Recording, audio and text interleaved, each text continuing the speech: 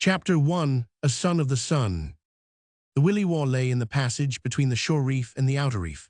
From the latter came the low murmur of a lazy surf, but the sheltered stretch of water, not more than 100 yards across to the white beach of pounded coral sand, was of glass-like smoothness.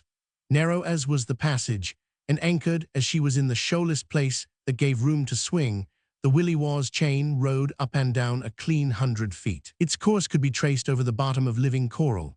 Like some monstrous snake, the rusty chain's slack wandered over the ocean floor, crossing and recrossing itself several times and fetching up finally at the idle anchor. Big rock cod, dun and mottled, played warily in and out of the coral. Other fish, grotesque of form and color, were brazenly indifferent, even when a big fish shark drifted sluggishly along and sent the rock cod scuttling for their favorite crevices. On deck forward, a dozen blacks pottered clumsily at scraping the teak rail. They were as inexpert at their work as so many monkeys. In fact, they looked very much like monkeys of some enlarged and prehistoric type. Their eyes had in them the querulous plaintiveness of the monkey, their faces were even less symmetrical than the monkey's, and hairless of body, they were far more ungarmented than any monkey, for clothes they had none. Decorated they were as no monkey ever was. In holes in their ears, they carried short clay pipes, rings of turtle shell, huge plugs of wood, rusty wire nails, and empty rifle cartridges. The caliber of a Winchester rifle was the smallest hole an ear bore. Some of the largest holes were inches in diameter, and any single ear averaged from 3 to half a dozen holes. Spikes and bodkins of polished bone or petrified shell were thrust through their noses. On the chest of one hung a white doorknob, on the chest of another the handle of a china cup, on the chest of a third the brass cogwheel of an alarm clock. They chattered in queer, falsetto voices, and combined did no more work than a single white sailor. Aft under an awning were 2 white men. Each was clad in a sixpenny undershirt and wrapped about the loins with a strip of cloth. Belted about the middle of each was a revolver and tobacco pouch. The sweat stood out on their skin in myriads of globules. Here and there, the globules coalesced in tiny streams that dripped to the heated deck and almost immediately evaporated. The lean, dark-eyed man wiped his fingers wet with a stinging stream from his forehead and flung it from him with a weary curse. Wearily and without hope, he gazed seaward across the outer reef and at the tops of the palms along the beach. 8 o'clock, and hell don't get hot till noon, he complained. Wish to God for a breeze, ain't we never goin' to get away? The other man, a slender German of 25, with the massive forehead of a scholar and the tumble-home chin of a degenerate, did not trouble to reply. He was busy emptying powdered quinine into a cigarette paper. Rolling what was approximately 50 grains of the drug into a tight wad, he tossed it into his mouth and gulped it down without the aid of water. Wished I had some whiskey, the first man panted after a 15-minute interval of silence. Another equal period elapsed ere the German announced, relevant of nothing. I'm rotten with fever. I'm going to quit you, Griffiths, when we get to Sydney. No more tropics for me. I ought to known better when I signed on with you. You ain't been much of a mate, Griffiths replied, too hot himself to speak heatedly. When the beach at Guvutu heard I'd shipped you, they all laughed. What, Jacobson, they said, you can't hide a square face of trade gin or sulfuric acid that he won't smell out. You've certainly lived up to your reputation. I ain't had a drink for a fortnight. What of your snoopin' my supply? If the fever was as rotten in you as me, you'd understand, the mate whimpered. I ain't kickin', Griffiths answered. I only wished God'd send me a drink or a breeze of wind or something. I'm ripe for my next chill tomorrow. The mate proffered him the quinine. Rolling a 50-grain dose, he popped the wad into his mouth and swallowed it dry. God, he moaned. I dream of a land somewheres where they ain't no quinine, damned stuff of hell. I've scoffed tons of it in my time.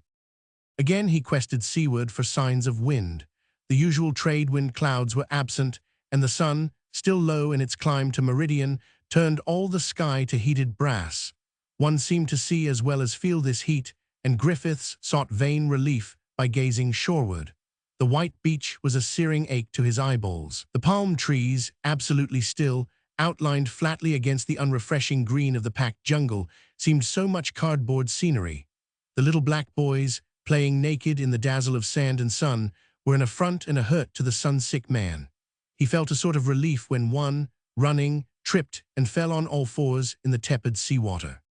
An exclamation from the black's forward sent both men glancing seaward. Around the near point of land, a quarter of a mile away and skirting the reef, a long black canoe paddled into sight. "Gooma boys from the next bite," was the mate's verdict.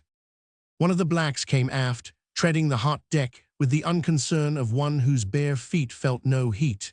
This, too, was a hurt to Griffiths, and he closed his eyes, but the next moment they were open wide. "White fella master stop along Gooma boy," the black said. Both men were on their feet and gazing at the canoe. Aft could be seen the unmistakable sombrero of a white man. Quick alarm showed itself on the face of the mate. "It's Grief," he said. Griffiths satisfied himself by a long look, then ripped out a wrathful oath. "What's he doing up here?" he demanded of the mate, of the aching sea and sky, of the merciless blaze of sun, and of the whole superheated and implacable universe with which his fate was entangled. The mate began to chuckle. "I told you couldn't get away with it," he said. But Griffiths was not listening. With all his money coming around like a rent collector, he chanted his outrage, almost in an ecstasy of anger. "He's loaded with money, he's stuffed with money, he's busting with money. I know for a fact he sold his Iringa plantations for £300,000. Bell told me so himself last time we were drunk at Uvutu, worth millions and millions, and shylocking me for what he wouldn't light his pipe with." He whirled on the mate. "Of course you told me so. Go on and say it, and keep on saying it. Now just what was it you did tell me so?" "I told you didn't know him, if you thought you could clear the Solomons without paying him. That man Grief is a devil, but he's straight. I know. I told you he'd throw £1,000 away for the fun of it, and for sixpence fight like a shark for a rusty tin. I tell you I know. Didn't he give his balacular to the Queensland mission when they lost their evening star on San Cristobal? And the balacular worth £3,000 if she was worth a penny. And didn't he beat up Struthers till he lay abed a fortnight, all because of a difference of £2.10 in the account, and because Struthers got fresh and tried to make the gouge go through?" "God strike me blind," Griffiths cried in impotency of rage. The mate went on with his exposition. "I tell you only a straight man can buck a straight man like him, and the man's never hit the Solomons that could do it. Men like you and me can't buck him. We're too rotten all the way through. You've got plenty more than £1,200 below. Pay him and get it over with." But Griffiths gritted his teeth and drew his thin lips tightly across them. "I'll buck him," he muttered more to himself and the brazen ball of sun than to the mate. He turned and half started to go below, then turned back again. "Look here, Jacobsen, he won't be here for quarter of an hour. Are you with me? Will you stand by me?" "Of course I'll stand by you. I've drunk all your whiskey, haven't I? What are you going to do?" "I'm not going to kill him if I can help it, but I'm not going to pay. Take that flat." Jacobsen shrugged his shoulders in calm acquiescence to fate, and Griffiths stepped to the companionway and went below. Roman 2. Jacobsen watched the canoe across the low reef as it came abreast and passed on to the entrance of the passage. Griffiths, with ink marks on right thumb and forefinger, returned on deck 15 minutes later. The canoe came alongside. The man with the sombrero stood up. "Hello, Griffiths," he said. "Hello, Jacobsen." With his hand on the rail, he turned to his dusky crew. "You fella boys stop along canoe altogether." As he swung over the rail and stepped on deck, a hint of cat-like litheness showed in the apparently heavy body. Like the other two, he was scantily clad. The cheap undershirt and white loincloth did not serve to hide the well-put-up body. Heavy-muscled he was, but he was not lumped and hummocked by muscles. They were softly rounded, and when they did move, slid softly and silkily under the smooth, tanned skin. Ardent suns had likewise tanned his face till it was swarthy as a Spaniard's. The yellow mustache appeared incongruous in the midst of such swarthiness, while the clear blue of the eyes produced a feeling of shock on the beholder. It was difficult to realize that the skin of this man had once been fair. "Where did you blow in from?" Griffiths asked as they shook hands. I thought you were over in the Santa Cruz. I was, the newcomer answered, but we made a quick passage. The wonders just around in the bight at Gooma, waiting for wind. Some of the bushmen reported a catch here, and I just dropped around to see. Well, how goes it? Nothing much. Copra sheds mostly empty, and not half a dozen tons of ivory nuts. The women all got rotten with fever and quit, and the men can't chase them back into the swamps. They're a sick crowd. I'd ask you to have a drink, but the mate finished off my last bottle. I wish to God for a breeze of wind. Grief, glancing with keen carelessness from one to the other, laughed. I'm glad the calm held, he said. It enabled me to get around to see you. My supercargo dug up that little note of yours, and I brought it along. The mate edged politely away, leaving his skipper to face his trouble. I'm sorry, Grief, damned sorry, Griffiths said, but I ain't got it. You'll have to give me a little more time.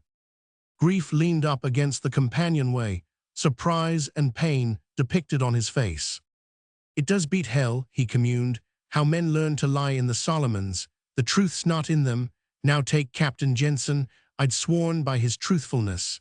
Why, he told me only 5 days ago. Do you want to know what he told me? Griffiths licked his lips. Go on. Why, he told me that you'd sold out everything, cleaned up, and was pulling out for the New Hebrides. He's a damned liar, Griffiths cried hotly. Grief nodded. I should say so. He even had the nerve to tell me that he'd bought 2 of your stations from you, Maury and Cahula. Said he paid you 1,700 gold sovereigns, lock, stock and barrel, goodwill, trade goods, credit and copra. Griffith's eyes narrowed and glinted. The action was involuntary, and Grief noted it with a lazy sweep of his eyes. And Parsons, your trader at Hickamavi, told me that the Fulcrum Company had bought that station from you. Now what did he want to lie for? Griffiths, overwrought by sun and sickness, exploded. All his bitterness of spirit rose up in his face and twisted his mouth into a snarl. Look here, Grief, what's the good of playing with me that way? You know, and I know you know, let it go at that. I have sold out, and I am getting away. And what are you going to do about it? Grief shrugged his shoulders, and no hint of resolve shadowed itself in his own face.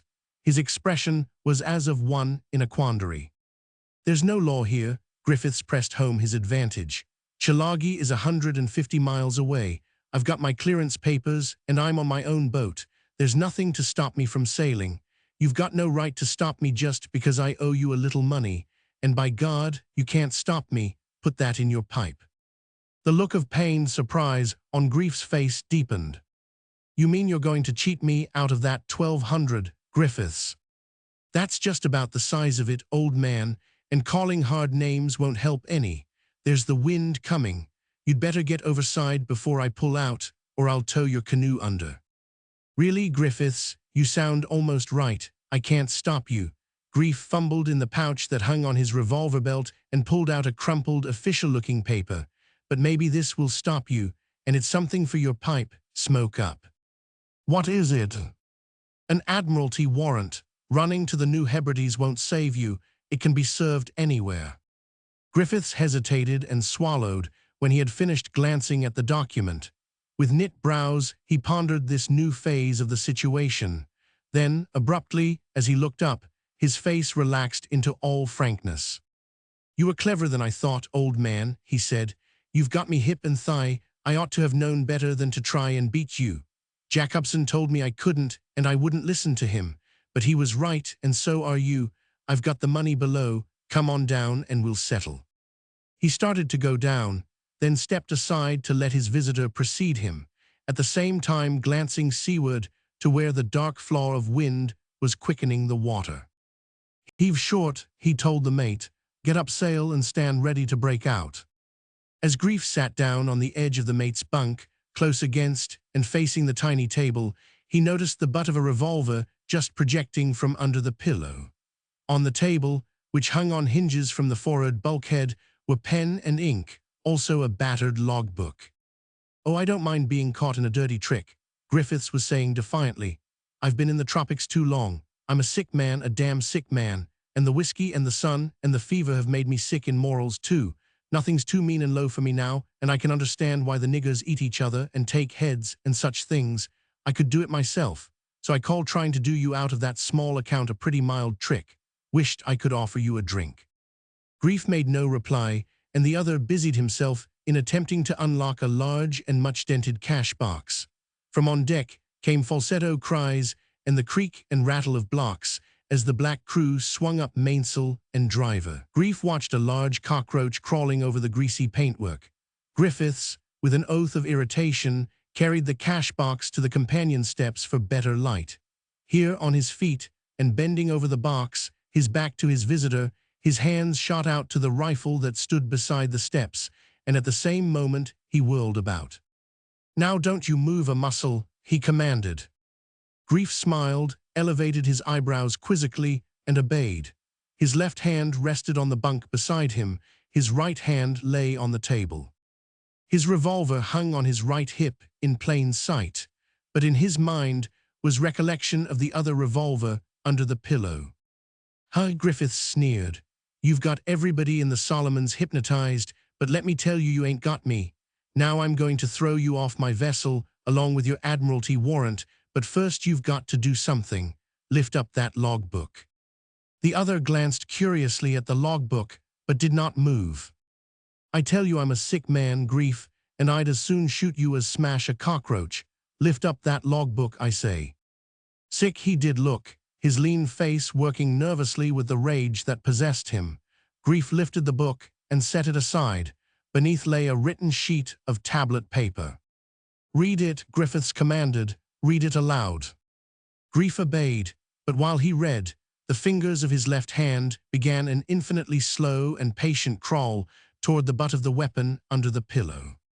"On board the ketch Willie War, Bombay Bight, Island of Honor, Solomon Islands," he read, "know all men by these presents that I do hereby sign off and release in full, for due value received, all debts whatsoever owing to me by Harrison J. Griffiths, who has this day paid to me £1,200 sterling. With that receipt in my hands," Griffiths grinned, "your Admiralty warrant's not worth the paper it's written on. Sign it." "It won't do any good, Griffiths," Grief said. "A document signed under compulsion won't hold before the law." "In that case, what objection have you to signing it then?" "Oh, none at all, only that I might save you heaps of trouble by not signing it." Grief's fingers had gained the revolver, and while he talked, with his right hand he played with the pen, and with his left began slowly and imperceptibly drawing the weapon to his side. As his hand finally closed upon it, second finger on trigger and forefinger laid past the cylinder and along the barrel, he wondered what luck he would have at left-handed snap shooting.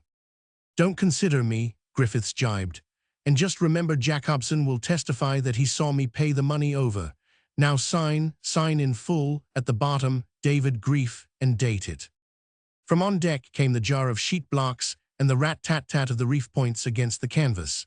In the cabin they could feel the Willie War heel swing into the wind and right. David Grief still hesitated. From forward came the jerking rattle of headsail halyards through the sheaves. The little vessel heeled, and through the cabin walls came the gurgle and wash of water. "Get a move on," Griffiths cried. "The anchor's out."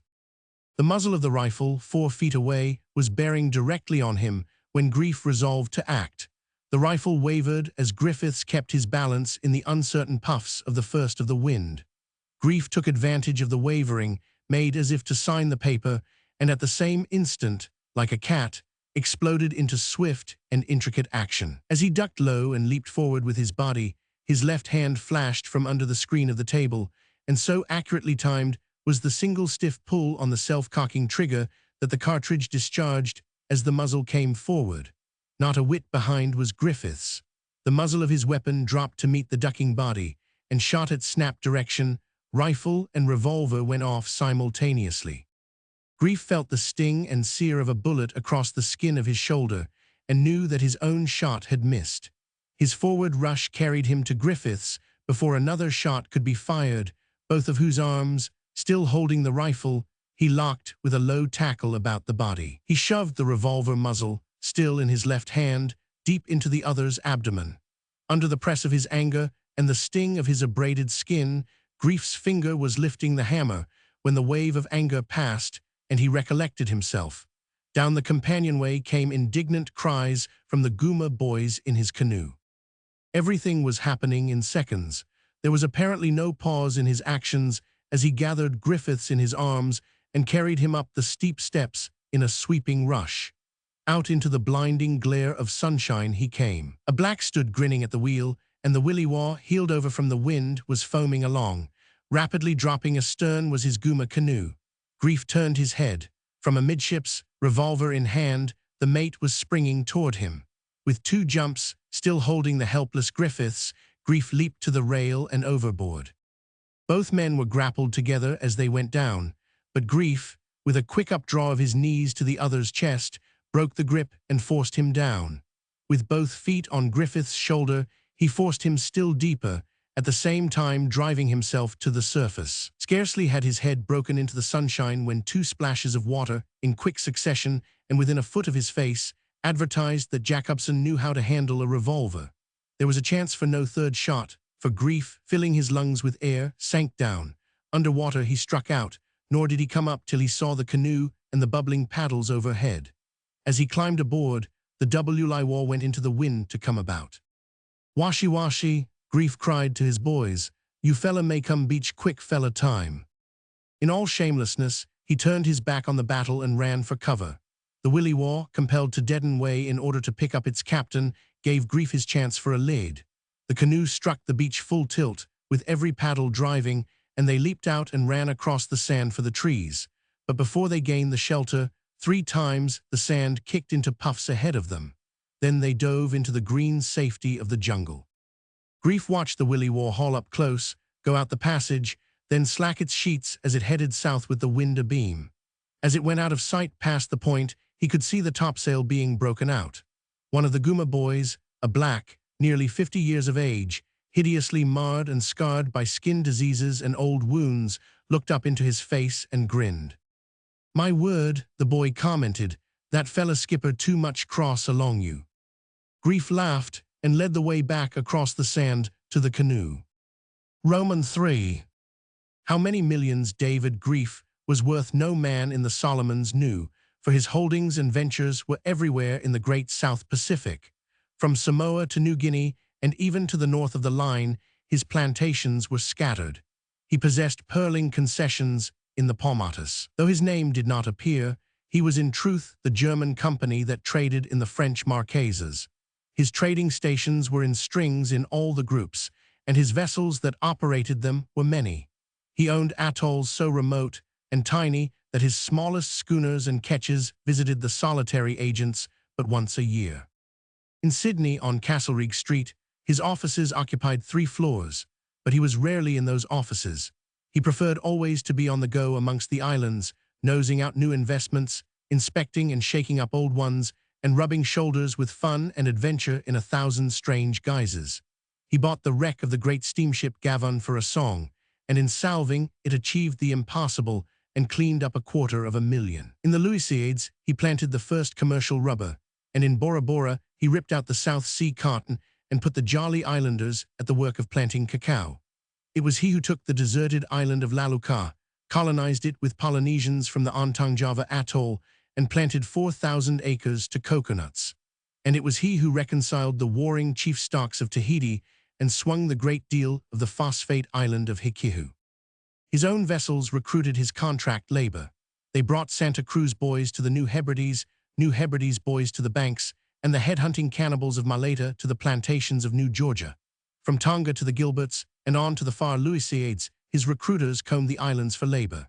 His keels plowed all ocean stretches. He owned 3 steamers on regular island runs, though he rarely elected to travel in them, preferring the wilder and more primitive way of wind and sail. At least 40 years of age, he looked no more than 30, yet beachcombers remembered his advent among the islands a score of years before, at which time the yellow mustache was already budding silkily on his lip. Unlike other white men in the tropics, he was there because he liked it. His protective skin pigmentation was excellent. He had been born to the sun. When he was in 10,000 in the matter of sun resistance, the invisible and high-velocity light waves failed to bore into him. Other white men were pervious. The sun drove through their skins, ripping and smashing tissues and nerves till they became sick in mind and body, tossed most of the decalogue overboard, descended to beastliness, drank themselves into quick graves, or survived so savagely that war vessels were sometimes sent to curb their license. But David Grief was a true son of the sun, and he flourished in all its ways. He merely became browner with the passing of the years, though in the brown was the hint of golden tint that glows in the skin of the Polynesian. Yet his blue eyes retained their blue, his mustache its yellow, and the lines of his face were those which had persisted through the centuries in his English race. English he was in blood, yet those that thought they knew contended he was at least American-born. Unlike them, he had not come out to the South Seas seeking hearth and saddle of his own. In fact, he had brought hearth and saddle with him. His advent had been in the Paumatus. He arrived on board a tiny schooner yacht, master and owner, a youth questing romance and adventure along the sun-washed path of the tropics. He also arrived in a hurricane, the giant waves of which deposited him and yacht, and all in the thick of a coconut grove 300 yards beyond the surf. 6 months later, he was rescued by a pearling cutter, but the sun had got into his blood. At Tahiti, instead of taking a steamer home, he bought a schooner, outfitted her with trade goods and divers, and went for a cruise through the dangerous archipelago. As the golden tint burned into his face, it poured molten out of the ends of his fingers. His was the golden touch, but he played the game, not for the gold, but for the game's sake. It was a man's game, the rough contacts and fierce give and take of the adventurers of his own blood, and of half the bloods of Europe and the rest of the world, and it was a good game. But over and beyond was his love of all the other things that go to make up a South Seas rover's life: the smell of the reef, the infinite exquisiteness of the shoals of living coral in the mirror-surfaced lagoons, the crashing sunrises of raw colors spread with lawless cunning, the palm-tufted islets set in turquoise deeps, the tonic wine of the trade winds, the heave and send of the orderly crested seas, the moving deck beneath his feet, the straining canvas overhead, the flower-garlanded, golden-glowing men and maids of Polynesia, half children and half gods, and even the howling savages of Melanesia, head-hunters and man-eaters, half devil and all beast. And so, favored child of the sun, out of munificence of energy and sheer joy of living, he, the man of many millions, forbore on his far way to play the game with Harrison J. Griffiths for a paltry sum. It was his whim, his desire, his expression of self and of the sun-warmth that poured through him. It was fun, a joke, a problem, a bit of play on which life was lightly hazarded for the joy of the playing. Roman forward. The early morning found the Wonder laying close hauled along the coast of Guadalcanal. She moved lazily through the water under the dying breath of the land breeze.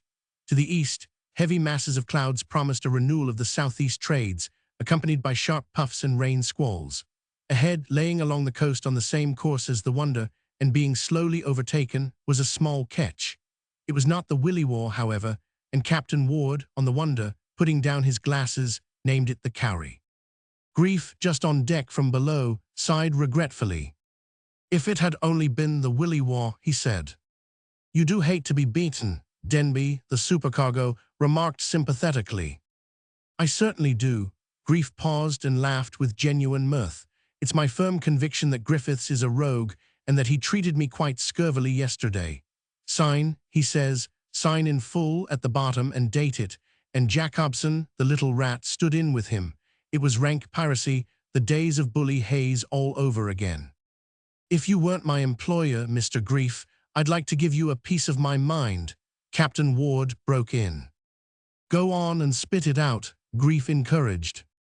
"Well then," the captain hesitated and cleared his throat. "With all the money you've got, only a fool would take the risk you did with those 2 curs. What do you do it for?" "Honestly, I don't know, Captain. I just want to, I suppose.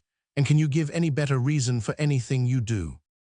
"You'll get your bally head shot off some fine day," Captain Ward growled in answer, as he stepped to the binnacle and took the bearing of a peak, which had just thrust its head through the clouds that covered Guadalcanal. The land breeze strengthened in a last effort, and the Wonder, slipping swiftly through the water, ranged alongside the Cowrie and began to go by.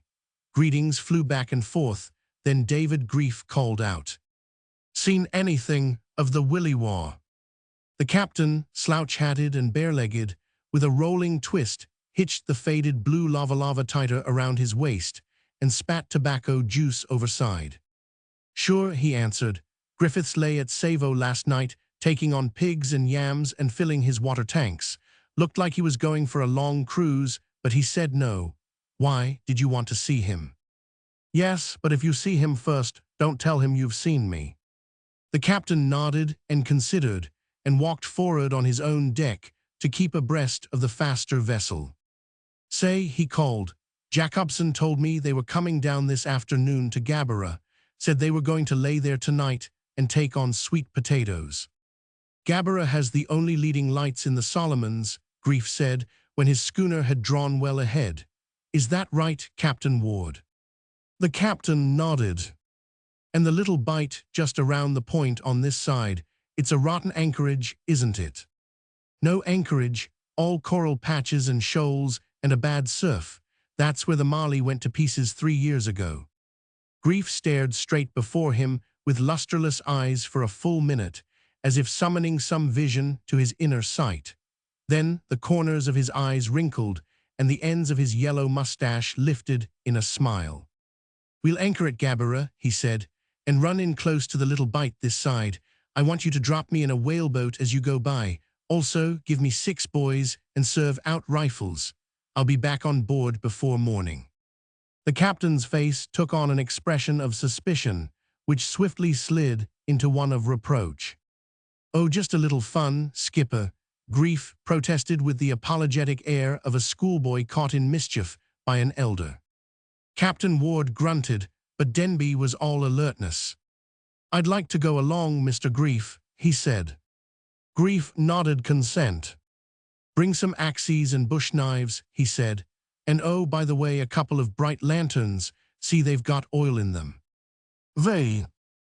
An hour before sunset, the Wonder tore by the little bight. The wind had freshened, and a lively sea was beginning to make. The shoals toward the beach were already white with the churn of water, while those farther out as yet showed no more sign than of discolored water. As the schooner went into the wind and backed her jib, and staysail the whaleboat was swung out.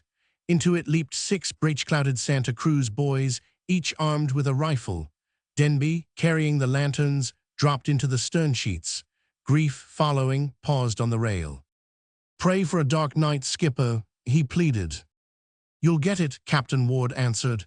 "There's no moon anyway, and there won't be any sky. She'll be a bit squally, too." The forecast sent a radiance into Grief's face, making more pronounced the golden tint of his sunburn. He leaped down beside the supercargo. "Cast off," Captain Ward ordered. "Draw the headsails, put your wheel over, there, steady, take that course." The Wonder filled away and ran on around the point for Gabbera, while the whaleboat, pulling 6 oars and steered by Grief, headed for the beach. With superb boatmanship, he threaded the narrow, tortuous channel which no craft larger than a whaleboat could negotiate, until the shoals and patches showed seaward, and they grounded on the quiet, rippling beach. The next hour was filled with work. Moving about among the wild coconuts and jungle brush, Grief selected the trees. "Chop this fella tree, chop that fella tree," he told his blacks. "No chop that other fella," he said, with a shake of head.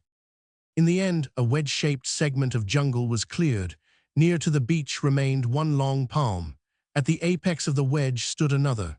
Darkness was falling as the lanterns were lighted, carried up the 2 trees, and made fast. "That outer lantern is too high." David Grief studied it critically. "Put it down about 10 feet, Denby."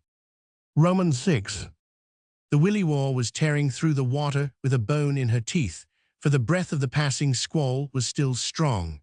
The blacks were swinging up the big mainsail, which had been lowered on the run when the puff was at its height. Jacobson, superintending the operation, ordered them to throw the halyards down on deck and stand by, then went forward on the lee bow and joined Griffiths.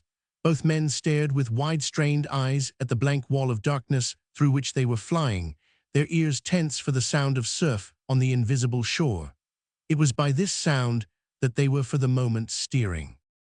The wind fell lighter, the scud of clouds thinned and broke, and in the dim glimmer of starlight loomed the jungle-clad coast. Ahead, and well on the lee bow, appeared a jagged rock point. Both men strained to it. "Amboy Point," Griffiths announced.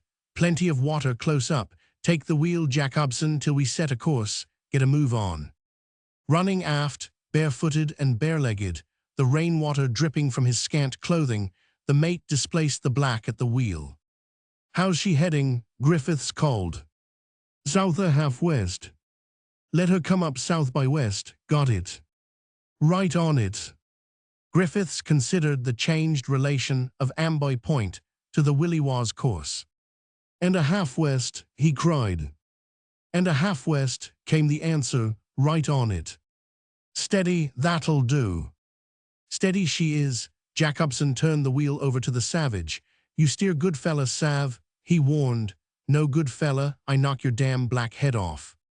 Again he went forward and joined the other, and again the cloud scud thickened, the star glimmer vanished, and the wind rose and screamed in another squall. "Watch that mainsail," Griffiths yelled in the mate's ear, at the same time studying the ketch's behavior. Over she pressed, and lee rail under, while he measured the weight of the wind and quested its easement. The tepid seawater, with here and there tiny globules of phosphorescence, washed about his ankles and knees. The wind screamed a higher note, and every shroud and stay sharply chorused an answer as the Willywaw pressed farther over and down. "Down mainsail," Griffiths yelled, springing to the peak halyards, thrusting away the black who held on and casting off the turn. Jacobson, at the throat halyards, was performing the like office. The big sail rattled down, and the blacks, with shouts and yells, threw themselves on the battling canvas. The mate, finding one skulking in the darkness, flung his bunched knuckles into the creature's face and drove him to his work. The squall held at its high pitch, and under her small canvas the Willywaw still foamed along. Again the two men stood forward and vainly watched in the horizontal drive of rain. "We're all right," Griffiths said. "This rain won't last. We can hold this course till we pick up the lights. Anchor in 13 fathoms. You'd better overhaul 45 on a night like this. After that, get the gaskets on the mainsail. We won't need it." Half an hour afterward, his weary eyes were rewarded by a glimpse of two lights. "There they are, Jacobson. I'll take the wheel. Run down the forestaysail and stand by to let go. Make the niggers jump." Aft, the spokes of the wheel in his hands, Griffiths held the course till the two lights came in line, when he abruptly altered and headed directly in for them. He heard the tumble and roar of the surf, but decided it was farther away, as it should be, at Gabbera. He heard the frightened cry of the mate, and was grinding the wheel down with all his might, when the Willywaw struck. At the same instant her mainmast crashed over the bow. 5 wild minutes followed. All hands held on while the hull upheaved and smashed down on the brittle coral, and the warm seas swept over them. Grinding and crunching, the Willywaw worked itself clear over the shoal patch and came solidly to rest in the comparatively smooth and shallow channel beyond. Griffiths sat down on the edge of the cabin, head bowed on chest, in silent wrath and bitterness. Once he lifted his face to glare at the two white lights, one above the other and perfectly in line. "There they are," he said, "and this isn't Gabbera, then what the hell is it?" Though the surf still roared, and across the shoal flung its spray and upper wash over them, the wind died down and the stars came out. Shoreward came the sound of oars. "What have you had, an earthquake?" Griffiths called out. "The bottom's all changed. I've anchored here 100 times in 13 fathoms. Is that you, Wilson?" A whaleboat came alongside, and a man climbed over the rail.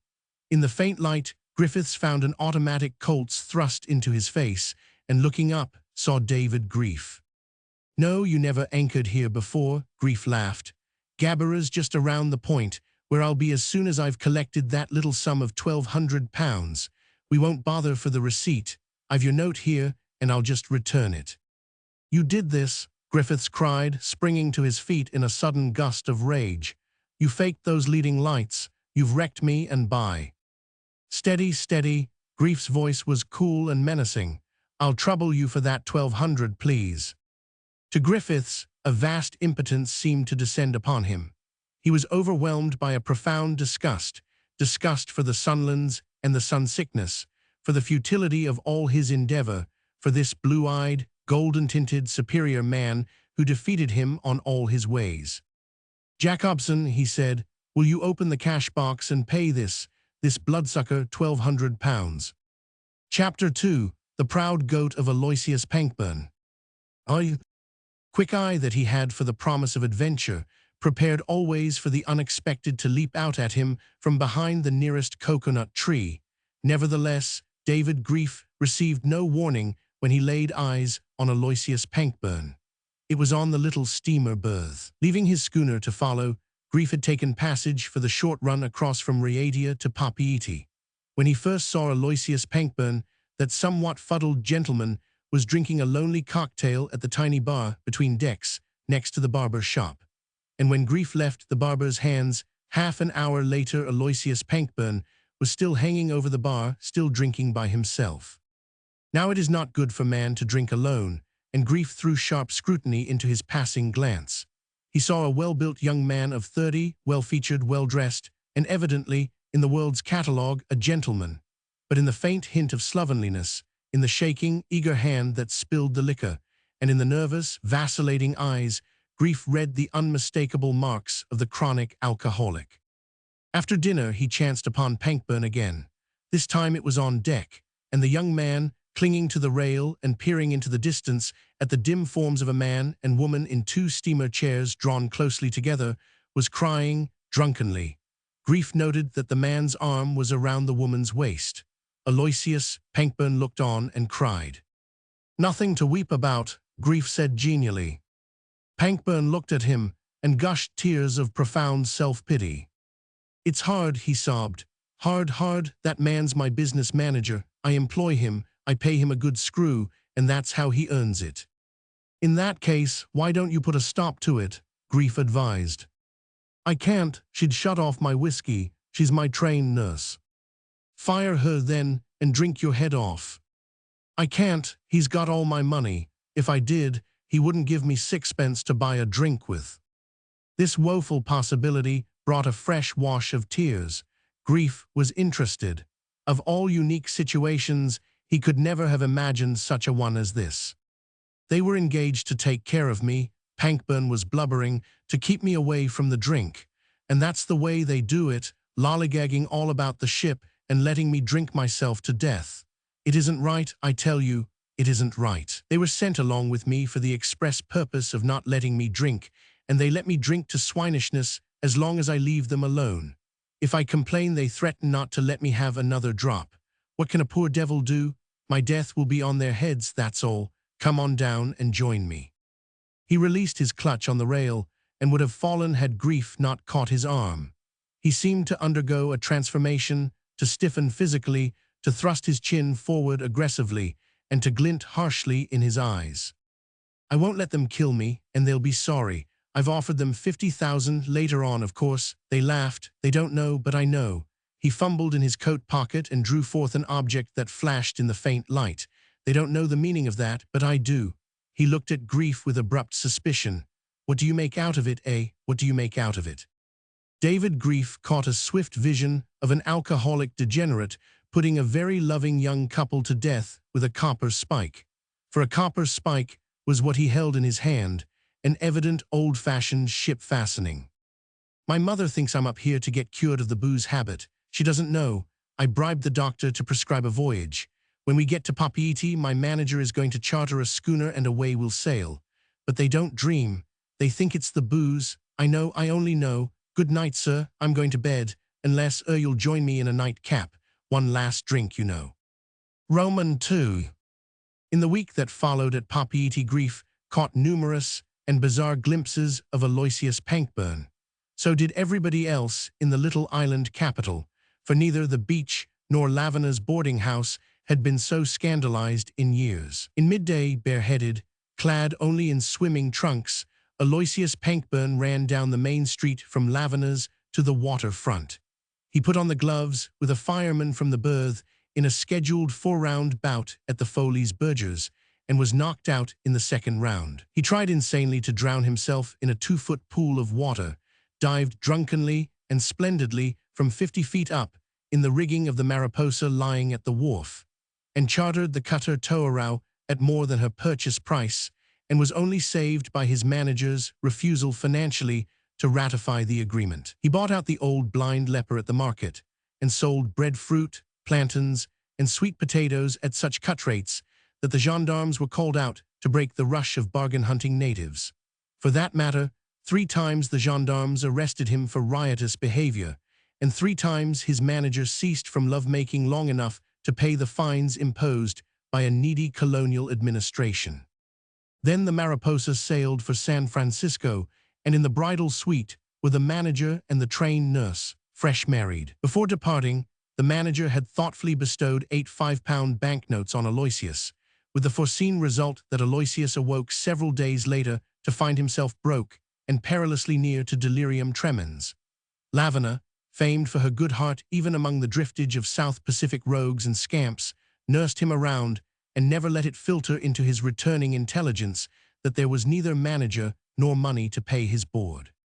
It was several evenings after this that David Grief, lounging under the after-deck awning of the Kittiwake and idly scanning the meager columns of the Papeete Avant-Coureur, sat suddenly up and almost rubbed his eyes. It was unbelievable, but there it was. The old South Seas romance was not dead, he read. Wanted to exchange a half-interest in buried treasure. Worth 5 million francs for transportation for 1 Tuan. Unknown island in the Pacific and facilities for carrying away the loot, ask for Farley at Lavina's. Grief looked at his watch. It was early yet, only 8 o'clock. Mr. Carlson, he called in the direction of a glowing pipe. Get the crew for the whaleboat. I'm going ashore.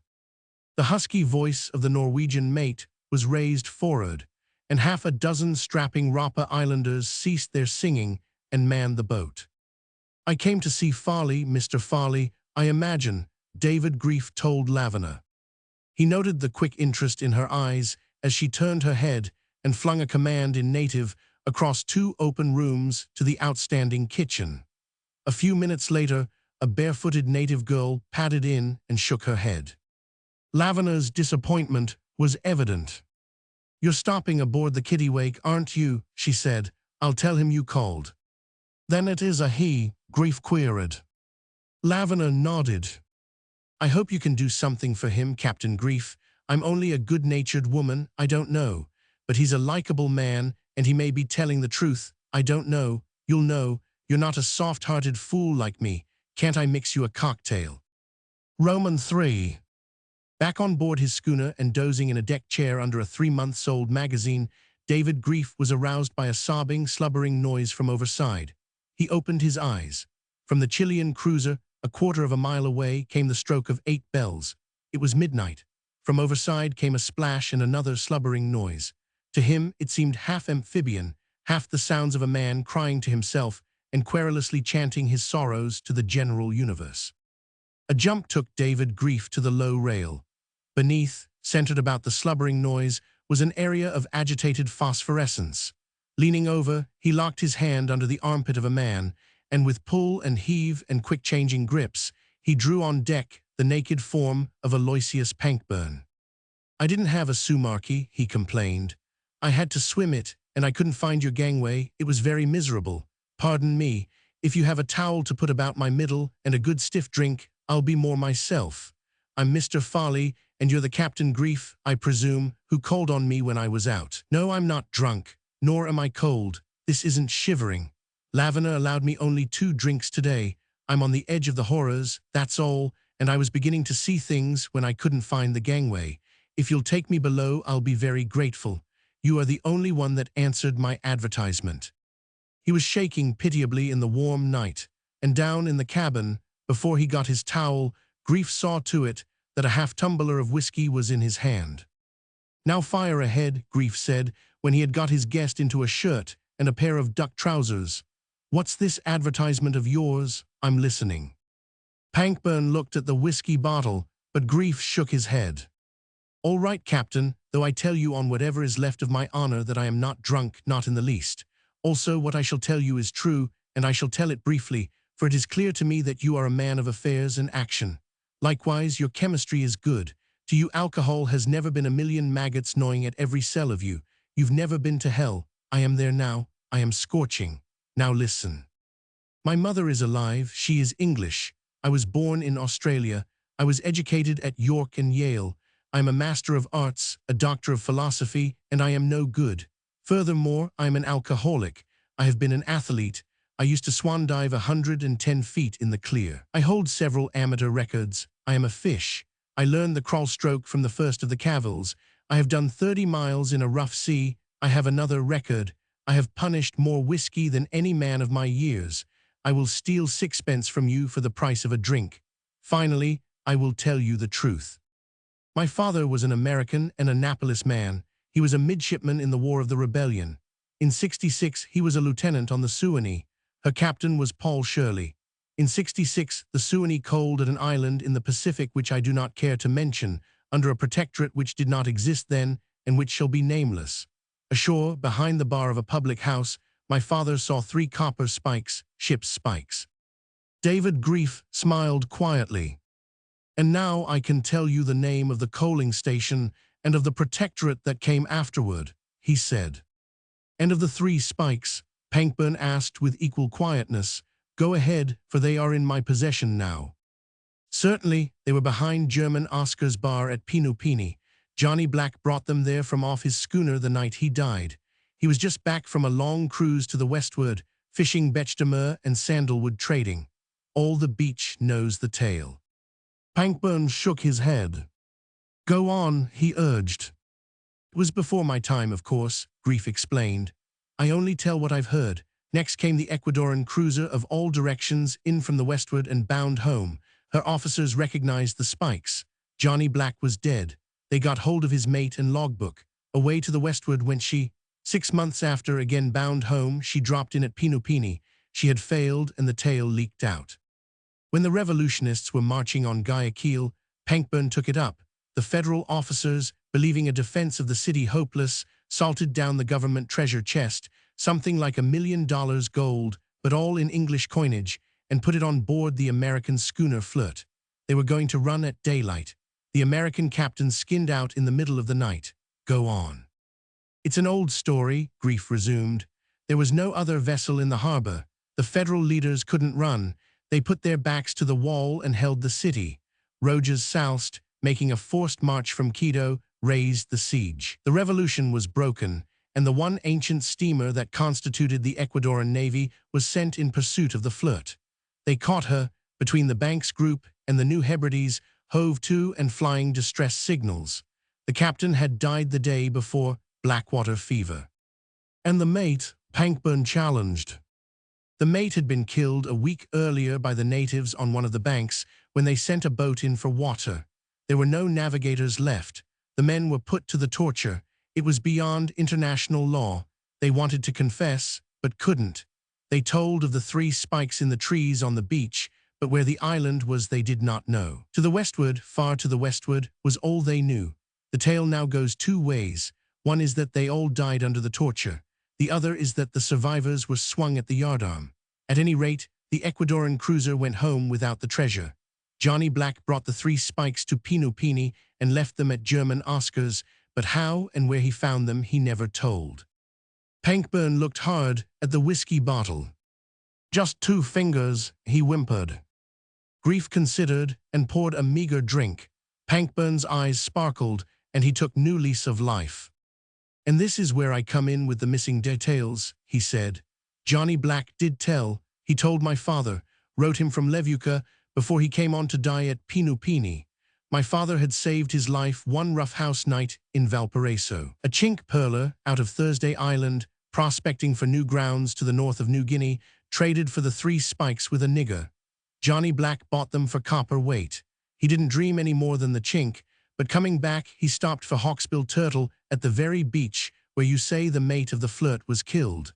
Only he wasn't killed. The Banks Islanders held him prisoner, and he was dying of necrosis of the jawbone caused by an arrow wound in the fight on the beach. Before he died, he told the yarn to Johnny Black. Johnny Black wrote my father from Levuka. He was at the end of his rope, cancer. My father, 10 years afterward, when captain of the Perry, got the spikes from German Oscar. And from my father, last will and testament, came the spikes and the data. I have the island, the latitude and longitude of the beach where the 3 spikes were nailed in the trees. The spikes are up at Lavana's now. The latitude and longitude are in my head. Now what do you think? Fishy, was Grief's instant judgment. Why didn't your father go and get it himself? Didn't need it. An uncle died and left him a fortune. He retired from the Navy, ran foul of an epidemic of trained nurses in Boston, and my mother got a divorce. Also, she fell heir to an income of something like $30,000 and went to live in New Zealand. I was divided between them, half-time New Zealand, half-time United States, until my father's death last year. Now my mother has me altogether. He left me his money, a couple of millions, but my mother has had guardians appointed on account of the drink. I'm worth all kinds of money, but I can't touch a penny save what is doled out to me. But the old man, who had got the tip on my drinking, left me the 3 spikes and the data thereunto pertaining. Did it through his lawyers, unknown to my mother, said it beat life insurance, and that if I had the backbone to go and get it, I could drink my back teeth awash until I died.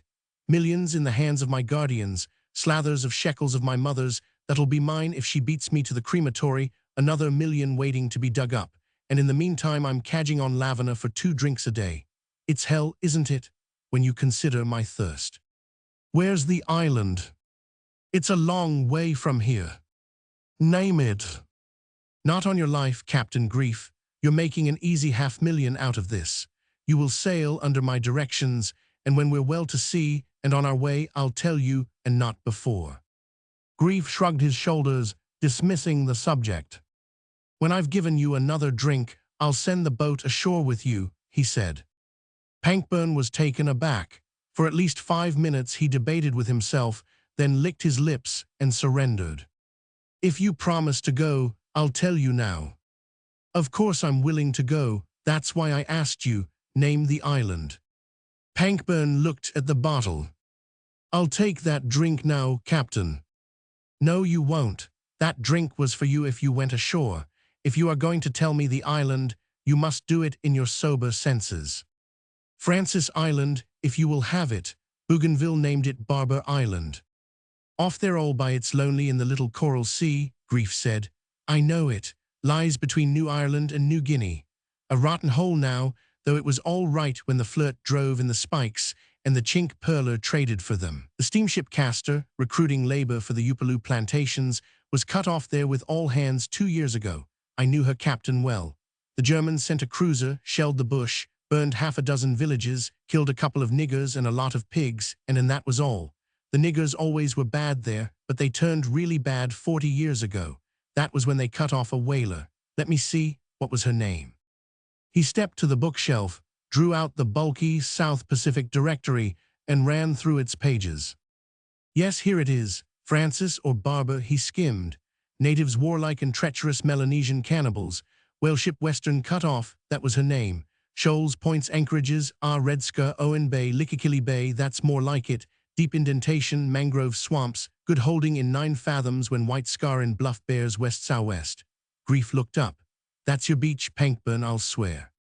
Will you go? The other demanded eagerly. Grief nodded. It sounds good to me. Now if the story had been of 100 millions or some such crazy sum, I wouldn't look at it for a moment. We'll sail tomorrow, but under one consideration. You are to be absolutely under my orders. His visitor nodded emphatically and joyously. And that means no drink. That's pretty hard, Pankburn whined. It's my terms. I'm enough of a doctor to see you don't come to harm. And you are to work, hard work, sailors work. You'll stand regular watches and everything, though you eat and sleep aft with us. It's a go. Pankburn put out his hand to ratify the agreement. If it doesn't kill me, he added. David Grief poured a generous 3 fingers into the tumbler and extended it. Then here's your last drink, take it. Pankburn's hand went halfway out. With a sudden spasm of resolution, he hesitated, threw back his shoulders, and straightened up his head. I guess I won't, he began, then, feebly surrendering to the gnaw of desire, he reached hastily for the glass, as if in fear that it would be withdrawn. Roman forward. It is a long traverse from Papeete in the societies to the little coral sea, from 100 west longitude to 150 east longitude, as the crow flies the equivalent to a voyage across the Atlantic. But the kittiwake did not go as the crow flies. David Grief's numerous interests diverted her course many times. He stopped to take a look in at uninhabited Rose Island, with an eye to colonizing and planting coconuts. Next, he paid his respects to Tui Manua of Eastern Samoa and opened an intrigue for a share of the trade monopoly of that dying king's 3 islands. From Apia, he carried several relief agents and a load of trade goods to the Gilberts. He peeped in at Ontongjava Atoll, inspected his plantations on Usable, and purchased lands from the saltwater chiefs of northwestern Malaita. And all along this devious way, he made a man of Aloysius Pankburn. That thirster, though he lived aft, was compelled to do the work of a common sailor. And not only did he take his wheel and look out and heave on sheets and tackles, but the dirtiest and most arduous tasks were appointed him. Swung aloft in a boatswain's chair, he scraped the masts and slushed down. Hollistoning the deck or scrubbing it with fresh limes made his back ache and developed the wasted, flabby muscles. When the kittiwake lay at anchor and her copper bottom was scrubbed with coconut husks by the native crew, who dived and did it underwater, Pankburn was sent down on his shift, and as many times as any on the shift. "Look at yourself," Grief said. "You are twice the man you were when you came on board. You haven't had one drink, you didn't die, and the poison is pretty well worked out of you. It's the work. It beats trained nurses and business managers. Here, if you're thirsty, clap your lips to this." With several deft strokes of his heavy-backed sheath knife, Grief clipped a triangular piece of shell from the end of a husked drinking coconut. The thin, cool liquid, slightly milky and effervescent, bubbled to the brim. With a bow, Pankburn took the natural cup, threw his head back, and held it back till the shell was empty. He drank many of these nuts each day. The black steward, a New Hebrides boy 60 years of age, and his assistant, a Lark Islander of 11, saw to it that he was continually supplied. Pankburn did not object to the hard work.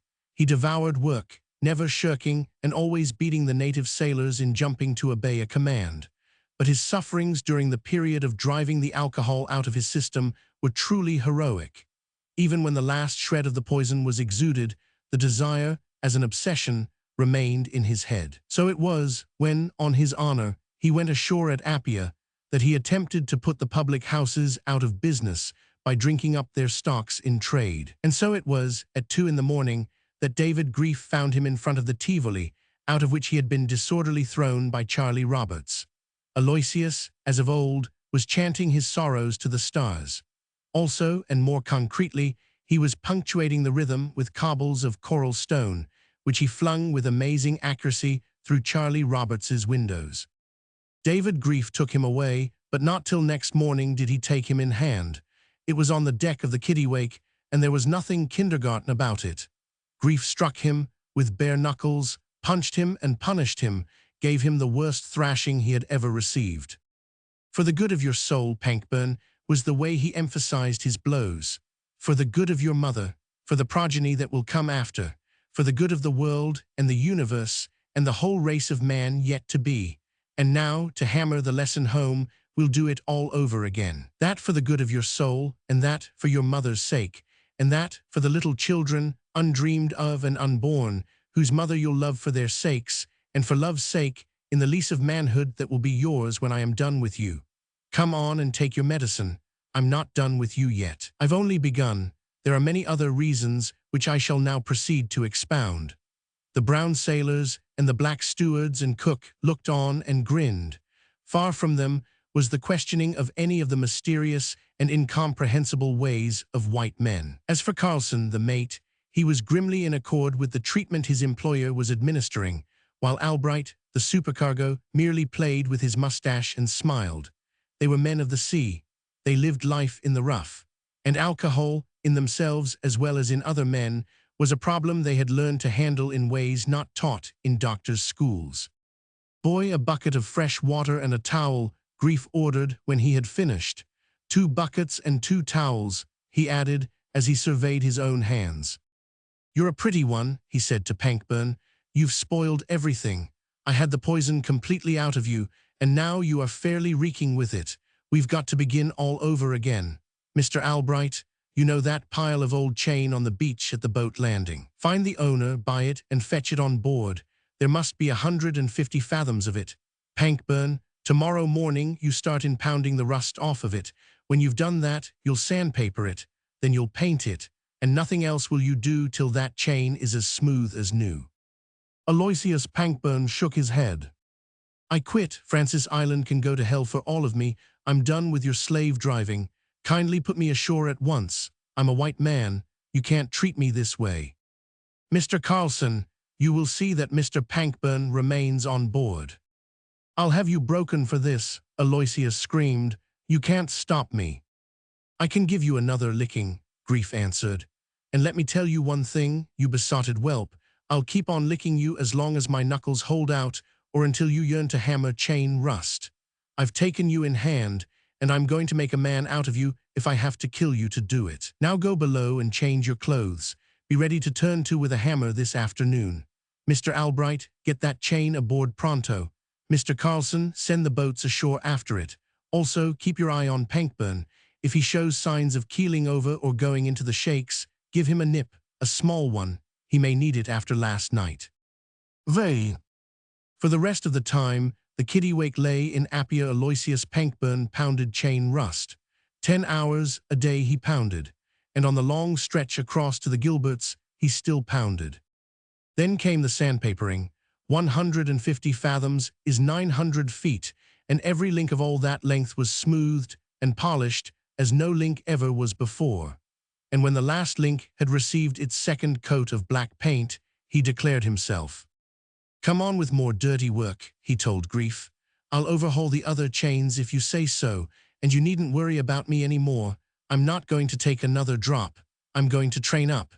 You got my proud goat when you beat me, but let me tell you, you only got it temporarily. Train, I'm going to train till I'm as hard all the way through and clean all the way through as that chain is. And someday, Mr. David Grief, somewhere, somehow, I'm going to be in such shape that I'll lick you as you licked me. I'm going to pulp your face till your own niggers won't know you. Grief was jubilant. Now you're talking like a man, he cried. The only way you'll ever lick me is to become a man, and then, maybe. He paused in the hope that the other would catch the suggestion. Aloysius groped for it, and abruptly, something akin to illumination shone in his eyes. And then I won't want to, you mean? Grief nodded. And that's the curse of it, Aloysius lamented. I really believe I won't want to. I see the point, but I'm going to go right on and shape myself up just the same. The warm, sunburned glow in Grief's face seemed to grow warmer. His hand went out. Pankburn, I love you right now for that. Aloysius grasped the hand and shook his head in sad sincerity. Grief, he mourned, you've got my goat, you've got my proud goat, and you've got it permanently, I'm afraid. Romans 6. On a sultry tropic day, when the last flicker of the far southeast trade was fading out, and the seasonal change for the northwest monsoon was coming on, the Kittiwake lifted above the sea rim, the jungle-clad coast of Francis Island. Grief, with compass, bearings, and binoculars, identified the volcano that marked Red Scar, ran past Owen Bay, and lost the last of the breeze at the entrance to Lickakilly Bay. With the 2 whaleboats out and towing, and with Carlsen heaving the lead, the Kittiwake sluggishly entered a deep and narrow indentation. There were no beaches. The mangroves began at the water's edge, and behind them rose steep jungle broken here and there by jagged peaks of rock. At the end of a mile, when the white scar on the bluff bore west-southwest, the lead vindicated the directory, and the anchor rumbled down in 9 fathoms. For the rest of that day, and until the afternoon of the day following, they remained on the Kittiwake and waited. No canoes appeared. There were no signs of human life. Save for the occasional splash of a fish or the screaming of cockatoos, there seemed no other life. Once, however, a huge butterfly, 12 inches from tip to tip, fluttered high over their mastheads and drifted across to the opposing jungle.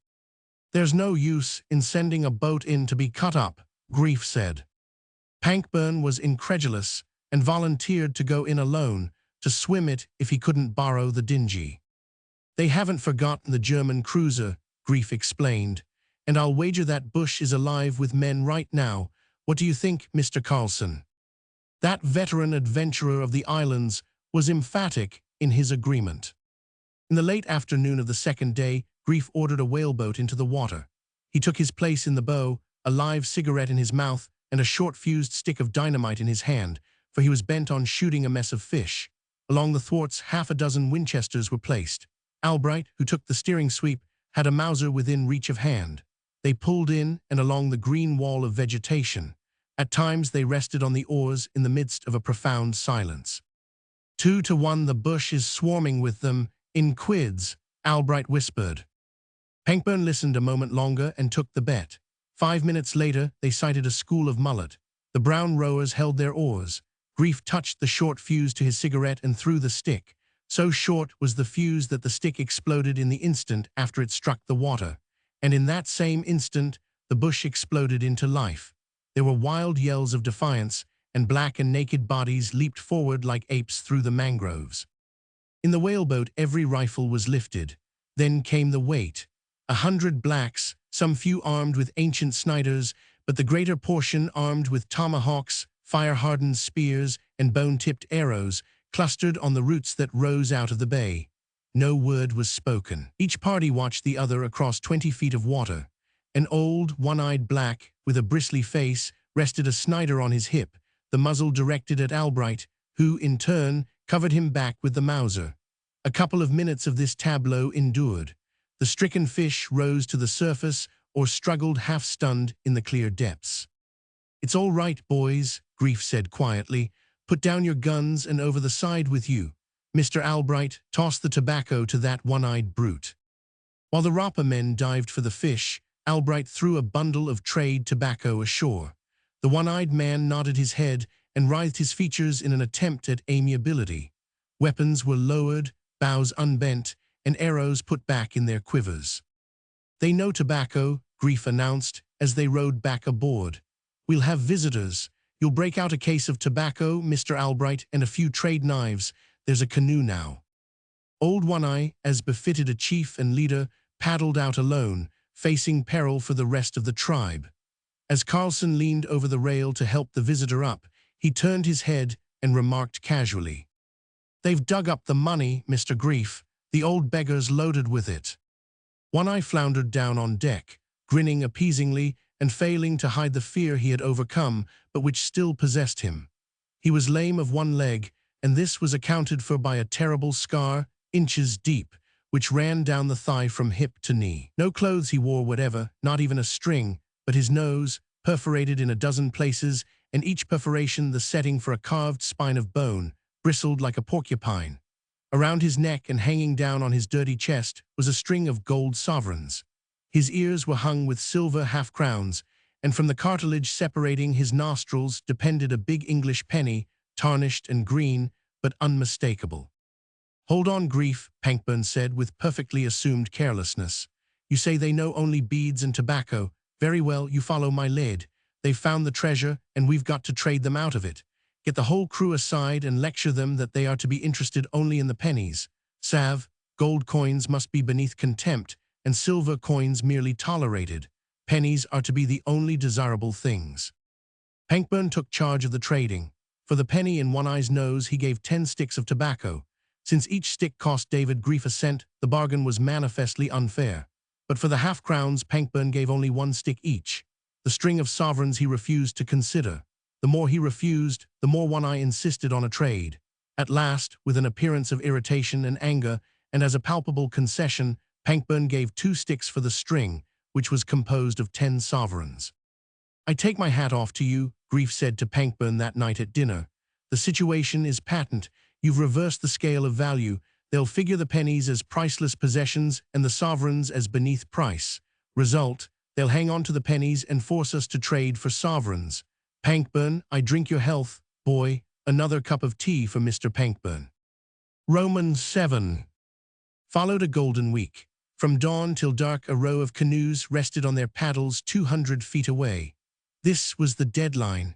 Rapa sailors, armed with rifles, maintained it, but one canoe at a time was permitted alongside, and but one black at a time was permitted to come over the rail. Here, under the awning, relieving one another in hourly shifts, the 4 white men carried on the trade. The rate of exchange was that established by Pankburn with One Eye. 5 sovereigns fetched a stick of tobacco, 100 sovereigns, 20 sticks.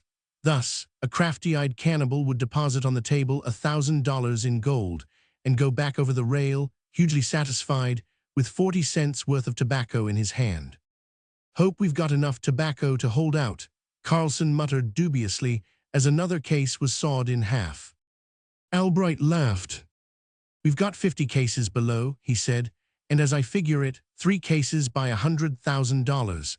There was only $1 million buried, so 30 cases ought to get it. Though, of course, we've got to allow a margin for the silver and the pennies.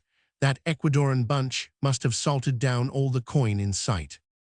Very few pennies and shillings appeared, though Pankburn continually and anxiously inquired for them. Pennies were the one thing he seemed to desire, and he made his eyes flash covetously whenever one was produced. True to his theory, the savages concluded that the gold, being of slight value, must be disposed of first. A penny worth 50 times as much as a sovereign was something to retain and treasure. Doubtless, in their jungle lairs, the wise old greybeards put their heads together and agreed to raise the price on pennies when the worthless gold was all worked off. Who could tell? Mayhap the strange white men could be made to give even 20 sticks for a priceless copper. By the end of the week, the trade went slack. There was only the slightest dribble of gold. An occasional penny was reluctantly disposed of for 10 sticks, while several $1,000s in silver came in. On the morning of the 8th day, no trading was done. The greybeards had matured their plan and were demanding 20 sticks for a penny. One Eye delivered the new rate of exchange. The white men appeared to take it with great seriousness, for they stood together debating in low voices. Had One Eye understood English, he would have been enlightened. "We've got just a little over 800,000, not counting the silver," Grief said, "and that's about all there is. The bush tribes behind have most probably got the other 200,000. Return in 3 months, and the saltwater crowd will have traded back for it. Also, they will be out of tobacco by that time." "It would be a sin to buy pennies," Albright grinned. "It goes against the thrifty grain of my trader's soul." "There's a whiff of land breeze stirring," Grief said, looking at Pankburn. "What do you say?" Pankburn nodded. "Very well." Grief measured the faintness and irregularity of the wind against his cheek. "Mr. Carlson, heave short and get off the gaskets, and stand by with the whaleboats to tow. This breeze is not dependable." He picked up a part case of tobacco, containing 600 or 700 sticks, put it in One Eye's hands, and helped that bewildered savage over the rail. As the foresail went up the mast, a wail of consternation arose from the canoes lying along the deadline. And as the anchor broke out and the kittiwake's head paid off in the light breeze, old One Eye, daring the rifles leveled on him, paddled alongside and made frantic signs of his tribe's willingness to trade pennies for 10 sticks. "Boy, a drinking nut," Pankburn called. "It's Sydney heads for you," Grief said. "And then what?" "I'm coming back with you for that 200,000, Pankburn answered. "In the meantime, I'm going to build an island schooner. Also, I'm going to call those guardians of mine before the court to show cause why my father's money should not be turned over to me. Show cause? I'll show them cause why it should." He swelled his biceps proudly under the thin sleeve, reached for the 2 black stewards, and put them above his head like a pair of dumbbells.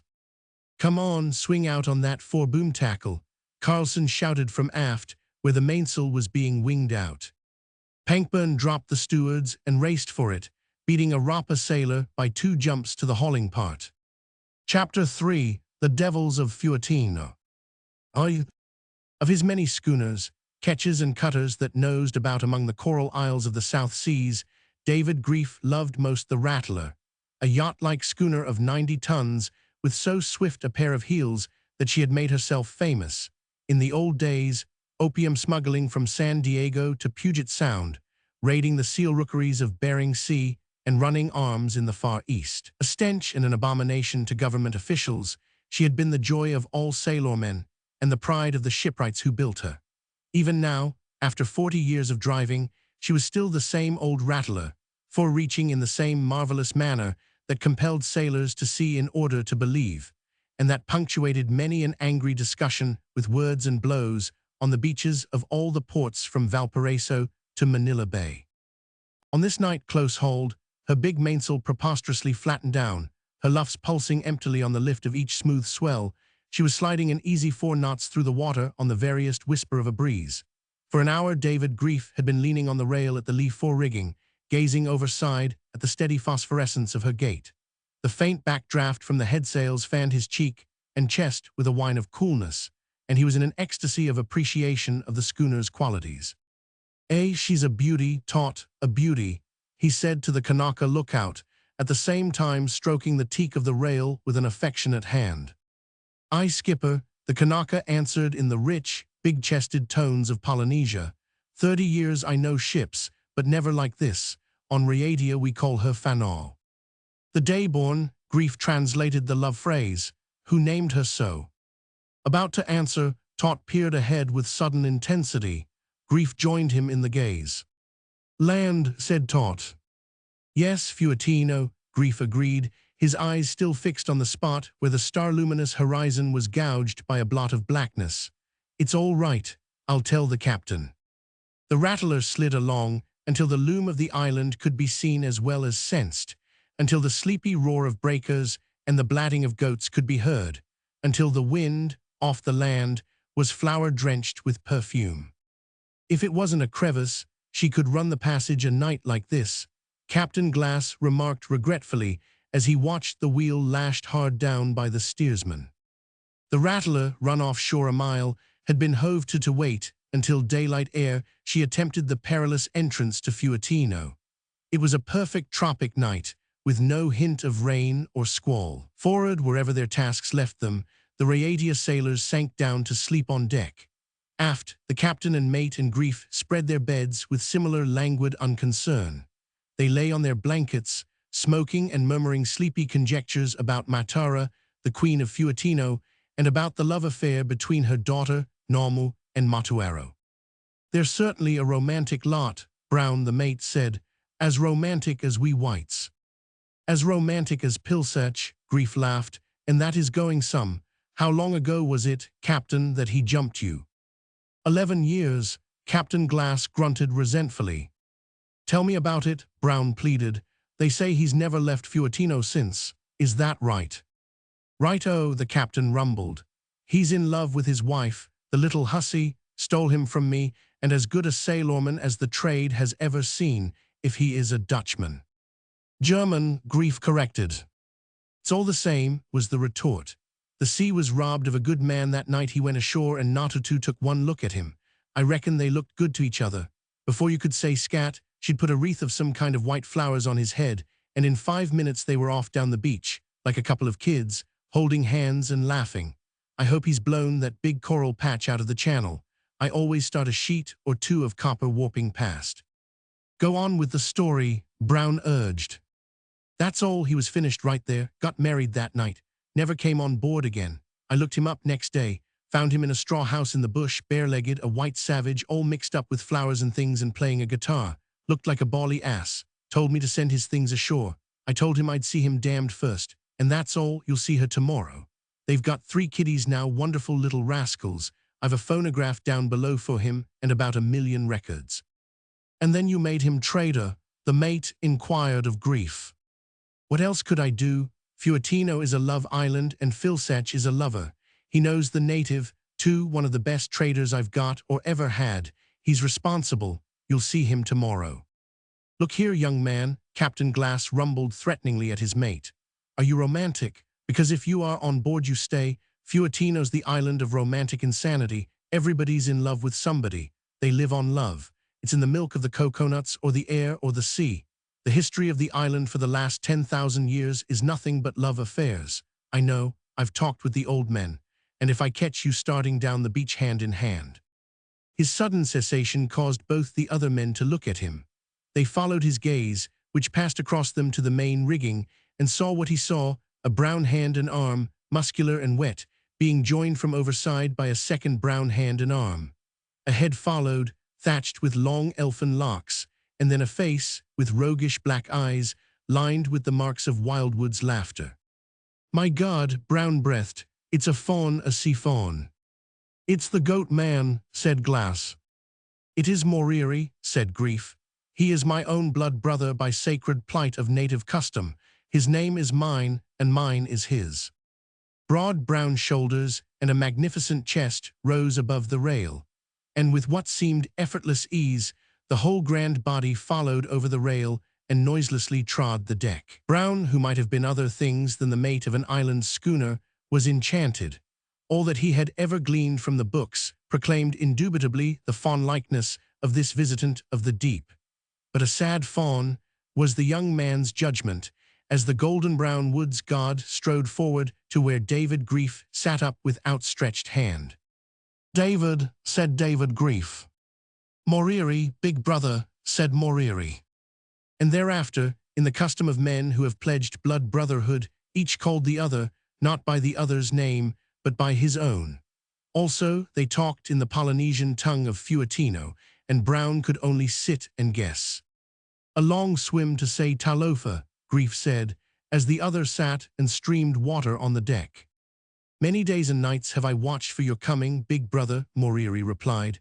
"I have sat on the big rock, where the dynamite is kept, of which I have been made keeper. I saw you come up to the entrance and run back into darkness. I knew you waited till morning, and I followed. Great trouble has come upon us. Matara has cried these many days for your coming. She is an old woman, and Matori is dead, and she is sad." "Did he marry Normu?" Grief asked, after he had shaken his head and sighed by the custom. "Yes, in the end they ran to live with the goats, till Matara forgave, when they returned to live with her in the big house. But he is now dead, and Normu soon will die. Great is our trouble, big brother. Tore is dead, and Tati Tori, and Pedu, and Nari, and Pilsech, and others." "Pilsech too," Grief exclaimed. "Has there been a sickness?" "There has been much killing. Listen, big brother, 3 weeks ago a strange schooner came. From the big rock I saw her topsails above the sea. She towed in with her boats, but they did not warp by the big patch, and she pounded many times. She is now on the beach, where they are strengthening the broken timbers. There are 8 white men on board. They have women from some island far to the east. The women talk a language in many ways like ours, only different, but we can understand. They say they were stolen by the men on the schooner. We do not know, but they sing and dance and are happy." "And the men," Grief interrupted. "They talk French, I know, for there was a mate on your schooner who talked French long ago. There are 2 chief men, and they do not look like the others. They have blue eyes like you, and they are devils. One is a bigger devil than the other. The other 6 are also devils. They do not pay us for our yams and taro and breadfruit. They take everything from us, and if we complain, they kill us. Thus was killed Tore and Tati Tori and Pedu and others. We cannot fight, for we have no guns, only 2 or 3 old guns. They ill-treat our women. Thus was killed Matuaro, who made defense of Normu, whom they have now taken on board their schooner. It was because of this that Pilsech was killed. Him, the chief of the 2 chief men, the big devil, shot once in his whaleboat, and twice when he tried to crawl up the sand of the beach. Pilsech was a brave man, and Natutu now sits in the house and cries without end. Many of the people are afraid and have run to live with the goats, but there is not food for all in the high mountains, and the men will not go out and fish, and they work no more in the gardens because of the devils who take all they have, and we are ready to fight. Big brother, we need guns and much ammunition. I sent word before I swam out to you, and the men are waiting. The strange white men do not know you are come. Give me a boat and the guns, and I will go back before the sun. And when you come tomorrow, we will be ready for the word from you to kill the strange white men. They must be killed. Big brother, you have ever been of the blood with us, and the men and women have prayed to many gods for your coming, and you are come." "I will go in the boat with you," Grief said. "No, big brother," was Moriri's reply. "You must be with the schooner. The strange white men will fear the schooner, not us. We will have the guns, and they will not know. It is only when they see your schooner come that they will be alarmed. Send the young man there with the boat." So it was that Brown, thrilling with all the romance and adventure he had read and guessed and never lived, took his place in the stern sheets of a whaleboat, loaded with rifles and cartridges, rowed by 4 Baetia sailors, steered by a golden-brown, sea-swimming fawn, and directed through the warm tropic darkness toward the half-mythical love island of Fuatino, which had been invaded by 20th-century pirates. Roman 2. If a line be drawn between Jaluit, in the Marshall Group, and Bougainville, in the Solomons, and if this line be bisected at 2 degrees south of the equator by a line drawn from Ukiah, in the Carolines, the high island of Fuetino will be raised in that sun-washed stretch of lonely sea. Inhabited by a stock kindred to the Hawaiian, the Samoan, the Tahitian, and the Maori, Fuetino becomes the apex of the wedge driven by Polynesia far to the west, and in between Melanesia and Micronesia.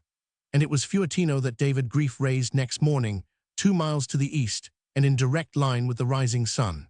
The same whisper of a breeze held, and the rattler slid through the smooth sea at a rate that would have been eminently proper for an island schooner had the breeze been thrice as strong. Fuetino was nothing else than an ancient crater thrust upward from the sea bottom by some primordial cataclysm. The western portion, broken and crumbled to sea level, was the entrance to the crater itself, which constituted the harbor. Thus Fuetino was like a rugged horseshoe, the heel pointing to the west, and into the opening at the heel the rattler steered. Captain Glass, binoculars in hand and peering at the chart made by himself, which was spread on top the cabin, straightened up with an expression on his face that was half alarm, half resignation. "It's coming," he said. "Fever. It wasn't due till tomorrow. It always hits me hard, Mr. Grief. In 5 minutes I'll be off my head. You'll have to con the schooner in. Boy, get my bunk ready, plenty of blankets, fill that hot water bottle. It's so calm, Mr. Grief, that I think you can pass the big patch without warping. Take the leading wind and shoot her. She's the only craft in the South Pacific that can do it, and I know you know the trick. You can scrape the big rock by just watching out for the main boom." He had talked rapidly, almost like a drunken man, as his reeling brain battled with the rising shock of the malarial stroke. When he stumbled toward the companionway, his face was purpling and mottling, as if attacked by some monstrous inflammation or decay. His eyes were setting in a glassy bulge, his hands shaking, his teeth clicking in the spasms of chill. 2 hours to get the sweat, he chattered with a ghastly grin, and a couple more and I'll be all right. I know the damned thing to the last minute it runs its course. YYUTT takes CH. His voice faded away in a weak stutter as he collapsed down into the cabin, and his employer took charge. The rattler was just entering the passage. The heels of the Horseshoe Island were 2 huge mountains of rock, 1,000 feet high, each almost broken off from the mainland and connected with it by a low and narrow peninsula. Between the heels was a half-mile stretch, all but blocked by a reef of coral extending across from the south heel. The passage, which Captain Glass had called a crevice, twisted into this reef, curved directly to the north heel, and ran along the base of the perpendicular rock. At this point, with the main boom almost grazing the rock on the port side, Grief, peering down on the starboard side, could see bottom less than 2 fathoms beneath and shoaling steeply. With a whaleboat towing for steerage, and as a precaution against backdrafts from the cliff, and taking advantage of a fan of breeze, he shook the rattler full into it and glided by the big coral patch without warping. As it was, he just scraped, but so softly as not to start the copper. The harbor of Fuetino opened before him. It was a circular sheet of water, 5 miles in diameter, rimmed with white coral beaches, from which the verdure-clad slopes rose swiftly to the frowning crater walls. The crests of the walls were saw-toothed, volcanic peaks, capped and haloed with captive trade-wind clouds. Every nook and crevice of the disintegrating lava gave foothold to creeping, climbing vines and trees, a green foam of vegetation. Thin streams of water that were mere films of mist swayed and undulated downward in sheer descents of hundreds of feet. And to complete the magic of the place, the warm, moist air was heavy with the perfume of the yellow-blossomed cassie. Fanning along against light, vagrant airs, the rattler worked in. Calling the whaleboat on board, Grief searched out the shore with his binoculars. There was no life. In the hot blaze of tropic sun, the place slept. There was no sign of welcome. Up the beach on the north shore, where the fringe of coconut palms concealed the village, he could see the black bows of the canoes in the canoe houses. On the beach, on even keel, rested the strange schooner. Nothing moved on board of her or around her. Not until the beach lay 50 yards away did Grief let go the anchor in 40 fathoms. Out in the middle, long years before, he had sounded 300 fathoms without reaching bottom, which was to be expected of a healthy crater pit like Fuatino. As the chain roared and surged through the hawsepipe, he noticed a number of native women, lusciously large as only those of Polynesia, in flowing ahus, flower-crowned, stream out on the deck of the schooner on the beach. Also, and what they did not see, he saw from the galley the squat figure of a man steal forward, drop to the sand, and dive into the green screen of bush. While the sails were furled and gasketed, awnings stretched, and sheets and tackles coiled harbor fashion, David Grief paced the deck and looked vainly for a flutter of life elsewhere than on the strange schooner. Once, beyond any doubt, he heard the distant crack of a rifle in the direction of the big rock. There were no further shots, and he thought of it as some hunter shooting a wild goat. At the end of another hour, Captain Glass, under a mountain of blankets, had ceased shivering and was in the inferno of a profound sweat. "I'll be all right in half an hour," he said weakly. "Very well," Grief answered.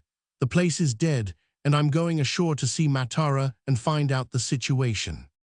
"It's a tough bunch, keep your eyes open," the captain warned him. "If you're not back in an hour, send word off."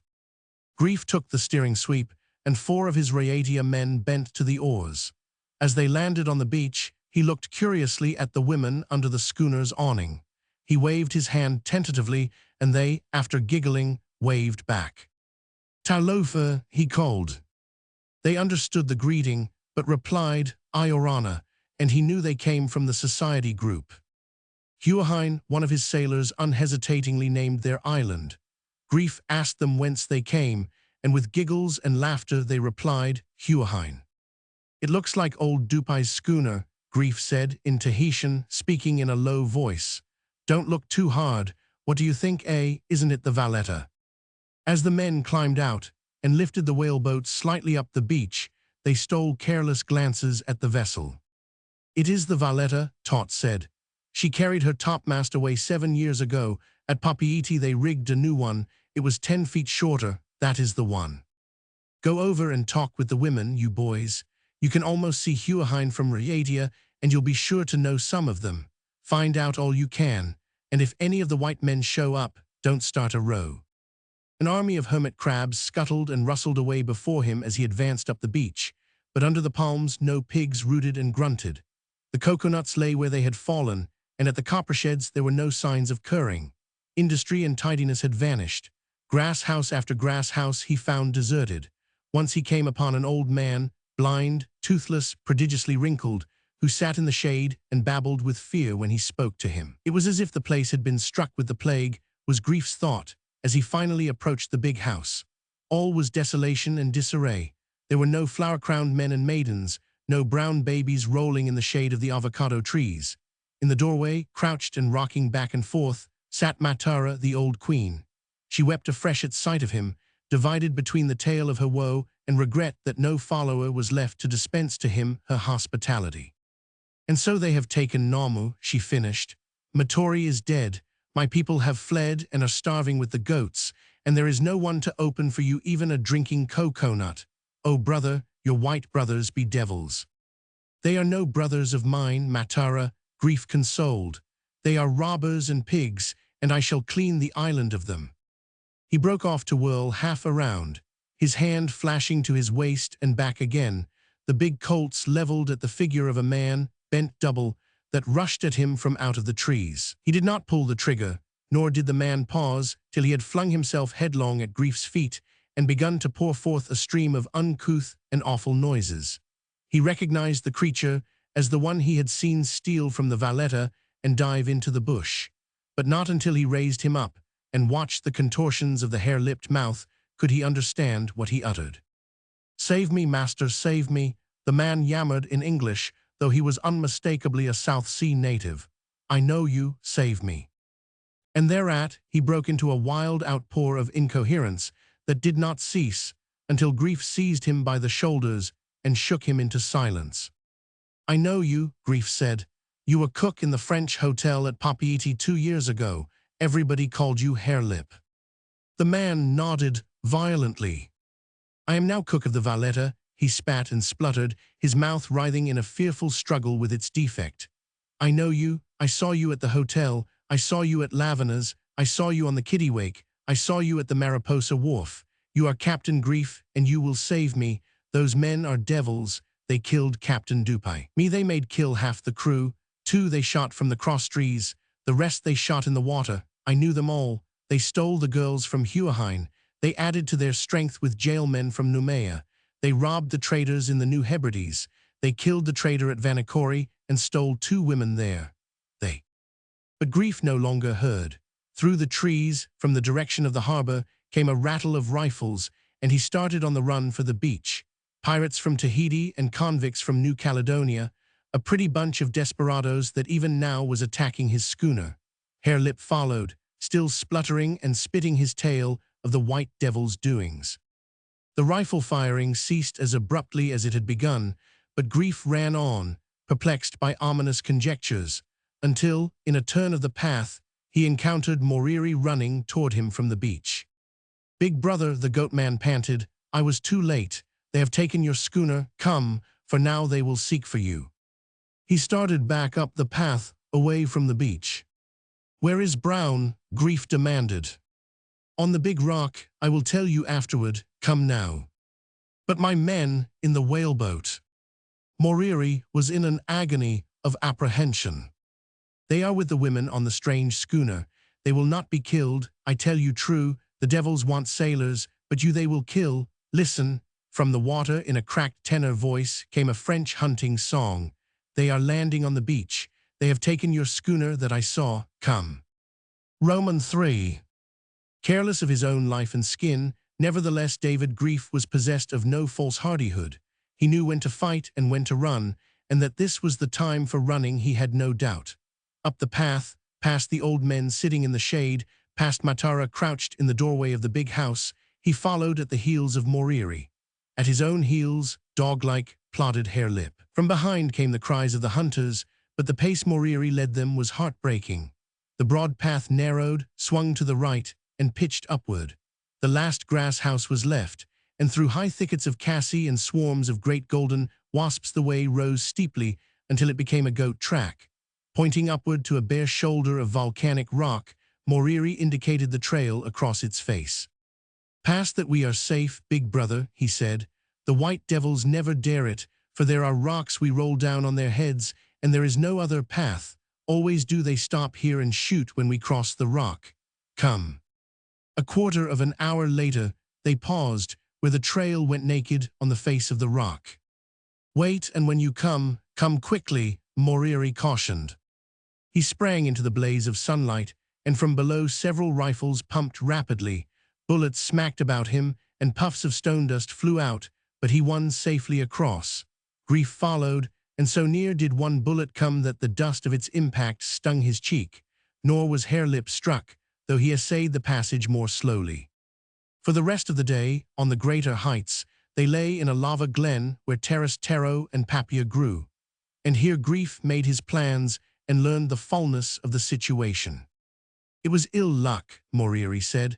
"Of all nights, this one night was selected by the White Devils to go fishing. It was dark as we came through the passage. They were in boats and canoes. Always do they have their rifles with them. One Raiatea man they shot. Brown was very brave. We tried to get by to the top of the bay, but they headed us off, and we were driven in between the big rock and the village. We saved the guns and all the ammunition, but they got the boat. Thus they learned of your coming. Brown is now on this side of the big rock with the guns and the ammunition." "But why didn't he go over the top of the big rock and give me warning as I came in from the sea?" Grief criticized.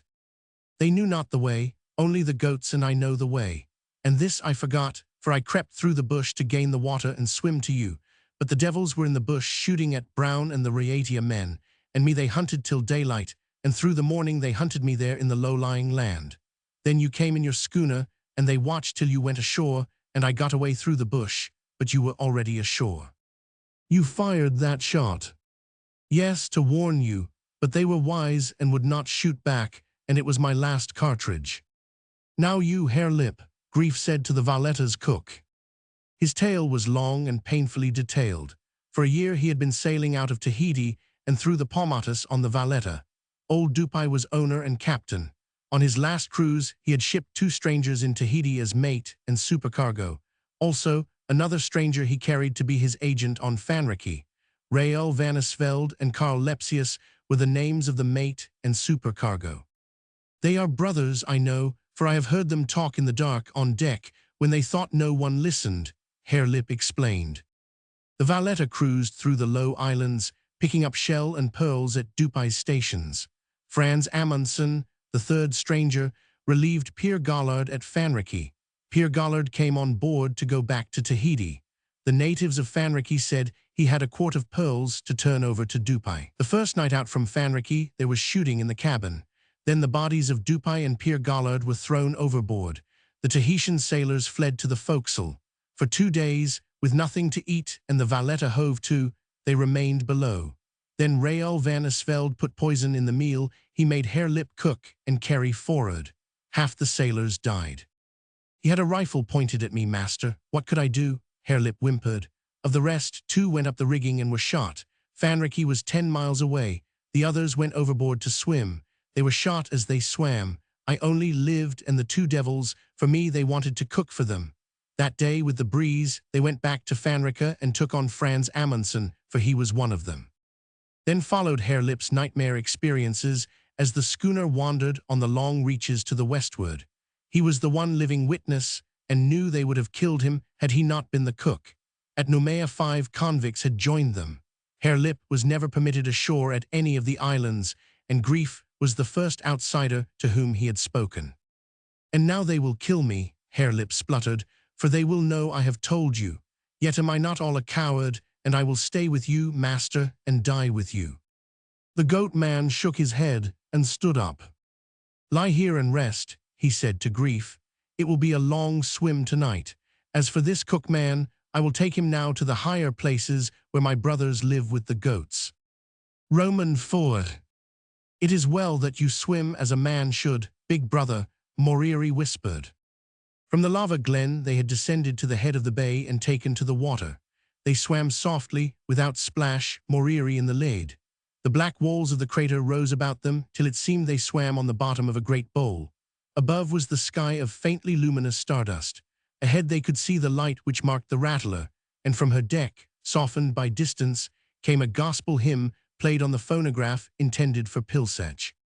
The 2 swimmers bore to the left, away from the captured schooner.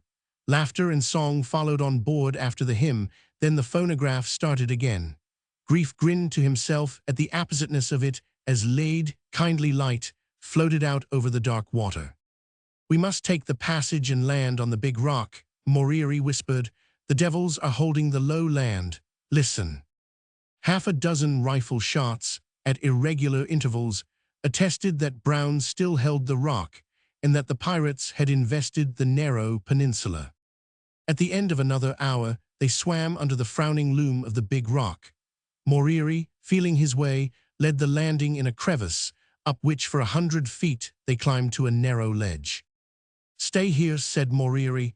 I go to Brown. In the morning I shall return. I will go with you, brother, Grief said. Moriri laughed in the darkness. Even you, big brother, cannot do this thing. I am the goat man, and I only of all Fuatino can go over the big rock in the night. Furthermore, it will be the first time that even I have done it. Put out your hand. You feel it? That is where Pilsech's dynamite is kept. Lie close beside the wall and you may sleep without falling. I go now.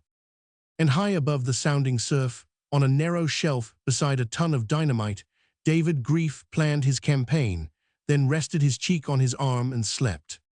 In the morning, when Moriri led him over the summit of the big rock, David Grief understood why he could not have done it in the night. Despite the accustomed nerve of a sailor for height and precarious clinging, he marveled that he was able to do it in the broad light of day. There were places, always under minute direction of Moriri, that he leaned forward, falling, across 100-foot-deep crevices, until his outstretched hands struck a grip on the opposing wall, and his legs could then be drawn across after. Once there was a 10-foot leap, above 1,000 feet of yawning emptiness, and down a fathom's length to a meager foothold. And he, despite his cool head, lost it another time on a shelf, a scant 12 inches wide, where all handholds seemed to fail him. And Moriri, seeing him sway, swung his own body far out and over the gulf and past him, at the same time striking him sharply on the back to brace his reeling brain. Then it was, and forever after, that he fully knew why Moriri had been named the Goat Man. The defense of the big rock had its good points and its defects. Impregnable to assault, 2 men could hold it against 10,000. Also, it guarded the passage to open sea. The 2 schooners, Raoul van Asveld and his cutthroat following, were bottled up. Grief, with the ton of dynamite, which he had removed higher up the rock, was master. This he demonstrated one morning when the schooners attempted to put to sea. The Valletta led, the whaleboat towing her manned by captured Fuatino men.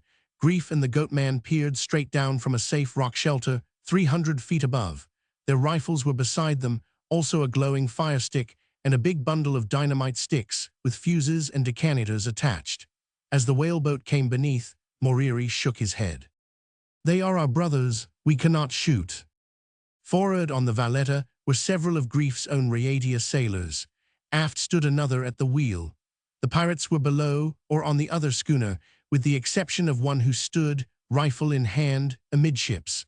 For protection he held Namu, the queen's daughter, close to him. "That is the chief devil," Moriri whispered, "and his eyes are blue like yours. He is a terrible man. See, he holds Namu that we may not shoot him." A light air and a slight tide were making into the passage, and the schooner's progress was slow. "Do you speak English?" Grief called down. The man, startled, half lifted his rifle to the perpendicular and looked up. There was something quick and cat-like in his movements, and in his burned, blonde face a fighting eagerness. It was the face of a killer. "Yes," he answered. "What do you want?" "Turn back or I'll blow your schooner up," Grief warned. He blew on the fire stick and whispered, "Tell Namu to break away from him and run aft." From the Rattler, close astern, rifles cracked and bullets spattered against the rock. Van Asveld laughed defiantly, and Moriri called down in the native tongue to the woman. When directly beneath, Grief, watching, saw her jerk away from the man. On the instant, Grief touched the fire stick to the match head in the split end of the short fuse, sprang into view on the face of the rock, and dropped the dynamite. Van Asveld had managed to catch the girl and was struggling with her. The Goat Man held a rifle on him and waited a chance. The dynamite struck the deck in a compact package, bounded, and rolled into the port scupper. Van Asveld saw it and hesitated, then he and the girl ran aft for their lives. The Goat Man fired, but splintered the corner of the galley. The spattering of bullets from the Rattler increased, and the 2 on the rock crouched low for shelter and waited. Moriri tried to see what was happening below, but Grief held him back. "The fuse was too long," he said. "I'll know better next time." It was half a minute before the explosion came. What happened afterward, for some little time, they could not tell, for the Rattler's marksmen had got the range and were maintaining a steady fire. Once, fanned by a couple of bullets, Grief risked a peep. The Valletta, her port deck and rail torn away, was listing and sinking as she drifted back into the harbor. Climbing on board the Rattler were the men and the Huahine women who had been hidden in the Valletta's cabin and who had swum for it under the protecting fire. The Fuatino men who had been towing in the whaleboat had cast off the line, dashed back through the passage, and were rowing wildly for the south shore. From the shore of the peninsula, the discharges of 4 rifles announced that Brown and his men had worked through the jungle to the beach and were taking a hand. The bullets ceased coming, and Grief and Moriri joined in with their rifles. But they could do no damage, for the men of the Rattler were firing from the shelter of the deckhouses, while the wind and tide carried the schooner farther in. There was no sign of the Valletta, which had sunk in the deep water of the crater. 2 things Raoul van Asveld did that showed his keenness and coolness, and that elicited Grief's admiration. Under the Rattler's rifle fire, Raoul compelled the fleeing Fuatino men to come in and surrender. And at the same time, dispatching half his cutthroats in the Rattler's boat, he threw them ashore and across the peninsula, preventing Brown from getting away to the main part of the island.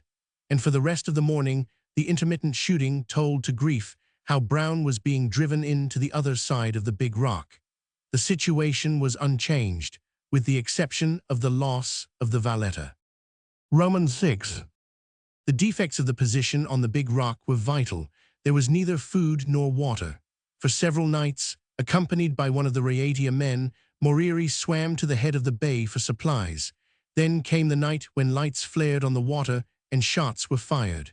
After that, the waterside of the big rock was invested as well. "It's a funny situation," Brown remarked, who was getting all the adventure he had been led to believe resided in the South Seas. "We've got hold and can't let go, and Rael has hold and can't let go. He can't get away, and we're liable to starve to death holding him." "If the rain came, the rock basins would fill," said Moriri. "It was their first 24 hours without water. Big brother, tonight you and I will get water. It is the work of strong men." That night, with coconut calabashes, each of quart capacity and tightly stoppered, he led Grief down to the water from the peninsula side of the big rock. They swam out not more than 100 feet. Beyond, they could hear the occasional click of an oar or the knock of a paddle against a canoe, and sometimes they saw the flare of matches as the men in the guarding boats lighted cigarettes or pipes. "Wait here," whispered Moriri, "and hold the calabashes." Turning over, he swam down. Grief, face downward, watched his phosphorescent track glimmer and dim and vanish. A long minute afterward, Moriri broke surface noiselessly at Grief's side. "Here, drink." The calabash was full, and Grief drank sweet fresh water which had come up from the depths of the salt. "It flows out from the land," said Moriri. "On the bottom." "No, the bottom is as far below as the mountains are above. 50 feet down it flows. Swim down until you feel its coolness."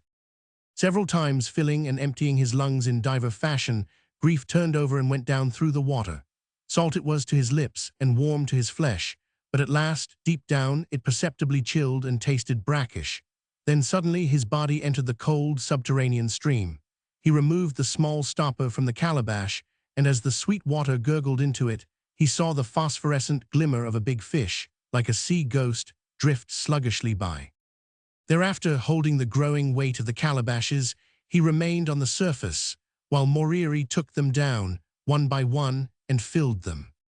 "There are sharks," Grief said, as they swam back to shore. "Pooh," was the answer. "They are fish sharks. We of Fuatino are brothers to the fish sharks." "But the tiger sharks, I have seen them here." "When they come, big brother, we will have no more water to drink, unless it rains." Romans 7. A week later, Moriri and a Raiatea man swam back with empty calabashes. The tiger sharks had arrived in the harbor. The next day they thirsted on the big rock. "We must take our chance," said Grief. "Tonight I shall go after water with Motto. Tomorrow night, brother, you will go with Teha."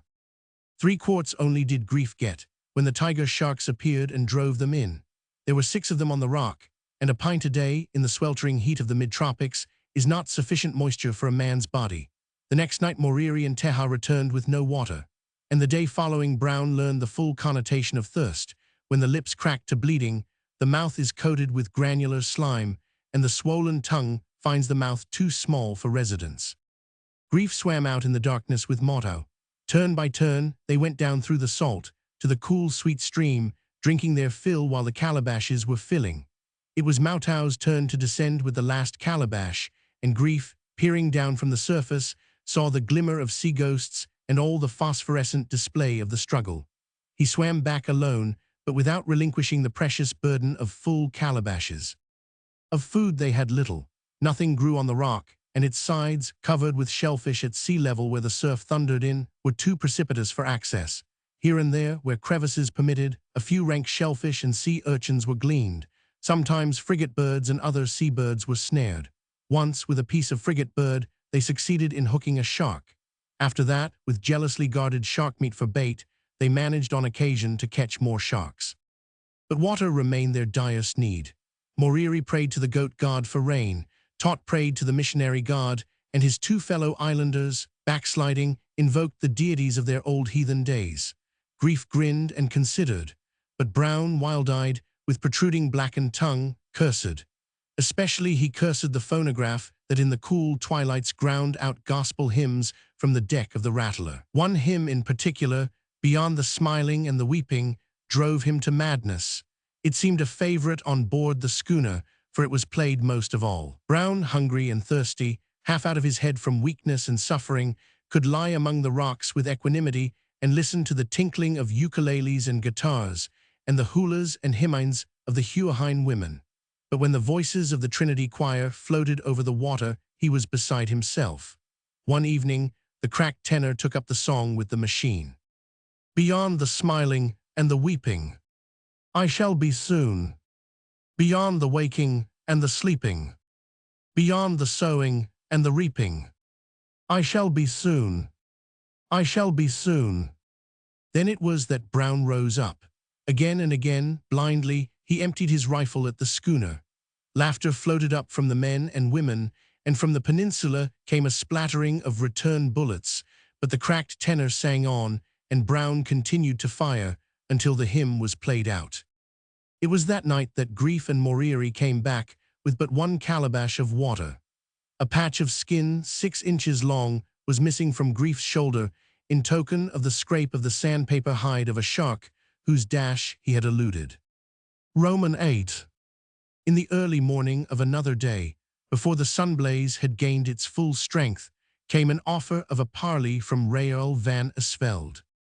Brown brought the word in from the outpost among the rocks 100 yards away.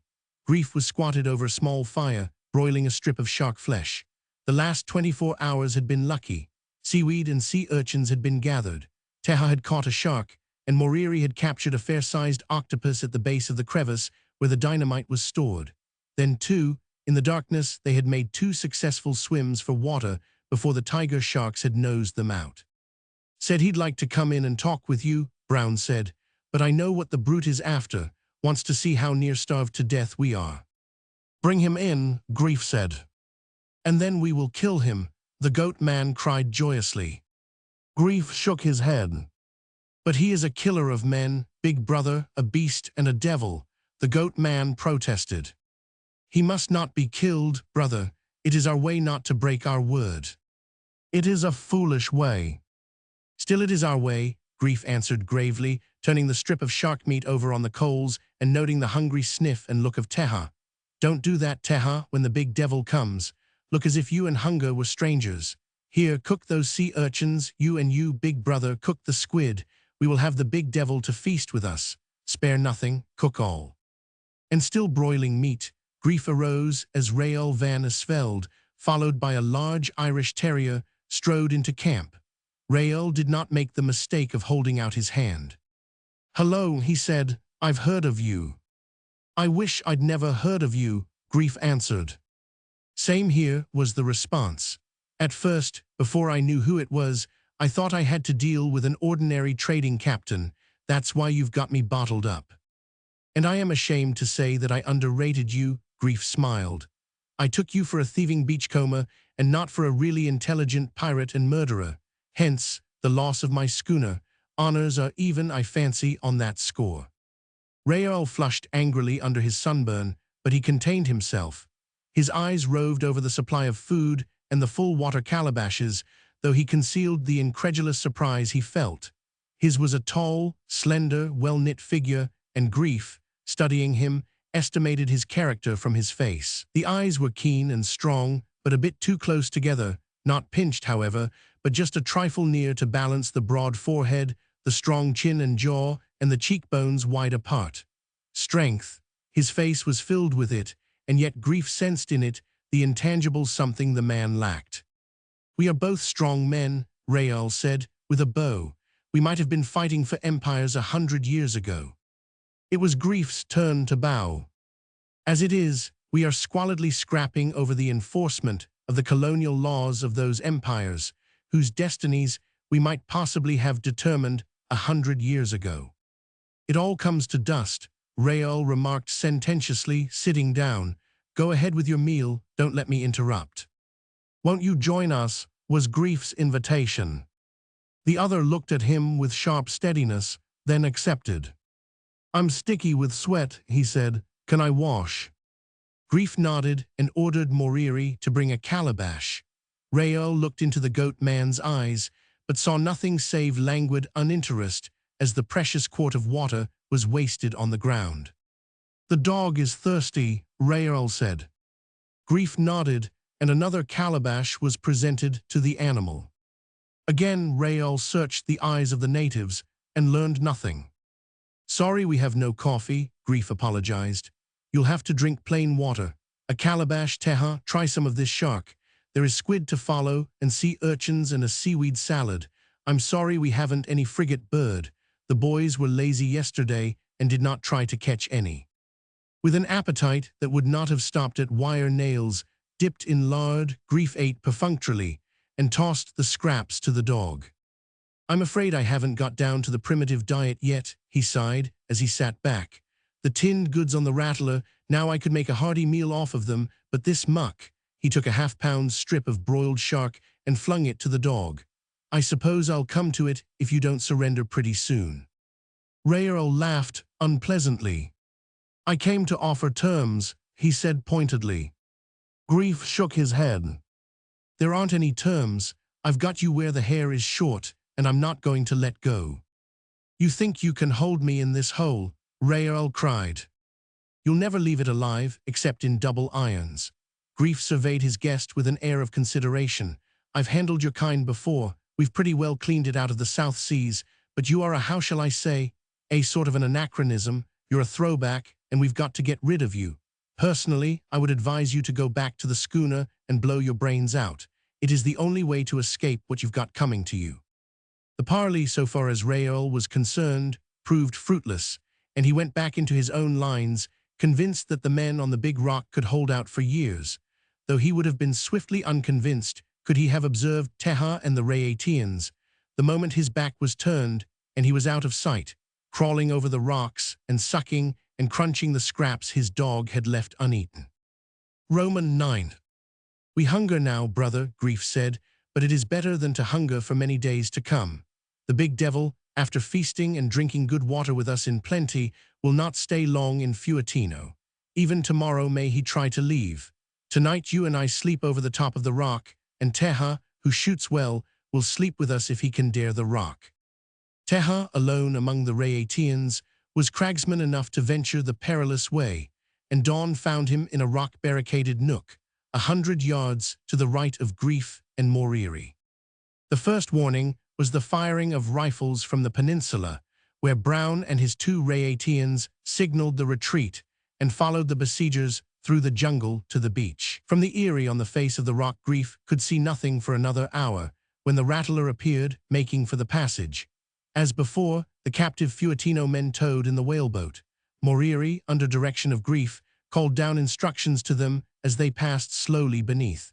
By Grief's side lay several bundles of dynamite sticks, well lashed together and with extremely short fuses. The deck of the rattler was populous. Forward, rifle in hand, among the Rayatian sailors stood a desperado whom Moriri announced was Rael's brother. Aft by the helmsman stood another. Attached to him, tied waist to waist with slack, was Matara, the old queen. On the other side of the helmsman, his arm in a sling, was Captain Glass. Amidships, as before, was Rael, and with him, lashed waist to waist, was Normu. Good morning, Mr. David Grief, Rael called up. And yet I warned you that only in double irons would you leave the island, Grief murmured down with a sad inflection. You can't kill all your people I have on board, was the answer. The schooner, moving slowly, jerk by jerk, as the men pulled in the whaleboat, was almost directly beneath. The rowers, without ceasing, slacked on their oars, and were immediately threatened with the rifle of the man who stood forward. Throw, big brother, Normu called up in the Fuatino tongue. I am filled with sorrow and am willed to die. His knife is ready with which to cut the rope, but I shall hold him tight. Be not afraid, big brother. Throw and throw straight and goodbye. Grief hesitated, then lowered the fire stick, which he had been blowing bright. Throw, the goat man urged. Still Grief hesitated. If they get to sea, big brother, Normu dies just the same, and there are all the others. What is her life against the many? If you drop any dynamite or fire a single shot, we'll kill all on board, Rael cried up to them. I've got you, David Grief. You can't kill these people and I can. Shut up, you. This last was addressed to Normu, who was calling up in her native tongue and whom Rael seized by the neck with one hand to choke to silence. In turn, she locked both arms about him and looked up beseechingly to Grief. "Throw it, Mr. Grief, and be damned to them," Captain Glass rumbled in his deep voice. "They're bloody murderers, and the cabin's full of them." The desperado who was fastened to the old queen swung half about to menace Captain Glass with his rifle, when Teja, from his position farther along the rock, pulled trigger on him.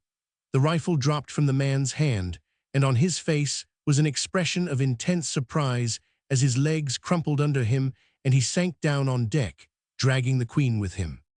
"Port, hard a port," Grief cried. Captain Glass and the Kanaka whirled the wheel over, and the bow of the Rattler headed in for the rock. Amidships Rael still struggled with Normu. His brother ran from forward to his aid, being missed by the fusillade of quick shots from Teja and the goat man. As Rael's brother placed the muzzle of his rifle to Normu's side, Grief touched the firestick to the match head in the split end of the fuse. Even as with both hands he tossed the big bundle of dynamite, the rifle went off, and Normu's fall to the deck was simultaneous with the fall of the dynamite. This time the fuse was short enough. The explosion occurred at the instant the deck was reached, and that portion of the Rattler, along with Rael, his brother, and Normu, forever disappeared. The schooner's side was shattered, and she began immediately to settle. Forward, every Rayatian sailor dived overboard. Captain Glass met the first man springing up the companionway from the cabin with a kick full in the face, but was overborne and trampled on by the rush. Following the desperados came the Huahine women, and as they went overboard, the Rattler sank on an even keel close to the base of the rock. Her crosstrees still stuck out when she reached bottom. Looking down, Grief could see all that occurred beneath the surface. He saw Matara, a fathom deep, unfasten herself from the dead pirate and swim upward. As her head emerged, she saw Captain Glass, who could not swim, sinking several yards away. The queen, old woman that she was, but an islander, turned over, swam down to him, and held him up as she struck out for the unsubmerged crosstrees. 5 heads, blonde and brown, were mingled with the dark heads of Polynesia that dotted the surface. Grief, rifle in hand, watched for a chance to shoot. The goat man, after a minute, was successful, and they saw the body of one man sink sluggishly. But to the Rayatian sailors, big and brawny, half fish, was the vengeance given. Swimming swiftly, they singled out the blonde heads and the brown. Those from above watched the 4 surviving desperados, clutched and locked, dragged far down beneath and drowned like curs. In 10 minutes everything was over. The Huahine women, laughing and giggling, were holding on to the sides of the whaleboat which had done the towing. The Rayatian sailors, waiting for orders, were about the crosstree to which Captain Glass and Matara clung. "The poor old Rattler," Captain Glass lamented. "Nothing of the sort," Grief answered. "In a week we'll have her raised, new timbers amidships, and we'll be on our way. And to the Queen, how is it with you, sister? Normu is gone, and Matori, brother, but Fuatino is ours again. The day is young. Word shall be sent to all my people in the high places with the goats. And tonight, once again, and as never before, we shall feast and rejoice in the big house." "She's been needing new timbers abaft the beam there for years," quoth Captain Glass, "but the chronometers will be out of commission for the rest of the cruise." Chapter 4. The Jokers of New Gibbon. "I'm almost afraid to take you into New Gibbon," David Grief said. "It wasn't until you and the British gave me a free hand and let the place alone that any results were accomplished." Wallenstein, the German resident commissioner from Bougainville, poured himself a long scotch and soda and smiled. "We take off our hats to you, Mr. Grief," he said in perfectly good English. "What you have done on the Devil Island is a miracle, and we shall continue not to interfere. It is a devil island, and old Coho is the big chief devil of them all. We never could bring him to terms. He is a liar, and he is no fool. He is a black Napoleon, a head-hunting, man-eating Talleyrand. I remember 6 years ago when I landed there in the British cruiser. The niggers cleared out for the bush, of course, but we found several who couldn't get away. One was his latest wife. She had been hung up by one arm in the sun for 2 days and nights. We cut her down, but she died just the same. And staked out in the fresh running water, up to their necks, were 3 more women, All their bones were broken and their joints crushed. The process is supposed to make them tender for the eating. They were still alive. Their vitality was remarkable. One woman, the oldest, lingered nearly 10 days. Well, that was a sample of Coho's diet. No wonder he's a wild beast. How you ever pacified him is our everlasting puzzlement. I wouldn't call him exactly pacified, Grief answered, though he comes in once in a while and eats out of the hand. That's more than we accomplished with our cruisers. Neither the German nor the English ever laid eyes on him. You were the first. No, McTavish was the first, Grief disclaimed. Ah yes, I remember him, the little dried-up Scotchman. Wallenstein sipped his whiskey. He's called the trouble mender, isn't he? Grief nodded. And they say the screw you pay him is bigger than mine or the British residents. I'm afraid it is, Grief admitted. You see, and no offense, he's really worth it. He spends his time wherever the trouble is. He is a wizard. He's the one who got me my lodgment on New Gibbon. He's down on Malaita now, starting a plantation for me. The first. There's not even a trading station on all Malaita. The recruiters still use covering boats and carry the old barbed wire above their rails. There's the plantation now. We'll be in half an hour. He handed the binoculars to his guest. Those are the boat sheds to the left of the bungalow. Beyond are the barracks, and to the right are the copper sheds. We dry quite a bit already. Old Coho's getting civilized enough to make his people bring in the nuts. There's the mouth of the stream where you found the 3 women softening. The Wonder, wing and wing, was headed directly in for the anchorage. She rose and fell lazily over a glassy swell flawed here and there by catspaws from astern. It was the tail end of the monsoon season, and the air was heavy and sticky with tropic moisture, the sky a florid, leaden mass of formless clouds. The rugged land was swathed with cloud banks and squall wreaths, through which headlands and interior peaks thrust darkly. On one promontory, a slant of sunshine blazed torridly. On another, scarcely a mile away, a squall was bursting in furious downpour of driving rain. This was the dank, fat, savage island of New Gibbon, lying 50 miles to leeward of Choiseul. Geographically, it belonged to the Solomon Group. Politically, the dividing line of German and British influence cut it in half, hence the joint control by the 2 resident commissioners. In the case of New Gibbon, this control existed only on paper in the colonial offices of the 2 countries. There was no real control at all, and never had been. The Bêche de Mer fishermen of the old days had passed it by. The sandalwood traders, after stern experiences, had given it up. The blackbirders had never succeeded in recruiting one laborer on the island, and after the schooner Dorset had been cut off with all hands, they left the place severely alone. Later, a German company had attempted a coconut plantation, which was abandoned after several managers, and a number of contract laborers had lost their heads. German cruisers and British cruisers had failed to get the savage blacks to listen to reason. 4 times the missionary societies had essayed the peaceful conquest of the island, and 4 times, between sickness and massacre, they had been driven away. More cruisers, more pacifications had followed, and followed fruitlessly. The cannibals had always retreated into the bush and laughed at the screaming shells. When the warships left, it was an easy matter to rebuild the burned grass houses and set up the ovens in the old-fashioned way. New Gibbon was a large island, fully 150 miles long and half as broad. Its windward coast was iron-bound, without anchorages or inlets, and it was inhabited by scores of warring tribes. At least it had been, until Coho had arisen, like a Kamehameha, and by force of arms and considerable statecraft, firmly welded the greater portion of the tribes into a confederation. His policy of permitting no intercourse with white men had been eminently right, so far as survival of his own people was concerned, and after the visit of the last cruiser, he had had his own way until David Grief and McTavish, the trouble mender, landed on the deserted beach where once had stood the German bungalow and barracks and the various English mission houses. Followed wars, false pieces, and more wars.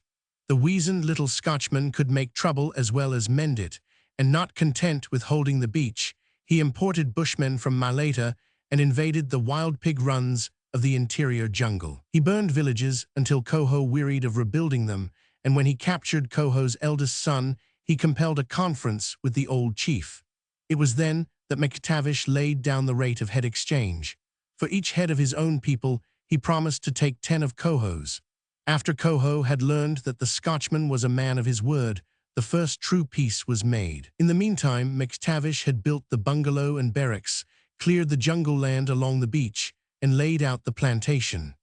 After that, he had gone on his way to mend trouble on the atoll of Tasman, where a plague of black measles had broken out and been ascribed to Grief's plantation by the devil doctors. Once a year later, he had been called back again to straighten up New Gibbon, and Coho, after paying a forced fine of 200,000 coconuts, decided it was cheaper to keep the peace and sell the nuts. Also, the fires of his youth had burned down.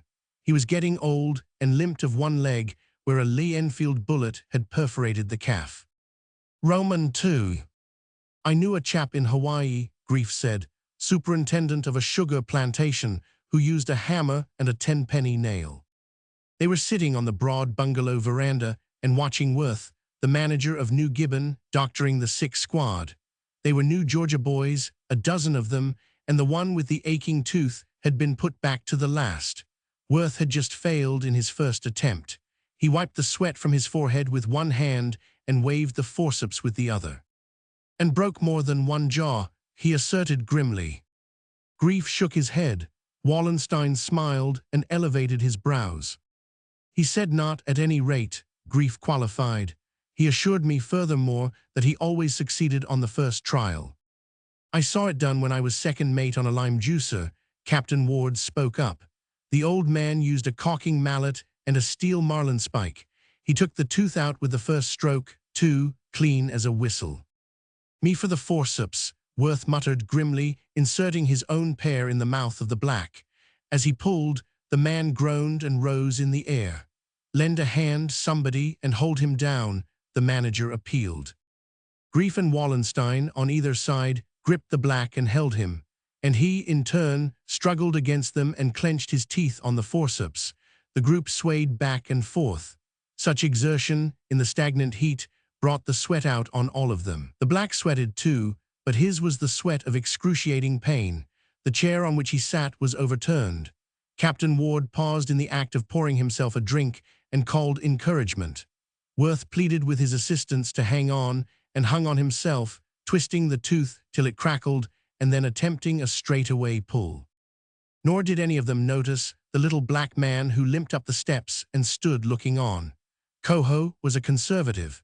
His fathers before him had worn no clothes, and neither did he, not even a G-string. The many empty perforations in nose and lips and ears told of decorative passions long since dead. The holes on both earlobes had been torn out, but their size was attested by the strips of withered flesh that hung down and swept his shoulders. He cared now only for utility, and in one of the half-dozen minor holes in his right ear, he carried a short clay pipe. Around his waist was buckled a cheap trade belt, and between the imitation leather and the naked skin was thrust the naked blade of a long knife. Suspended from the belt was his bamboo beetle nut and lime box.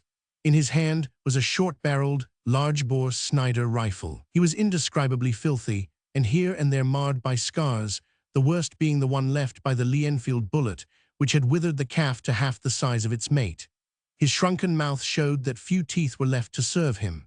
Face and body were shrunken and withered, but his black, bead-like eyes, small and close together, were very bright, withal they were restless and querulous, and more like a monkey's than a man's. He looked on, grinning like a shrewd little ape. His joy in the torment of the patient was natural, for the world he lived in was a world of pain. He had endured his share of it, and inflicted far more than his share on others. When the tooth parted from its locked hold in the jaw, and the forceps raked across the other teeth, and out of the mouth, with a nerve-rasping sound, old Coho's eyes fairly sparkled, and he looked with glee at the poor black, collapsed on the veranda floor and groaning terribly as he held his head in both his hands. "I think he's going to faint," Grief said, bending over the victim. "Captain Ward, give him a drink, please. You'd better take one yourself, Worth. You're shaking like a leaf." "And I think I'll take one," said Wallenstein, wiping the sweat from his face. His eye caught the shadow of Coho on the floor and followed it up to the old chief himself. "Hello, who's this?" "Hello, Coho," Grief said genially, though he knew better than to offer to shake hands. It was one of Coho's tambos, given him by the devil doctors when he was born, that never was his flesh to come in contact with the flesh of a white man. Worth and Captain Ward of the Wonder greeted Coho, but Worth frowned at sight of the Snyder, for it was one of his tambos that no visiting bushman should carry a weapon on the plantation. Rifles had a nasty way of going off at the hip under such circumstances. The manager clapped his hands, and a black houseboy, recruited from San Cristobal, came running. At a sign from Worth, he took the rifle from the visitor's hand and carried it inside the bungalow. "Coho," Grief said, introducing the German resident. "This big fella master belong Bougainville, my word, big fella master too much." Coho, remembering the visits of the various German cruisers, smiled with a light of unpleasant reminiscence in his eyes. "Don't shake hands with him, Wallenstein," Grief warned. "Tambo, you know." Then to Coho, "My word, you get him too much fat stop along you. Bime by you marry along new fella marry, eh?" "Too old fella me," Coho answered, with a weary shake of the head. "Me no like marry, me no like mkai food, close up me die along altogether." He stole a significant glance at Worth, whose head was tilted back to a long glass. "Me like rum." Grief shook his head. "Tambo, a long black fella." "He black fella no Tambo," Coho retorted, nodding toward the groaning laborer. "He fella sick," Grief explained. "Me fella sick." "You fella big liar," Grief laughed. "Rum Tambo all the time Tambo. Now Coho, we have big fella talk along this big fella master." And he and Wallenstein and the old chief sat down on the veranda to confer about affairs of state. Coho was complimented on the peace he had kept, and he, with many protestations of his aged decrepitude, swore peace again and everlasting. Then was discussed the matter of starting a German plantation 20 miles down the coast. The land, of course, was to be bought from Coho, and the price was arranged in terms of tobacco, knives, beads, pipes, hatchets, porpoise teeth, and shell money, in terms of everything except rum. While the talk went on, Coho, glancing through the window, could see Worth mixing medicines and placing bottles back in the medicine cupboard. Also, he saw the manager complete his labors by taking a drink of scotch. Coho noted the bottle carefully, and though he hung about for an hour after the conference was over, there was never a moment when someone or another was not in the room. When Grief and Worth sat down to business talk, Coho gave it up. "Me go along schooner," he announced, then turned and limped out. "How are the mighty fallen?" Grief laughed. "To think that used to be Coho, the fiercest red-handed murderer in the Solomons, who defied all his life two of the greatest world powers. And now he's going aboard to try and catch Denby for a drink." Roman 3. For the last time in his life, the supercargo of the Wonder perpetrated a practical joke on a native. He was in the main cabin, checking off the list of goods being landed in the whaleboats, when Coho limped down the companionway and took a seat opposite him at the table. "Close up me die along altogether," was the burden of the old chief's plaint. All the delights of the flesh had forsaken him. "Me no like Mary, me no like mkai, me too much sick fella, me close up finish." A long, sad pause, in which his face expressed unutterable concern for his stomach, which he patted gingerly and with an assumption of pain. "Belly belong me too much sick." Another pause, which was an invitation to Denby to make suggestions. Then followed a long, weary, final sigh and a "me like rum." Denby laughed heartlessly. He had been cadged for drinks before by the old cannibal, and the sternest Tambo Grief and McTavish had laid down was the one forbidding alcohol to the natives of New Gibbon. The trouble was that Coho had acquired the taste. In his younger days, he had learned the delights of drunkenness when he cut off the schooner Dorset, but unfortunately, he had learned it along with all his tribesmen, and the supply had not held out long. Later, when he led his naked warriors down to the destruction of the German plantation, he was wiser, and he appropriated all the liquors for his sole use. The result had been a gorgeous mixed drunk, on a dozen different sorts of drink, ranging from beer doctored with quinine to absinthe and apricot brandy. The drunk had lasted for months, and it had left him with a thirst that would remain with him until he died. Predisposed toward alcohol, After the way of savages, all the chemistry of his flesh clamored for it. This craving was to him expressed in terms of tingling and sensation, of maggots crawling warmly and deliciously in his brain, of good feeling and well-being and high exultation. And in his barren old age, when women and feasting were a weariness, and when old hates had smoldered down, he desired more and more the revivifying fire that came liquid out of bottles, out of all sorts of bottles, for he remembered them well. He would sit in the sun for hours, occasionally drooling, in mournful contemplation of the great orgy which had been his when the German plantation was cleaned out. Denby was sympathetic. He sought out the old chief's symptoms and offered him dyspeptic tablets from the medicine chest, pills, and a varied assortment of harmless tabloids and capsules. But Coho steadfastly declined. Once when he cut the Dorset off, he had bitten through a capsule of quinine. In addition, 2 of his warriors had partaken of a white powder and laid down and died very violently in a very short time. No, he did not believe in drugs, but the liquids from bottles, the cool flaming youth givers and warm glowing dream makers. No wonder the white men valued them so highly and refused to dispense them. Rum, he good fella, he repeated over and over, plaintively and with the weary patience of age. And then Denby made his mistake and played his joke. Stepping around behind Coho, he unlocked the medicine closet and took out a 4-ounce bottle labeled essence of mustard. As he made believe to draw the cork and drink of the contents, in the mirror on the forward bulkhead he glimpsed Coho, twisted half around, intently watching him. Denby smacked his lips and cleared his throat appreciatively as he replaced the bottle. Neglecting to relock the medicine closet, he returned to his chair and after a decent interval went on deck. He stood beside the companionway and listened. After several moments, the silence below was broken by a fearful, wheezing, propulsive, strangling cough. He smiled to himself and returned leisurely down the companionway. The bottle was back on the shelf where it belonged, and the old man sat in the same position. Denby marveled at his iron control.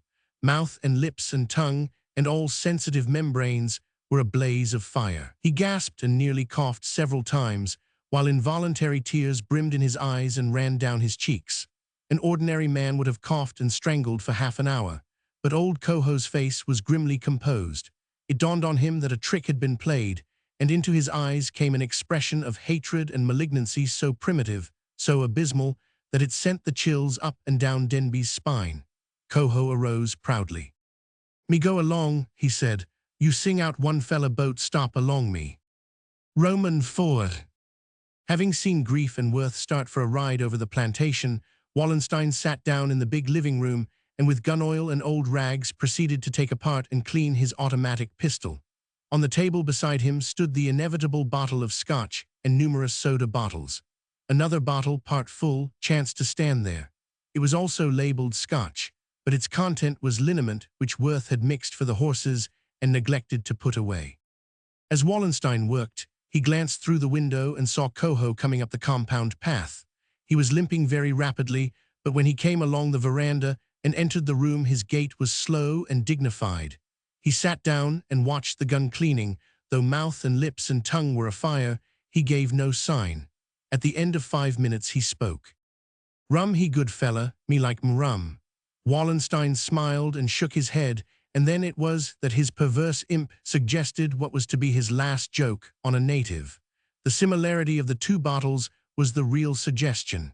He laid his pistol parts on the table and mixed himself a long drink. Standing as he did between Coho and the table, he interchanged the 2 bottles, drained his glass, made as if to search for something, and left the room. From outside, he heard the surprised splutter and cough, but when he returned the old chief sat as before. The liniment in the bottle, however, was lower, and it still oscillated. Coho stood up, clapped his hands, and when the houseboy answered, signed that he desired his rifle.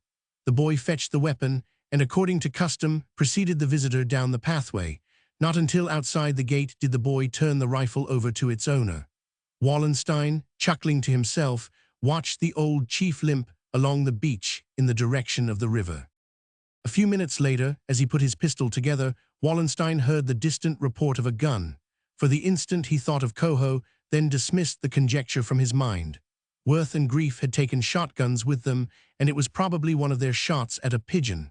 Wallenstein lounged back in his chair, chuckled, twisted his yellow mustache, and dozed. He was aroused by the excited voice of Worth, crying out, "Ring the big fella bell, ring plenty too much, ring like hell." Wallenstein gained the veranda in time to see the manager jump his horse over the low fence of the compound and dash down the beach after Grief, who was riding madly ahead. A loud crackling and smoke rising through the coconut trees told the story. The boathouses and the barracks were on fire. The big plantation bell was ringing wildly as the German resident ran down the beach, and he could see whaleboats hastily putting off from the schooner. Barracks and boathouses, grass-thatched and like tinder, were wrapped in flames. Grief emerged from the kitchen, carrying a naked black child by the leg. Its head was missing. "The cook's in there," he told Worth. "Her head's gone too. She was too heavy and I had to clear out." "It was my fault," Wallenstein said. "Old Coho did it, but I let him take a drink of Worth's horse liniment." "I guess he's headed for the bush," Worth said, springing astride his horse and starting. "Oliver is down there by the river. Hope he didn't get him." The manager galloped away through the trees. A few minutes later, as the charred wreck of the barracks crashed in, they heard him calling and followed. On the edge of the river bank, they came upon him. He still sat on his horse, very white-faced, and gazed at something on the ground. It was the body of Oliver, the young assistant manager, though it was hard to realize it, for the head was gone. The black laborers, breathless from their run in from the fields, were now crowding around, and under conches tonight, and the war drums, all merry hell will break loose. They won't rush us, but keep all the boys close up to the house, Mr. Worth. Come on. As they returned along the path, they came upon a black who whimpered and cried vociferously. "Shut up mouth belong you," Worth shouted. "What name you make noise?" "Him fella Coho finish, along two fella Bullamaco," the black answered, drawing a forefinger significantly across his throat. "He's knifed the cows," Grief said. "That means no more milk for some time for you, Worth. I'll see about sending a couple up from Yugi." Wallenstein proved inconsolable, until Denby, coming ashore, confessed to the dose of essence of mustard. Thereat the German resident became even cheerful, though he twisted his yellow mustache up more fiercely and continued to curse the Solomons with oaths culled from 4 languages. Next morning, visible from the masthead of the Wonder, the bush was alive with signal smokes. From promontory to promontory and back through the solid jungle, the smoke pillars curled and puffed and talked. Remote villages on the higher peaks, beyond the farthest raids McTavish had ever driven, joined in the troubled conversation. From across the river persisted a bedlam of conches, while from everywhere, drifting for miles along the quiet air, came the deep, booming reverberations of the great war drums, huge tree trunks, hollowed by fire and carved with tools of stone and shell. "You're all right as long as you stay close," Grief told his manager. "I've got to get along to Gyuvutu. They won't come out in the open and attack you. Keep the work gangs close. Stop the clearing till this blows over. They'll get any detached gangs you send out. And whatever you do, don't be fooled into going into the bush after Coho. If you do, he'll get you. All you've got to do is wait for McTavish. I'll send him up with a bunch of his Malaita bushmen. He's the only man who can go inside. Also, until he comes, I'll leave Denby with you. You don't mind, do you, Mr. Denby? I'll send McTavish up with the Wanda, and you can go back on her and rejoin the Wonder. Captain Ward can manage without you for a trip." "It was just what I was going to volunteer," Denby answered. "I never dreamed all this muss would be kicked up over a joke. You see, in a way I consider myself responsible for it." "So am I responsible," Wallenstein broke in. "But I started it," the supercargo urged. "Maybe you did, but I carried it along." "And Coho finished it," Grief said. "At any rate, I too shall remain," said the German. "I thought you were coming to Gyuvutu with me," Grief protested. "I was, but this is my jurisdiction, partly, and I have made a fool of myself in it completely. I shall remain and help get things straight again." At Gyuvutu, Grief sent full instructions to McTavish by a recruiting ketch, which was just starting for Malaita. Captain Ward sailed in the Wonder for the Santa Cruz Islands, and Grief, borrowing a whaleboat and a crew of black prisoners from the British resident crossed the channel to Guadalcanal to examine the grasslands back of Penderfrin. 3 weeks later, with a free sheet and a lusty breeze, he threaded the coral patches and surged up the smooth water to Guvutu anchorage. The harbor was deserted, save for a small ketch which lay close in to the shore reef. Grief recognized it as the Wanda. She had evidently just got in by the Chalagi Passage, for her black crew was still at work furling the sails. As he rounded alongside, McTavish himself extended a hand to help him over the rail. "What's the matter?" Grief asked. "Haven't you started yet?" McTavish nodded and got back. "Everything's all right on board." "How's New Gibbon?" "All there, the last I saw of it, Baron, a few inconsequential frills that a good eye could make out lacking from the landscape." He was a cold flame of a man, small as Coho, and as dried up, with a mahogany complexion and small, expressionless blue eyes that were more like gimlet points than the eyes of a Scotchman. Without fear, without enthusiasm, impervious to disease and climate and sentiment, he was lean and bitter and deadly as a snake. That his present sour look boded ill news, Grief was well aware. "Spit it out," he said. "What's happened?" "'Tis a thing severely to be condemned, a damned shame, this joking with heathen niggers," was the reply.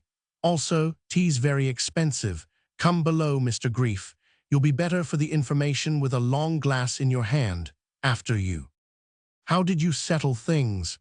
his employer demanded as soon as they were seated in the cabin. The little Scotchman shook his head. "There was nothing to settle. It all depends how you look at it.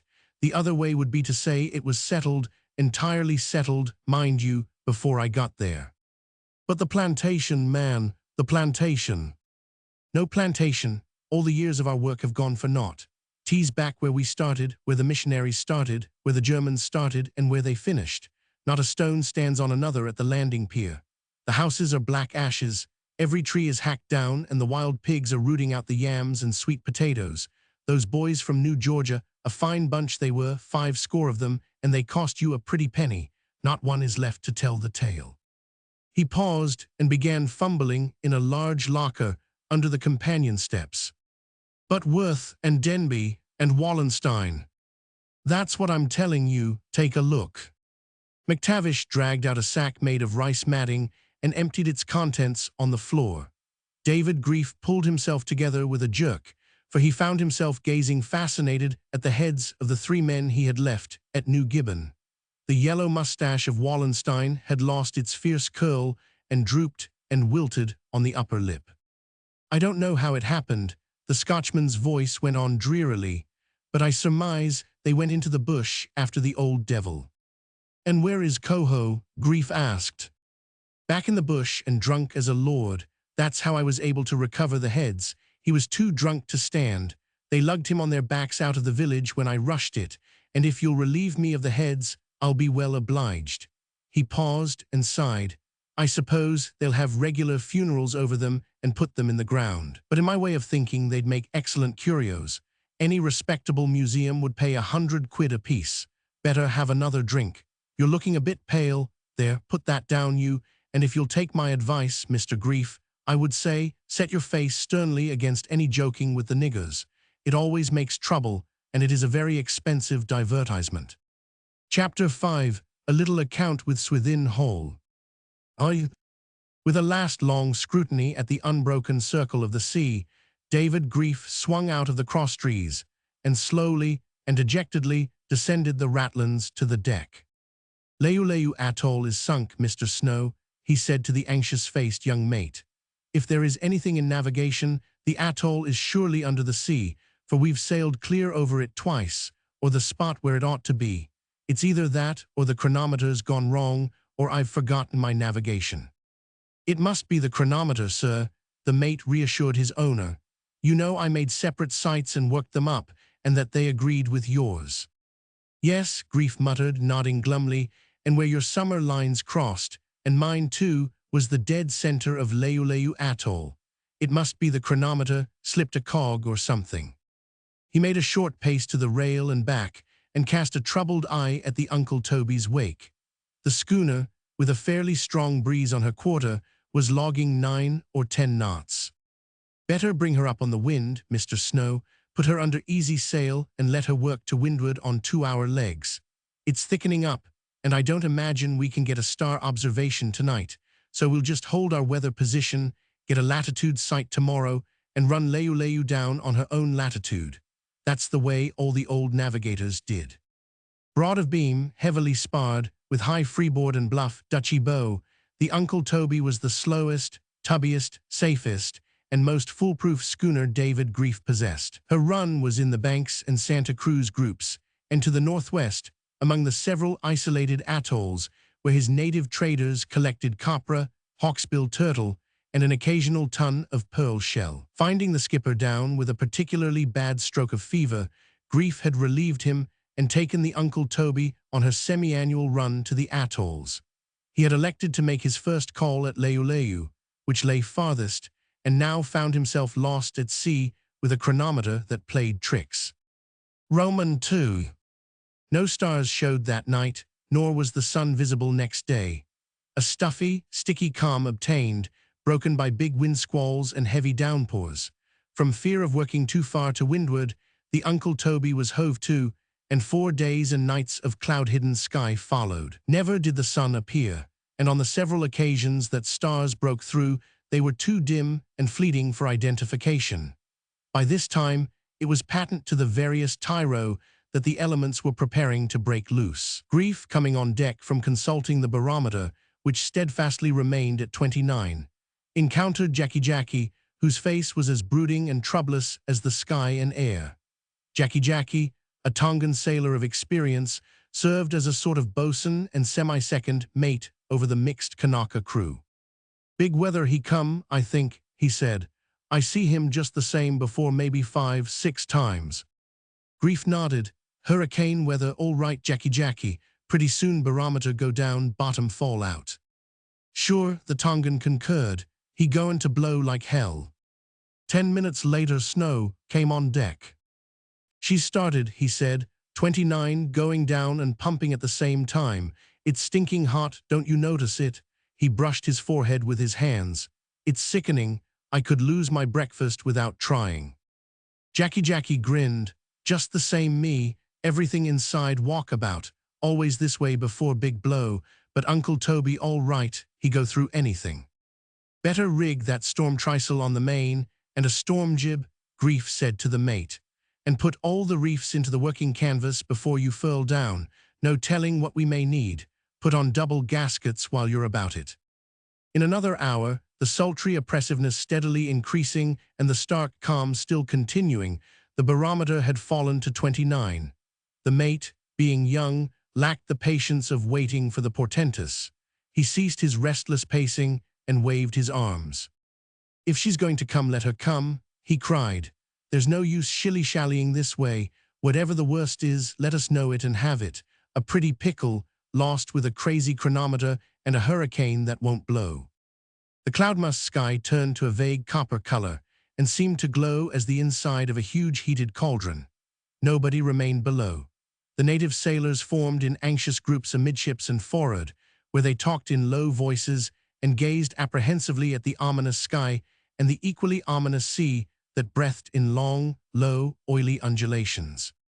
"Looks like petroleum mixed with castor oil," the mate grumbled as he spat his disgust overside. "My mother used to dose me with messes like that when I was a kid. Lord, she's getting black." The lurid coppery glow had vanished, and the sky thickened and lowered until the darkness was as that of a late twilight. David Grief, who well knew the hurricane rules, nevertheless reread the laws of storms, screwing his eyes in the faint light in order to see the print. There was nothing to be done save wait for the wind, so that he might know how he lay in relation to the fast-flying and deadly center that from somewhere was approaching out of the gloom. It was 3 in the afternoon, and the glass had sunk to 29:45 when the wind came. They could see it on the water, darkening the face of the sea, crisping tiny whitecaps as it rushed along. It was merely a stiff breeze, and the Uncle Toby, filling away under her storm canvas till the wind was abeam, sloshed along at a 4-knot gait. "No weight to that," Snow sneered, "and after such grand preparation." "Pickaninny wind," Jackie agreed. He grow big man pretty quick, you see. Grief ordered the foresail put on, retaining the reefs, and the Uncle Toby mended her pace in the rising breeze. The wind quickly grew to man's size, but did not stop there. It merely blew hard and harder, and kept on blowing harder, advertising each increase by lulls followed by fierce, freshening gusts. Ever it grew, until the Uncle Toby's rail was more often pressed under the knot, while her waist boiled with foaming water which the scuppers could not carry off. Grief studied the barometer, still steadily falling. "The center is to the southward," he told Snow, "and we're running across its path and into it. Now we'll turn about and run the other way. That ought to bring the glass up. Take in the foresail, it's more than she can carry already, and stand by to wear her around." The maneuver was accomplished, and through the gloom that was almost that of the first darkness of evening, the Uncle Toby turned and raced madly north across the face of the storm. "It's nip and tuck," Grief confided to the mate a couple of hours later. "The storm's swinging a big curve, there's no calculating that curve, and we may win across or the center may catch us. Thank the Lord, the glass is holding its own. It all depends on how big the curve is. The sea's too big for us to keep on, heave her to, she'll keep working along out anyway." "I thought I knew what wind was," Snow shouted in his owner's ear next morning. "This isn't wind, it's something unthinkable, it's impossible. It must reach 90 or 100 miles an hour in the gusts. That don't mean anything. How could I ever tell it to anybody? I couldn't, and look at that sea. I've run my easting down, but I never saw anything like that." Day had come, and the sun should have been up an hour, yet the best it could produce was a somber semi-twilight. The ocean was a stately procession of moving mountains. A third of a mile across yawned the valleys between the great waves. Their long slopes, shielded somewhat from the full fury of the wind, were broken by systems of smaller white-capping waves. But from the high crests of the big waves themselves the wind tore the whitecaps in the forming. This spume drove masthead high and higher horizontally above the surface of the sea. "We're through the worst," was Grief's judgment.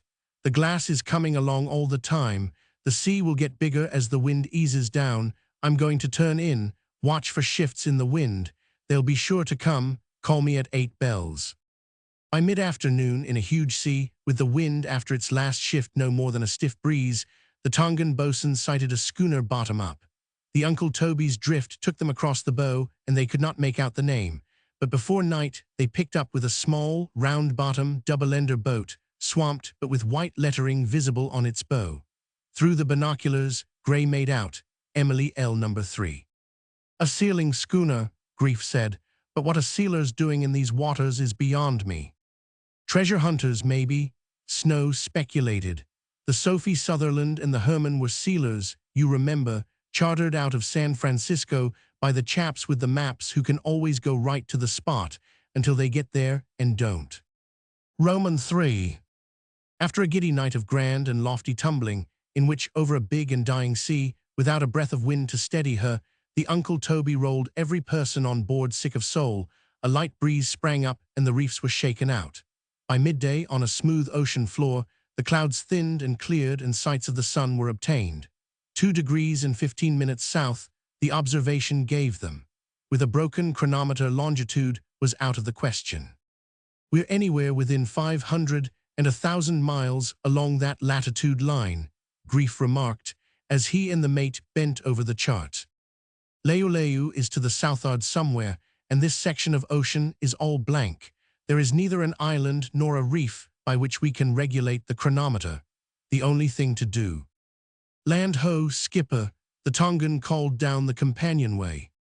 Grief took a quick glance at the empty blank of the chart, whistled his surprise, and sank back feebly in a chair. "It gets me," he said. "There can't be land around here. We never drifted or ran like that. The whole voyage has been crazy. Will you kindly go up, Mr. Snow, and see what's ailing Jackie?" "It's land all right," the mate called down a minute afterward. "You can see it from the deck, tops of coconuts, an atoll of some sort. Maybe it's Leuleu after all." Grief shook his head positively as he gazed at the fringe of palms, only the tops visible, apparently rising out of the sea. "Haul up on the wind, Mr. Snow, close and by, and we'll take a look. We can just reach past to the south, and if it spreads off in that direction, we'll hit the southwest corner. Very near must palms be to be seen from the low deck of a schooner, and slowly as the Uncle Toby sailed, she quickly raised the low land above the sea, while more palms increased the definition of the atoll circle. She's a beauty, the mate remarked. A perfect circle, looks as if it might be 8 or 9 miles across. Wonder if there's an entrance to the lagoon. Who knows, maybe it's a brand new find. They coasted up the west side of the atoll, making short tacks into the surf-pounded coral rock and out again. From the masthead, across the palm fringe, a Kanaka announced the lagoon and a small island in the middle. "I know what you're thinking," Grief said to his mate. Snow, who had been muttering and shaking his head, looked up with quick and challenging incredulity. "You're thinking the entrance will be on the northwest," Grief went on, as if reciting. 2 cable lengths wide, marked on the north by 3 separated coconuts and on the south by pandanus trees. 8 miles in diameter, a perfect circle with an island in the dead center. "I was thinking that," Snow acknowledged. "And there's the entrance, opening up just where it ought to be." "And the 3 palms," Snow almost whispered, "and the pandanus trees. If there's a windmill on the island, it's it, Swithin Hall's Island. But it can't be. Everybody's been looking for it for the last 10 years. "Hall played you a dirty trick once, didn't he?" Grief queried. Snow nodded. "That's why I'm working for you. He broke me flat. It was downright robbery. I bought the wreck of the Cascade, down in Sydney, out of a first installment of a legacy from home." "She went on Christmas Island, didn't she?" "Yes, full tilt, high and dry in the night. They saved the passengers and mails. Then I bought a little island schooner, which took the rest of my money, and I had to wait the final payment by the executors to fit her out." "What did Swithin Hall do?" "He was at Honolulu at the time, but make a straightaway run for Christmas Island. Neither right nor title did he have. When I got there, the hull and engines were all that was left of the Cascade. She had had a fair shipment of silk on board, too, and it wasn't even damaged. I got it afterward pretty straight from his supercargo. He cleared something like $60,000. Snow shrugged his shoulders and gazed bleakly at the smooth surface of the lagoon, where tiny wavelets danced in the afternoon sun. "The wreck was mine. I bought her at public auction. I'd gambled big and I'd lost. When I got back to Sydney, the crew and some of the tradesmen who'd extended me credit libeled the schooner. I pawned my watch and sextant and shoveled coal one spell, and finally got a billet in the New Hebrides on a screw of £8 a month. Then I tried my luck as independent trader, went broke, took a mate's billet on a recruiter down to Tanna and over to Fiji, got a job as overseer on a German plantation back of Apia, and finally settled down on the Uncle Toby." "Have you ever met Swithin Hall?" Snow shook his head. "Well, you're likely to meet him now. There's the windmill." In the center of the lagoon, as they emerged from the passage, they opened a small, densely wooded island, among the trees of which a large Dutch windmill showed plainly. "Nobody at home from the looks of it," Grief said, "or you might have a chance to collect." The mate's face set vindictively, and his fists clenched. "Can't touch him legally. He's got too much money now, but I can take $60,000 worth out of his hide. I hope he is at home." "Then I hope he is, too," Grief said, with an appreciative smile. "You got the description of his island from Bowody, I suppose?" "Yes, as pretty well everybody else has. The trouble is that Bowody can't give latitude or longitude. Says they sailed a long way from the Gilberts, that's all he knows. I wonder what became of him." "I saw him a year ago on the beach at Tahiti. Said he was thinking about shipping for a cruise through the Paumatus. Well, here we are getting close in. Heave the lead, Jackie. Stand by to let go, Mr. Snow. According to Bowody, anchorage 300 yards off the west shore in 9 fathoms, coral patches to the southeast. There are the patches. What do you get, Jackie?" 9 fathom. "Let go, Mr. Snow." The Uncle Toby swung to her chain, head sails ran down, and the Kanaka crew sprang to fore and main halyards and sheets. Roman forward. The whaleboat laid alongside the small, coral stone landing pier, and David Grief, and his mate stepped ashore. "You'd think the place deserted," Grief said, as they walked up a sanded path to the bungalow. "But I smell a smell that I've often smelled. Something doing, or my nose is a liar. The lagoon is carpeted with shell. They're rotting the meat out not 1,000 miles away. Get that whiff." Like no bungalow in the tropics was this bungalow of Swithin Hall. Of mission architecture, when they had entered through the unlatched screen door they found decoration and furniture of the same mission style. The floor of the big living room was covered with the finest Samoan mats. There were couches, window seats, cozy corners, and a billiard table. A sewing table and a sewing basket spilling over with sheer linen in the French embroidery of which stuck a needle tokened a woman's presence. By screen and veranda, the blinding sunshine was subdued to a cool, dim radiance. The sheen of pearl push-buttons caught Grief's eye.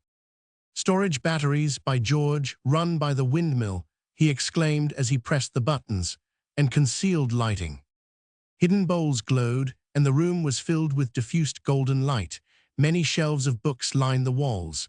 Grief fell to running over their titles. A fairly well-read man himself, for a sea adventurer, he glimpsed a wideness of range and catholicity of taste that were beyond him. Old friends he met, and others that he had heard of but never read. There were complete sets of Tolstoy, Turgenev, and Gorky, of Cooper and Mark Twain, of Hugo and Zola and Sue, and of Flaubert, de Maupassant, and Paul de Kock.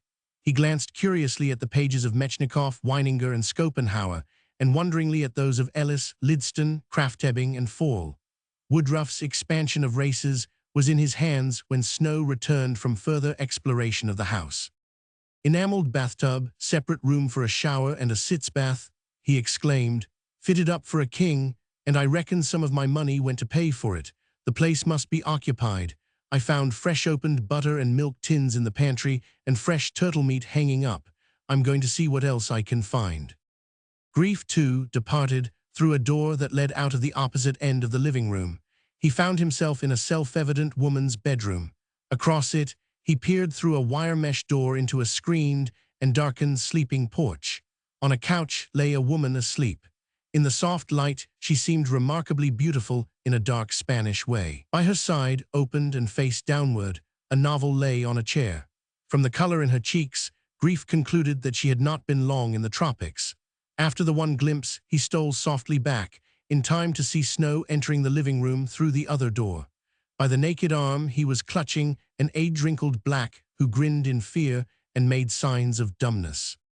"I found him snoozing in a little kennel out back," the mate said. "He's the cook, I suppose. Can't get a word out of him. What did you find?" "A sleeping princess. SSH, there's somebody now." "If it's Hull," Snow muttered, clenching his fist. Grief shook his head. "No rough house. There's a woman here, and if it is Hull, before we go I'll maneuver a chance for you to get action." The door opened, and a large, heavily built man entered. In his belt was a heavy, long-barreled Colt's. One quick, anxious look he gave them, then his face wreathed in a genial smile, and his hand was extended. "Welcome, strangers, but if you don't mind my asking, how by all that's sacred did you ever manage to find my island?" "Because we were out of our course," Grief answered, shaking hands. "My name's Hull, Swithin Hall," the other said, turning to shake Snow's hand. "And I don't mind telling you that you're the first visitors I've ever had. And this is your secret island that's had all the beaches talking for years," Grief answered. "Well, I know the formula now for finding it." "How's that?" Hull asked quickly. "Smash your chronometer, get mixed up with a hurricane, and then keep your eyes open for coconuts rising out of the sea." "And what is your name?" Hull asked, after he had laughed perfunctorily. "Anstey Phil Anstey," Grief answered promptly, "bound on the Uncle Toby from the Gilberts to New Guinea and trying to find my longitude. This is my mate, Mr. Gray, a better navigator than I, but who has lost his goat just the same to the chronometer." Grief did not know his reason for lying, but he had felt the prompting and succumbed to it. He vaguely divined that something was wrong, but could not place his finger on it. Swithin Hall was a fat, round-faced man, with a laughing lip and laughter wrinkles in the corners of his eyes. But Grief, in his early youth, had learned how deceptive this type could prove, as well as the deceptiveness of blue eyes that screened the surface with fun and hid what went on behind. "What are you doing with my cook? Lost yours and trying to Shanghai him?" Hall was saying. "You'd better let him go if you're going to have any supper. My wife's here and she'll be glad to meet you. Dinner, she calls it, and calls me down for misnaming it, but I'm old-fashioned. My folks always ate dinner in the middle of the day. Can't get over early training. Don't you want to wash up?" "I do. Look at me. I've been working like a dog, out with the diving crew shell, you know, but of course you smelt it." "They." Snow pleaded charge of the schooner and went on board. In addition to his repugnance at breaking salt with the man who had robbed him, it was necessary for him to impress the inviolableness of Grief's lies on the Kanaka crew. By 11 o'clock Grief came on board to find his mate waiting up for him. "There's something doing on Swithin Hall's island," Grief said, shaking his head. "I can't make out what it is, but I get the feel of it. What does Swithin Hall look like?" Snow shook his head. "That man ashore there never bought the books on the shelves," Grief declared with conviction.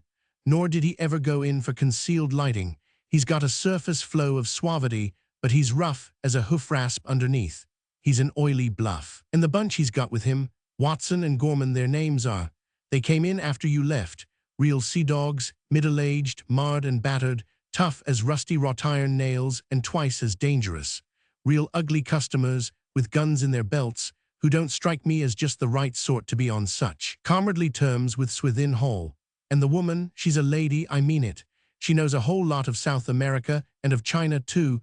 I'm sure she's Spanish, though her English is natural. She's traveled. We talked bullfights. She's seen them in Guayaquil, in Mexico, in Seville. She knows a lot about sealskins. Now here's what bothers me. She knows music. I asked her if she played, and he's fixed that place up like a palace. That being so, why hasn't he a piano for her? Another thing, she's quick and lively, and he watches her whenever she talks. He's on pins and needles and continually breaking in and leading the conversation. Say, did you ever hear that Swithin Hall was married?" "Bless me, I don't know," the mate replied. "Never entered my head to think about it." He introduced her as Mrs. Hull, and Watson and Gorman call him Hull. They're a precious pair, those two men. I don't understand it at all. "What are you going to do about it?" Snow asked. "Oh, hang around a while. There are some books ashore there I want to read. Suppose you send that topmast down in the morning and generally overhaul. We've been through a hurricane, you know. Set up the rigging while you're about it. Get things pretty well adrift and take your time." Romans 6. The next day Grief's suspicions found further food. Ashore early, he strolled across the little island to the barracks occupied by the divers. They were just boarding the boats when he arrived, and it struck him that, for Kanakas, they behaved more like chain-gang prisoners. The three white men were there, and Grief noted that each carried a rifle. Hall greeted him jovially enough, but Gorman and Watson scowled as they grunted curt good mornings. A moment afterward, one of the Kanakas, as he bent to place his oar, favored Grief with a slow, deliberate wink. The man's face was familiar, one of the thousands of native sailors and divers he had encountered drifting about in the island trade. "Don't tell them who I am," Grief said in Tahitian. "Did you ever sail for me?" The man's head nodded and his mouth opened, but before he could speak, he was suppressed by a savage "shut up" from Watson, who was already in the stern sheets. "I beg pardon," Grief said. "I ought to have known better." "That's all right," Hall interposed. "The trouble is they're too much talk and not enough work. Have to be severe with them, or they wouldn't get enough shell to pay their grub." Grief nodded sympathetically. "I know them, got a crew of them myself, the lazy swine, got to drive them like niggers to get a half-day's work out of them." "What was you saying to him?" Gorman blurted in bluntly. "I was asking how the shell was, and how deep they were diving." Thick Hall took over the answering. "We're working now in about 10 fathom. It's right out there, not 100 yards off. Want to come along?" Half the day Grief spent with the boats and had lunch in the bungalow. In the afternoon he loafed, taking a siesta in the big living room, reading some, and talking for half an hour with Mrs. Hall. After dinner, he played billiards with her husband. It chanced that Grief had never before encountered Swithin Hall, yet the latter's fame as an expert at billiards was the talk of the beaches from Levuka to Honolulu. but the man Grief played with this night proved most indifferent at the game. His wife showed herself far cleverer with the cue. When he went on board the Uncle Toby, Grief rooted Jackie out of bed. He described the location of the barracks and told the Tongan to swim softly around and have talk with the Kanakas. In 2 hours, Jackie was back. He shook his head as he stood dripping before Grief. "Very funny teeing," he reported. "One white man stop all the time. He has big rifle. He lay in water and watch. Maybe 12 o'clock, other white man come and take rifle. First white man go to bed. Other man stop now with rifle. No good. Me cannot talk with Kanakas. Me come back." "By George," Grief said to Snow, after the Tongan had gone back to his bunk. "I smell something more than shell. Those 3 men are standing watches over their Kanakas. That man's no more swithin hole than I am." Snow whistled from the impact of a new idea. "I've got it," he cried. "And I'll name it," Grief retorted. "It's in your mind that the Emily L. was their schooner." "Just that, they're raising and rotting the shell, while she's gone for more divers, or provisions, or both." "And I agree with you." Grief glanced at the cabin clock and evinced signs of bed-going. "He's a sailor. The 3 of them are, but they're not island men. They're new in these waters." Again Snow whistled. "And the Emily L. is lost with all hands," he said. "We know that. They're marooned here till Swithin Hall comes. Then he'll catch them with all the shell. Or they'll take possession of his schooner." "Hope they do," Snow muttered vindictively. "Somebody ought to rob him. Wish I was in their boots. I'd balance off that 60,000. Romans 7. A week passed, during which time the Uncle Toby was ready for sea, while Grief managed to allay any suspicion of him by the shore crowd. Even Gorman and Watson accepted him at his self-description. Throughout the week, Grief begged and badgered them for the longitude of the island. "You wouldn't have me leave here lost," he finally urged. "I can't get a line on my chronometer without your longitude." Hall laughingly refused. "You're too good a navigator, Mr. Anstey, not to fetch New Guinea or some other high land." "And you're too good a navigator, Mr. Hall," Grief replied, "not to know that I can fetch your island any time by running down its latitude." On the last evening, ashore, as usual to dinner, Grief got his first view of the pearls they had collected. Mrs. Hall, waxing enthusiastic, had asked her husband to bring forth the pretties, and had spent half an hour showing them to Grief. His delight in them was genuine, as well as was his surprise that they had made so rich a haul. "The lagoon is virgin," Hall explained. "You saw yourself that most of the shell is large and old, but it's funny that we got most of the valuable pearls in one small patch in the course of a week. It was a little treasure house. Every oyster seemed filled, seed pearls by the quart, of course, but the perfect ones, most of that bunch there, came out of the small patch." Grief ran his eye over them and knew their value ranged from $100 to $1,000 each, while the several selected large ones went far beyond. "Oh, the pretties, Mrs. Hall cried, bending forward suddenly and kissing them. A few minutes later, she arose to say good night. "It's goodbye," Grief said as he took her hand. "We sail at daylight." "So suddenly," she cried, while Grief could not help seeing the quick light of satisfaction in her husband's eyes. "Yes," Grief continued, "all the repairs are finished. I can't get the longitude of your island out of your husband, though I'm still in hopes he'll relent." Hall laughed and shook his head, and, as his wife left the room, proposed a last farewell nightcap. They sat over it, smoking and talking. "What do you estimate they're worth?" Grief asked, indicating the spread of pearls on the table. "I mean what the pearl buyers would give you in open market." "Oh, 75 or 80,000, Hall said carelessly. "I'm afraid you're underestimating. I know pearls a bit. Take that biggest one. It's perfect. Not a cent less than $5,000. Some multimillionaire will pay double that someday when the dealers have taken their whack. And never minding the seed pearls, you've got quarts of baroques there, and baroques are coming into fashion. They're picking up and doubling on themselves every year." Hall gave the trove of pearls a closer and longer scrutiny, estimating the different parcels and adding the sum aloud. You're right, he admitted.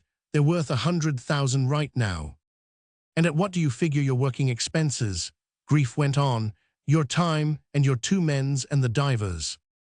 5,000 would cover it. Then they stand to net you 95,000. Something like that, but why so curious? Why, I was just trying. Grief paused and drained his glass. Just trying to reach some sort of an equitable arrangement. Suppose I should give you and your people a passage to Sydney and the $5,000, or better, 7,500. You've worked hard. Without commotion or muscular movement, the other man became alert and tense. His round-faced geniality went out like the flame of a snuffed candle. No laughter clouded the surface of the eyes, and in their depths showed the hard, dangerous soul of the man. He spoke in a low, deliberate voice. Now just what in hell do you mean by that? Grief casually relighted his cigar. I don't know just how to begin, he said. The situation is embarrassing for you. You see, I'm trying to be fair. As I say, you've worked hard. I don't want to confiscate the pearls. I want to pay you for your time and trouble and expense.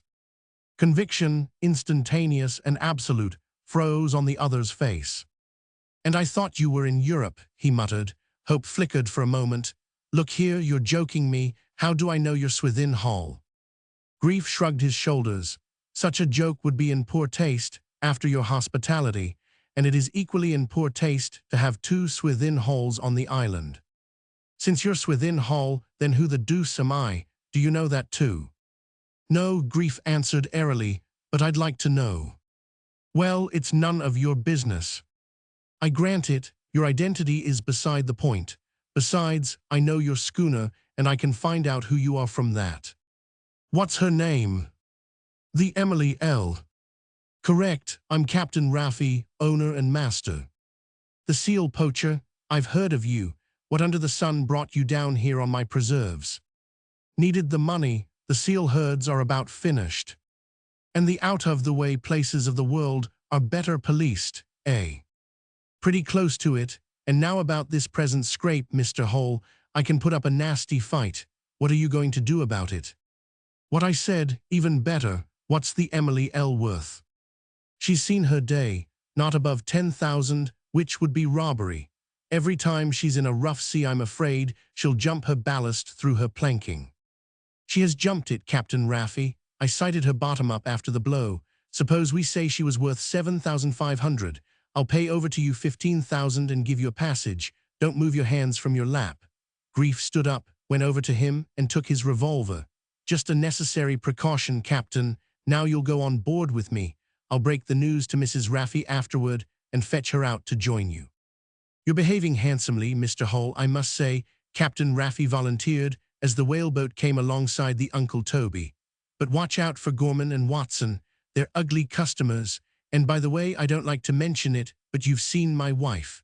I've given her 4 or 5 pearls. Watson and Gorman were willing. Say no more, Captain, say no more. They shall remain hers. Is that you, Mr. Snow? Here's a friend I want you to take charge of, Captain Raffi. I'm going ashore for his wife. Roman 8. David Grief sat writing at the library table in the bungalow living room. Outside, the first pale of dawn was showing. He had had a busy night. Mrs. Raffi had taken 2 hysterical hours to pack her and Captain Raffi's possessions. Gorman had been caught asleep, but Watson, standing guard over the divers, had shown fight. Matters did not reach the shooting stage, but it was only after it had been demonstrated to him that the game was up that he consented to join his companions on board. For temporary convenience, he and Gorman were shackled in the mate's room. Mrs. Raffi was confined in Grief's, and Captain Raffi made fast to the cabin table. Grief finished the document and read over what he had written. To Swithin Hall. For pearls taken from his lagoon, estimated $100,000. To Herbert Snow, paid in full for salvage from steamship Cascade in pearls, estimated $60,000. To Captain Raffi, salary and expenses for collecting pearls, $7,500. To Captain Raffi, reimbursement for schooner Emily L., lost in hurricane, $7,500. To Mrs. Raffi, For goodwill 5 fair. Pearls estimated 1,100. To passage to Cindy 4 persons. At $120, $480. To white lead for painting Swithin. Hulls 2 whaleboats 9. To Swithin Hull, balance in pearls estimated, which are to be found in drawer of library table 23,411. 100, 000, $100, 000. Grief signed and dated, paused, and added at the bottom. P.S. Still owing to Swithin Hall 3 books, borrowed. From library, Hudson's Law of Psychic Phenomena, Zola's. Paris and Mahan's Problem of Asia, these books are full. Value can be collected of said David Grief's Sydney office. He shut off the electric light, picked up the bundle of books, carefully latched the front door, and went down to the waiting whaleboat. Chapter 6, A Gaboto Night. At Gaboto the traders come off their schooners, and the planters drift in from far wild coasts, and one and all they assume shoes, white duck trousers, and various other appearances of civilization. At Gaboto mail is received, bills are paid, and newspapers, rarely more than 5 weeks old, are accessible. For the little island, belted with its coral reefs, affords safe anchorage, is the steamer port of call, and serves as the distributing point for the whole wide-scattered group. Life at Gaboto is heated, unhealthy, and lurid, and for its size it asserts the distinction of more cases of acute alcoholism than any other spot in the world. Guvutu, over in the Solomons, claims that it drinks between drinks. Gaboto does not deny this. It merely states, in passing, that in the Gabotan chronology, no such interval of time is known. It also points out its import statistics, which show a far larger per capita consumption of spirituous liquors. Guvutu explains this on the basis that Gaboto does a larger business and has more visitors. Gaboto retorts that its resident population is smaller and that its visitors are thirstier. And the discussion goes on interminably, principally because of the fact that the disputants do not live long enough to settle it. Gaboto is not large. The island is only 1/4 of a mile in diameter, and on it are situated an Admiralty coal shed, where a few tons of coal have lain untouched for 20 years, the barracks for a handful of black laborers, a big store and warehouse with sheet-iron roofs, and a bungalow inhabited by the manager and his 2 clerks. They are the white population. An average of 1 man out of the 3 is always to be found down with fever. The job at Gaboto is a hard one. It is the policy of the company to treat its patrons well, as invading companies have found out, and it is the task of the manager and clerks to do the treating. Throughout the year, traders and recruiters arrive from far, dry cruises, and planters from equally distant and dry shores, bringing with them magnificent thirsts. Gaboto is the mecca of sprees, and when they have spread they go back to their schooners and plantations to recuperate. Some of the less hardy require as much as 6 months between visits, but for the manager and his assistants there are no such intervals. They are on the spot, and week by week, blown in by monsoon or southeast trade, the schooners come to anchor, cargoed with copra, ivory nuts, pearl shell, hawksbill turtle, and thirst. It is a very hard job at Gaboto. That is why the pay is twice that on other stations, and that is why the company selects only courageous and intrepid men for this particular station. They last no more than a year or so, when the wreckage of them is shipped back to Australia, or the remains of them are buried in the sand across on the windward side of the islet. Johnny Bassett, almost the legendary hero of Gaboto, broke all records. He was a remittance man with a remarkable constitution, and he lasted 7 years. His dying request was duly observed by his clerks, who pickled him in a cask of trade rum paid for out of their own salaries and shipped him back to his people in England. Nevertheless, at Gaboto, they tried to be gentlemen. For that matter, though something was wrong with them, they were gentlemen and had been gentlemen. That was why the great unwritten rule of Gaboto was that visitors should put on pants and shoes. Breechclouts, lava-lavas, and bare legs were not tolerated. When Captain Jensen, the wildest of the blackbirders though descended from old New York Knickerbocker stock, surged in, clad in loincloth, undershirt, 2 belted revolvers, and a sheath knife, he was stopped at the beach. This was in the days of Johnny Bassett, ever a stickler in matters of etiquette. Captain Jensen stood up in the stern sheets of his whaleboat and denied the existence of pants on his schooner. Also, he affirmed his intention of coming ashore. They of Gaboto nursed him back to health from a bullet hole through his shoulder, and in addition handsomely begged his pardon, for no pants had they found on his schooner. And finally, on the first day he sat up, Johnny Bassett kindly but firmly assisted his guest into a pair of pants of his own. This was the great precedent. In all the succeeding years, it had never been violated. White men and pants were undivorceable. Only niggers ran naked. Pants constituted caste. Roman 2. On this night things were, with one exception, in no wise different from any other night. 7 of them, with glimmering eyes and steady legs, had capped a day of scotch with swivel-stick cocktails and sat down to dinner. Jacketed, trousered, and shod they were: Jerry McMurtry, the manager; Eddie Little and Jack Andrews, clerks; Captain Stapler of the recruiting Ketch Mary; Darby Shralton, planter from Tito Edo; Peter G., a half-caste Chinese pearl buyer who ranged from Ceylon to the Paumatus; and Alfred Deacon, a visitor who had stopped off from the last steamer. At first wine was served by the black servants to those that drank it, though all quickly shifted back to scotch and soda, pickling their food as they ate it, ere it went into their calcined, pickled stomachs. Over their coffee, they heard the rumble of an anchor chain through a hawse-pipe, tokening the arrival of a vessel. "It's David Grief," Peter G. remarked. "How do you know?" Deacon demanded truculently, and then went on to deny the half-caste's knowledge. "You chaps put on a lot of side over a new chum. I've done some sailing myself, and this naming a craft when its sail is only a blur, or naming a man by the sound of his anchor, it's its unadulterated poppycock." Peter G. was engaged in lighting a cigarette and did not answer. "Some of the niggers do amazing things that way," McMurtry interposed tactfully. As with the others, this conduct of their visitor jarred on the manager.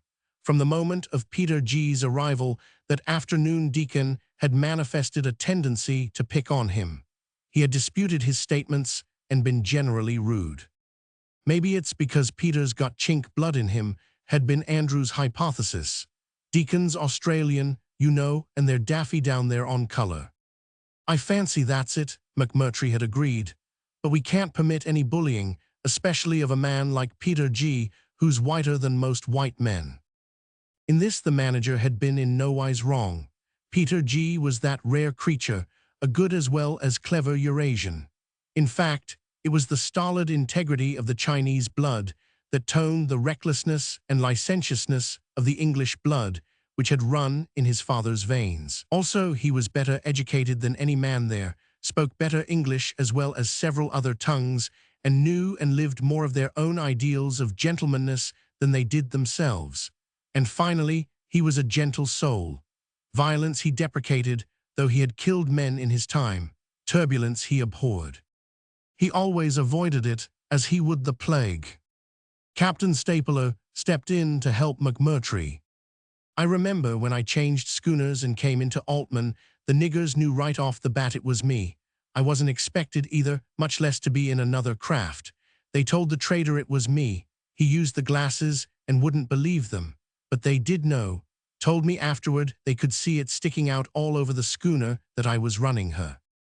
Deacon ignored him and returned to the attack on the pearl buyer. "How do you know from the sound of the anchor that it was this whatever you called him man?" he challenged. "There are so many things that go to make up such a judgment," Peter G. answered. "It's very hard to explain. It would require almost a textbook." "I thought so," Deacon sneered. "Explanation that doesn't explain is easy." "Who's for bridge?" Eddie Little, the second clerk, interrupted, looking up expectantly and starting to shuffle. "You'll play, won't you, Peter?" "If he does, he's a bluffer," Deacon cut back. "I'm getting tired of all this poppycock. Mr. G., you will favor me and put yourself in a better light if you tell how you know who that man was that just dropped anchor. After that, I'll play you piquet." "I'd prefer bridge," Peter answered. "As for the other thing, it's something like this. By the sound it was a small craft, no square rigger. No whistle, no siren was blown, again a small craft. It anchored close in, still again a small craft, for steamers and big ships must drop hook outside the middle shoal. Now the entrance is tortuous. There is no recruiting nor trading captain in the group who dares to run the passage after dark. Certainly no stranger would. There were two exceptions. The first was Marganville, but he was executed by the High Court at Fiji. Remains the other exception, David Grief. Night or day, in any weather, he runs the passage. This is well known to all. A possible factor, in case Grief was somewhere else, would be some young daredevil of a skipper. In this connection, in the first place, I don't know of any, nor does anybody else. In the second place, David Grief is in these waters, cruising on the Gunga, which is shortly scheduled to leave here for Caro Caro. I spoke to Grief on the Gunga in Sandfly Passage day before yesterday. He was putting a trader ashore on a new station. He said he was going to call in at Babo and then come on to Gabodo. He has had ample time to get here. I have heard an anchor drop. Who else than David Grief can it be? Captain Donovan is skipper of the Gunga, and him I know too well to believe that he'd run into Gabodo after dark unless his owner were in charge. In a few minutes, David Grief will enter through that door and say, "In Guvutu they merely drink between drinks." I'll wager £50 he's the man that enters, and that his words will be, "In Guvutu they merely drink between drinks." Deacon was for the moment crushed. The sullen blood rose darkly in his face. "Well, he's answered you," McMurtry laughed genially, "and I'll back his bet myself for a couple of sovereigns." "Bridge, who's going to take a hand?" Eddie Little cried impatiently. "Come on, Peter." "The rest of you play," Deacon said. "He and I are going to play piquet." "I'd prefer bridge," Peter G. said mildly. "Don't you play piquet?" The pearl buyer nodded. "Then come on, maybe I can show I know more about that than I do about anchors." "Oh, I say," McMurtry began. "You can play bridge," Deacon shut him off. "We prefer piquet."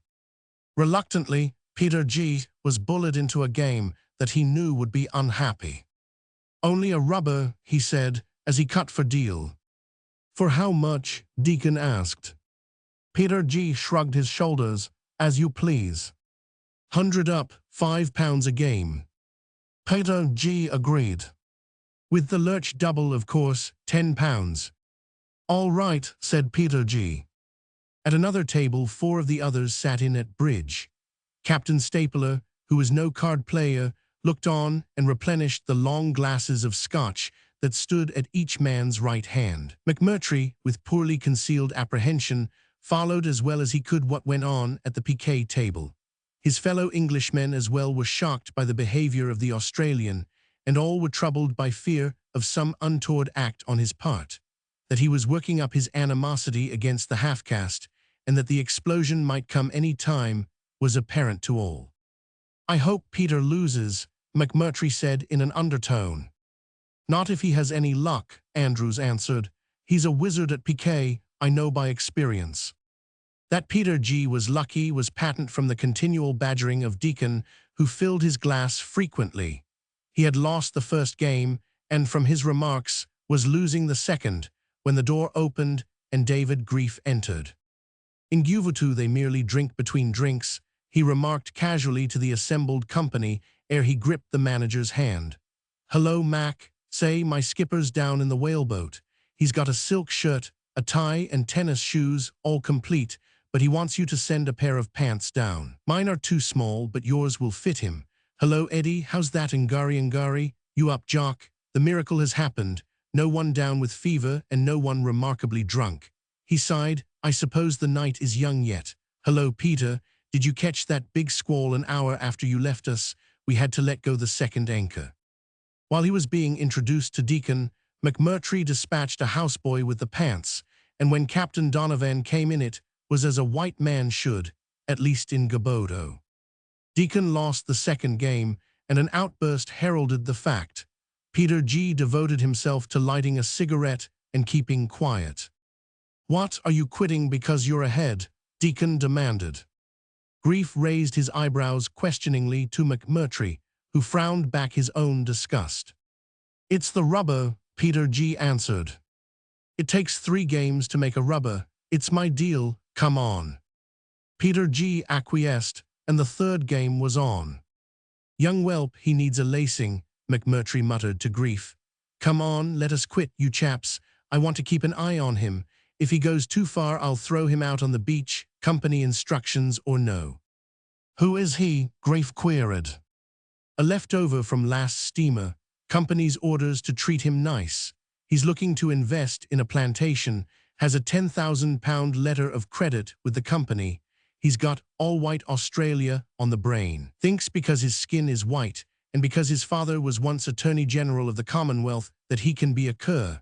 That's why he's picking on Peter, and you know Peter's the last man in the world to make trouble or incur trouble. Damn the company. I didn't engage to wet nurse its infants with bank accounts. Come on, fill your glass, Grief. The man's a blighter, a blithering blighter. Maybe he's only young, Grief suggested. He can't contain his drink, that's clear. The manager glared his disgust and wrath.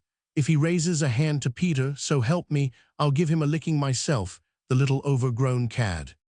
The pearl buyer pulled the pegs out of the cribbage board on which he was scoring and sat back. He had won the third game. He glanced across to Eddie Little, saying, "I'm ready for the bridge now." "I wouldn't be a quitter," Deacon snarled. "Oh really, I'm tired of the game," Peter G. assured him with his habitual quietness. "Come on and be game," Deacon bullied. "One more, you can't take my money that way. I'm out £15, double or quits." McMurtry was about to interpose, but Grief restrained him with his eyes. "If it positively is the last, all right," said Peter G., gathering up the cards. "It's my deal, I believe. As I understand it, this final is for £15. Either you owe me 30 or we quit even." "That's it, chappie. Either we break even or I pay you 30. "Getting blooded, eh?" Grief remarked, drawing up a chair. The other men stood or sat around the table, and Deacon played again in bad luck. That he was a good player was clear. The cards were merely running against him. That he could not take his ill luck with equanimity was equally clear. He was guilty of sharp, ugly curses, and he snapped and growled at the imperturbable half-caste. In the end, Peter G. counted out, while Deacon had not even made his 50 points. He glowered speechlessly at his opponent. "Looks like a lurch," said Grief. "Which is double," said Peter G. "There's no need you're telling me," Deacon snarled. "I've studied arithmetic. I owe you £45. There, take it." The way in which he flung the 9 £5 notes on the table was an insult in itself. Peter G. was even quieter and flew no signals of resentment. "You've got fool's luck, but you can't play cards, I can tell you that much," Deacon went on. "I could teach you cards." The half-caste smiled and nodded acquiescence as he folded up the money. "There's a little game called Casino. I wonder if you ever heard of it. A child's game." "I've seen it played," the half-caste murmured gently. "What's that?" snapped Deacon. "Maybe you think you can play it." "Oh no, not for a moment. I'm afraid I haven't head enough for it."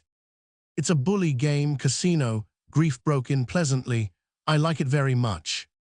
Deacon ignored him. "I'll play you 10 quid a game, 31 points out," was the challenge to Peter G. "And I'll show you how little you know about cards. Come on, where's a full deck?" "No, thanks," the half-caste answered. "They are waiting for me in order to make up a bridge set." "Yes, come on," Eddie Little begged eagerly. "Come on, Peter, let's get started." "Afraid of a little game like Casino," Deacon girded. "Maybe the stakes are too high. I'll play you for pennies or farthings if you say so."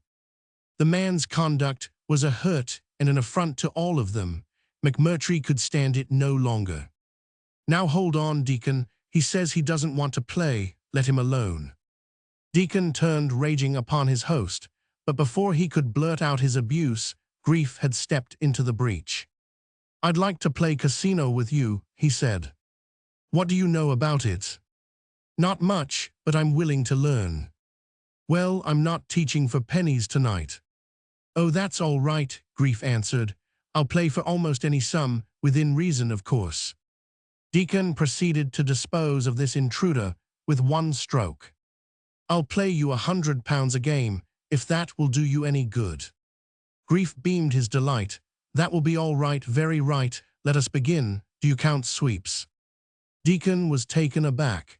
He had not expected a Gobbotten trader to be anything but crushed by such a proposition. "Do you count sweeps?" Grief repeated. Andrews had brought him a new deck, and he was throwing out the joker. Certainly not, Deacon answered. That's a sissy game. I'm glad, Grief coincided. I don't like sissy games either. You don't, eh? Well then, I'll tell you what we'll do. We'll play for £500 a game. Again, Deacon was taken aback. I'm agreeable, Grief said, beginning to shuffle. Cards and spades go out first, of course, and then big and little casino, and the aces in the bridge order of value. Is that right? You're a lot of jokers down here, Deacon laughed, but his laughter was strained. How do I know you've got the money? By the same token, I know you've got it. Mac, how's my credit with the company? For all you want, the manager answered. You personally guarantee that? Deacon demanded. I certainly do, McMurtry said. Depend upon it, the company will honor his paper up and pass your letter of credit. Low deals, Grief said, placing the deck before Deacon on the table. The latter hesitated in the midst of the cut and looked around with querulous misgiving at the faces of the others. The clerks and captains nodded. You're all strangers to me, Deacon complained. How am I to know money on paper isn't always the real thing? Then it was that Peter G., drawing a wallet from his pocket and borrowing a fountain pen from McMurtry, went into action. I haven't gone to buying yet, the half-caste explained, so the account is intact. I'll just endorse it over to you, Grief. It's for 15,000. There, look at it. Deacon intercepted the letter of credit as it was being passed across the table. He read it slowly, then glanced up at McMurtry. Is that right? Yes, it's just the same as your own, and just as good. The company's paper is always good. Deacon cut the cards, won the deal, and gave them a thorough shuffle. But his luck was still against him, and he lost the game. Another game, he said. We didn't say how many, and you can't quit with me a loser. I want action. Grief shuffled and passed the cards for the cut. Let's play for 1,000, Deacon said, when he had lost the second game. And when the 1,000 had gone the way of the two 500 bets, he proposed to play for 2,000. That's progression, McMurtry warned, and was rewarded by a glare from Deacon. But the manager was insistent. You don't have to play progression, Grief, unless you're foolish. Who's playing this game? Deacon flamed at his host, and then to Grief. I've lost 2,000 to you. Will you play for 2,000? Grief nodded. The fourth game began, and Deacon won. The manifest unfairness of such betting was known to all of them. Though he had lost 3 games out of 4, Deacon had lost no money. By the child's device of doubling his wager with each loss, he was bound, with the first game he won, no matter how long delayed, to be even again. He now evinced an unspoken desire to stop, but Grief passed the deck to be cut. What? Deacon cried. You want more? Haven't got anything yet, Grief murmured whimsically as he began the deal. For the usual 500, I suppose. The shame of what he had done must have tingled in Deacon, for he answered, No, we'll play for 1,000. And say, 31 points is too long. Why not 21 points out, if it isn't too rapid for you? That will make it a nice, quick little game, Grief agreed. The former method of play was repeated. Deacon lost 2 games, doubled the stake, and was again even. But Grief was patient, though the thing occurred several times in the next hour's play. Then happened what he was waiting for, a lengthening in the series of losing games for Deacon. The latter doubled to 4,000 and lost, doubled to 8,000 and lost, and then proposed to double to 16,000. Grief shook his head. You can't do that, you know. You're only 10,000 credit with the company. You mean you won't give me action? Deacon asked hoarsely. You mean that with 8,000 of my money you're going to quit? Grief smiled and shook his head. It's robbery, plain robbery, Deacon went on. You take my money and won't give me action. No, you're wrong. I'm perfectly willing to give you what action you've got coming to you. You've got £2,000 of action yet. Well, we'll play it. Deacon took him up. You cut. The game was played in silence, save for irritable remarks and curses from Deacon. Silently, the onlookers filled and sipped their long Scotch glasses. Grief took no notice of his opponent's outbursts, but concentrated on the game. He was really playing cards, and there were 52 in the deck to be kept track of, and of which he did keep track. 2/3 of the way through the last deal, he threw down his hand. "Cards put me out," he said. "I have 27. "If you've made a mistake," Deacon threatened, his face white and drawn, "then I shall have lost. Count them." Grief passed over his stack of takings, and Deacon, with trembling fingers, verified the count. He half-shoved his chair back from the table and emptied his glass. He looked about him at unsympathetic faces. "I fancy I'll be catching the next steamer for Sydney," he said, and for the first time his speech was quiet and without bluster. As Grief told them afterward, had he whined or raised a roar, I wouldn't have given him that last chance. As it was, he took his medicine like a man, and I had to do it. Deacon glanced at his watch, simulated a weary yawn, and started to rise. "Wait," Grief said. "Do you want further action?" The other sank down in his chair, strove to speak, but could not, licked his dry lips, and nodded his head. "Captain Donovan here sails at daylight in the Gunga for Caro Caro," Grief began with seeming irrelevance. "Caro Caro is a ring of sand in the sea with a few thousand coconut trees. Pandanus grows there, but they can't grow sweet potatoes nor taro. There are about 800 natives, a king and 2 prime ministers, and the last 3 named are the only ones who wear any clothes. It's a sort of godforsaken little hole, and once a year I send a schooner up from Gaboto. The drinking water is brackish, but old Tom Butler has survived on it for a dozen years. He's the only white man there, and he has a boat's crew of 5 Santa Cruz boys who would run away or kill him if they could. That is why they were sent there. They can't run away. He is always supplied with the hard cases from the plantations. There are no missionaries. 2 native Samoan teachers were clubbed to death on the beach when they landed several years ago. Naturally, you are wondering what it is all about, but have patience. As I have said, Captain Donovan sails on the annual trip to Caro Caro at daylight tomorrow. Tom Butler is old and getting quite helpless. I've tried to retire him to Australia, but he says he wants to remain and die on Caro Caro, and he will in the next year or so. He's a queer old codger. Now the time is due for me to send some white man up to take the work off his hands. I wonder how you'd like the job. You'd have to stay 2 years. Hold on, I've not finished. You've talked frequently of action this evening. There's no action in betting away what you've never sweated for. The money you've lost to me was left you by your father or some other relative who did the sweating. But 2 years of work as trader on Caro Caro would mean something. I'll bet the 10,000 I've won from you against 2 years of your time. If you win, the money's yours. If you lose, you take the job at Caro Caro and sail at daylight. Now that's what might be called real action. Will you play? Deacon could not speak. His throat lumped, and he nodded his head as he reached for the cards. "One thing more," Grief said. "I can do even better. If you lose, 2 years of your time are mine, naturally without wages. Nevertheless, I'll pay you wages. If your work is satisfactory, if you observe all instructions and rules, I'll pay you £5,000 a year for 2 years. The money will be deposited with the company to be paid to you with interest when the time expires. Is that all right?" "Too much so," Deacon stammered. "You are unfair to yourself. A trader only gets £10 or £15 a month."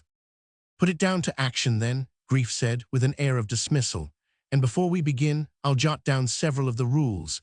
These you will repeat aloud every morning during the 2 years if you lose. They are for the good of your soul. When you have repeated them aloud 730 Caro Caro mornings, I am confident they will be in your memory to stay. Lend me your pen, Mac. Now let's see." He wrote steadily and rapidly for some minutes, then proceeded to read the matter aloud. "I must always remember that one man is as good as another, save and except when he thinks he is better. No matter how drunk I am, I must not fail to be a gentleman. A gentleman is a man who is gentle. Note, it would be better not to get drunk.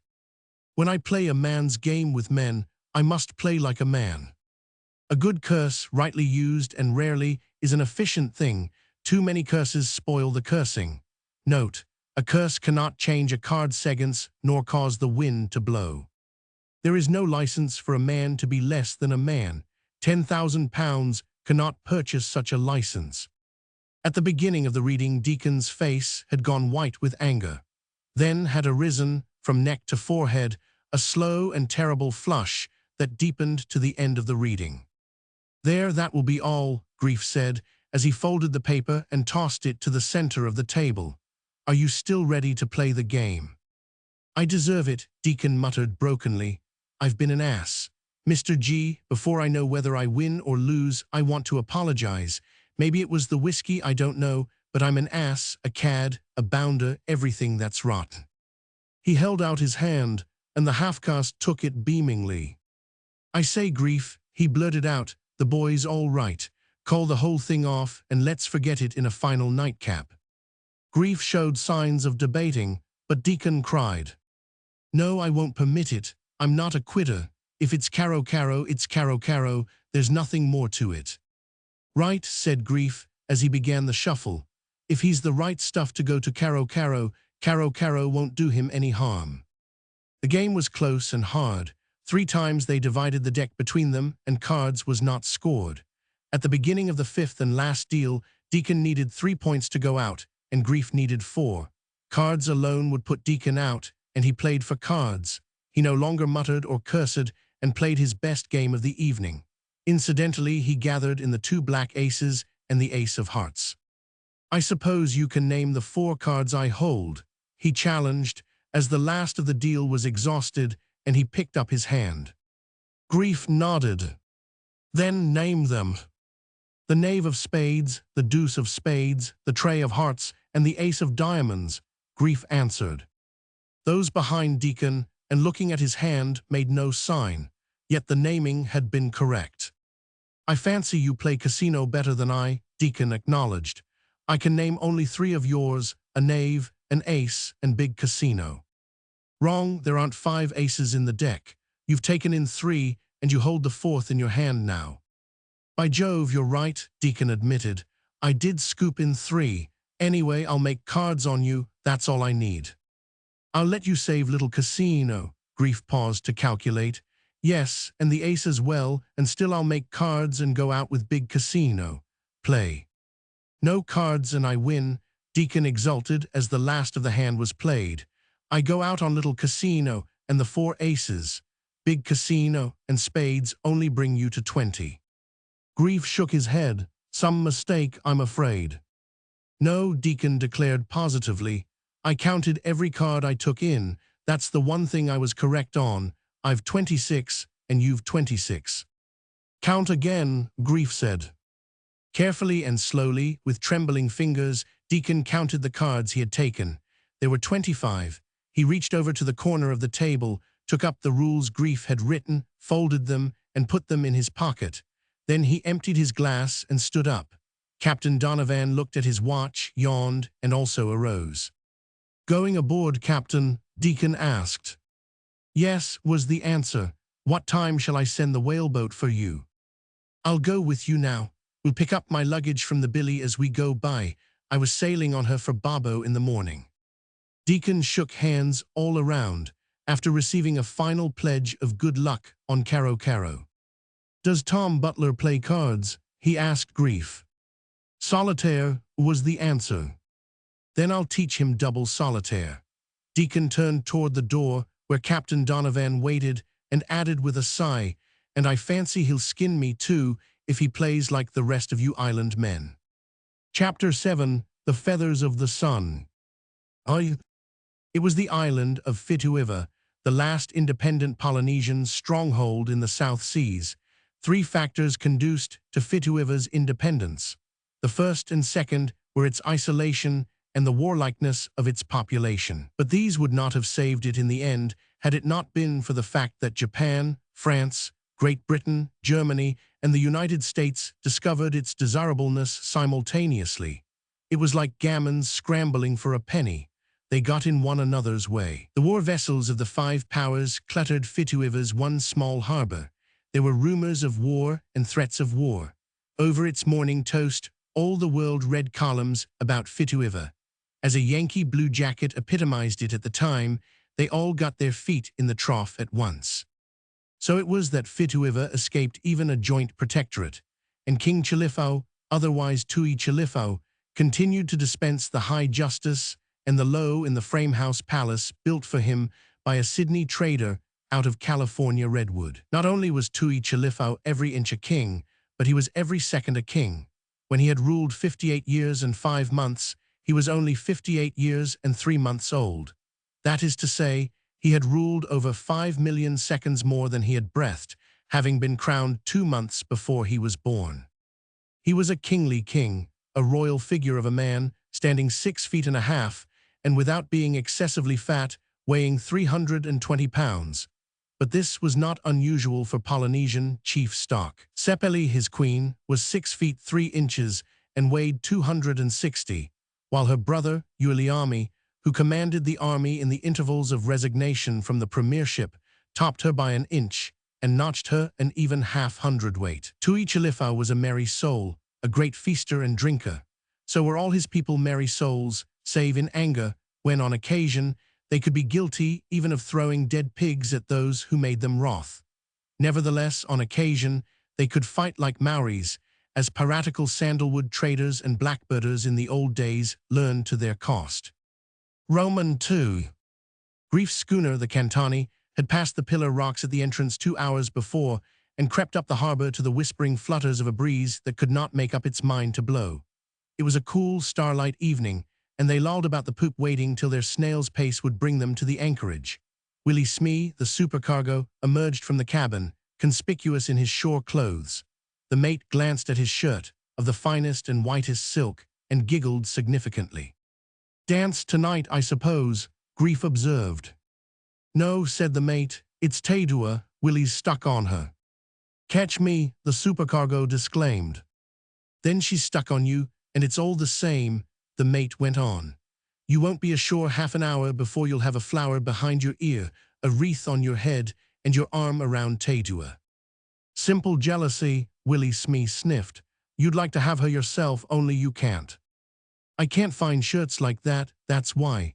I'll bet you half a crown you won't sail from Fiduiva with that shirt." "And if Taydua doesn't get it, it's an even break Tui Chalifau does," Grief warned. "Better not let him spot that shirt, or it's all day with it." "That's right," Captain Boyd agreed, turning his head from watching the house lights on the shore. "Last voyage, he found one of my Kanakas out of a fancy belt and sheath knife." He turned to the mate. "You can let go any time, Mr. Marsh. Don't give too much slack. There's no sign of wind, and in the morning we may shift opposite the copper sheds." A minute later the anchor rumbled down. The whaleboat, already hoisted out, lay alongside, and the shore-going party dropped into it. Save for the Kanakas, who were all bent for shore, only Grief and the supercargo were in the boat. At the head of the little coral stone pier, Willie Smee, with an apologetic gurgle, separated from his employer and disappeared down an avenue of palms.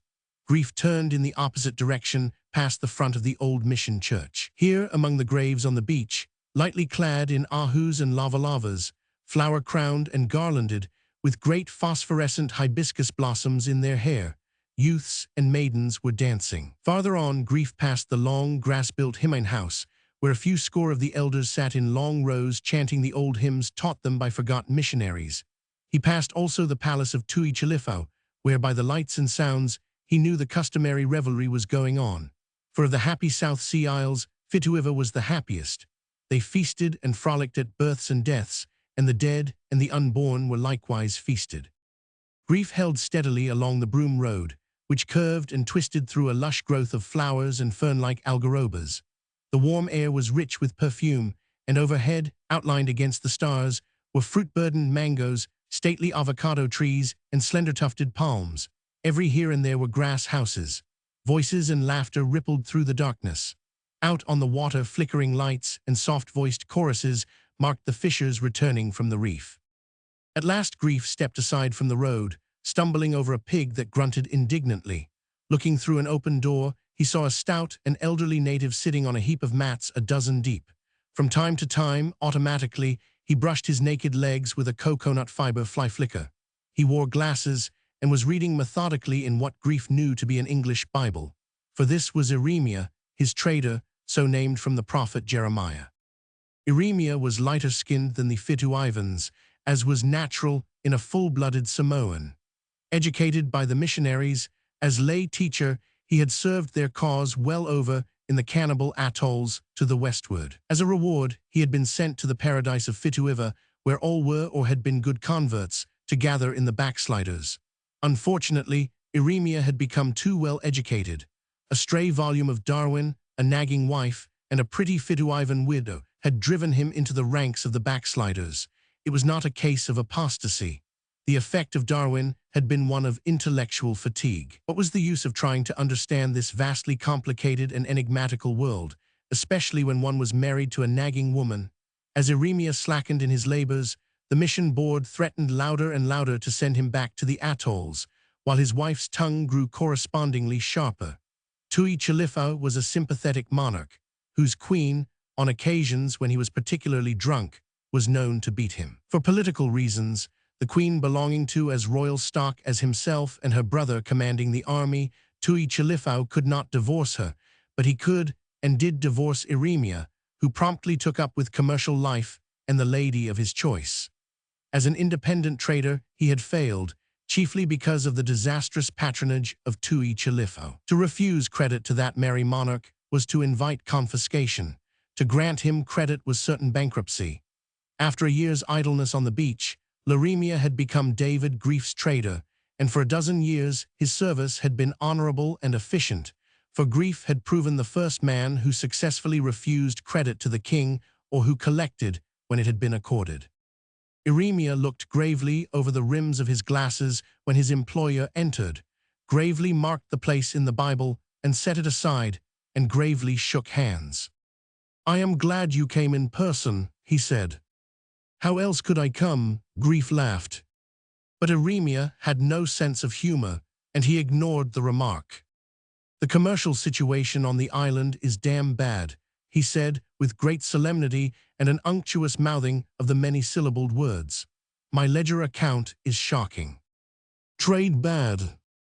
"On the contrary, it has been excellent. The shelves are empty, exceedingly empty," but his eyes glistened proudly. "But there are many goods remaining in the storehouse. I have kept it carefully locked." "Been allowing Tui Chalifau too much credit?" "On the contrary, there has been no credit at all, and every old account has been settled up." "I don't follow you, Eremia," Grief confessed. "What's the joke? Shelves empty, no credit, old accounts all square, storehouse carefully locked. What's the answer?" Eremia did not reply immediately. Reaching under the rear corner of the mats, he drew forth a large cash box. Grief noted and wondered that it was not locked. The Samoan had always been fastidiously cautious in guarding cash. The box seemed filled with paper money. He skinned off the top note and passed it over. "There is the answer." Grief glanced at a fairly well-executed banknote. "The First Royal Bank of Fituiva will pay to bearer on demand £1, he read. In the center was the smudged likeness of a native face. At the bottom was the signature of Tui Chalifau and the signature of Fulualia with the printed information appended, Chancellor of the Exchequer. "Who the deuce is Fulualia?" Grief demanded. "It's Fijian, isn't it? Meaning the feathers of the sun."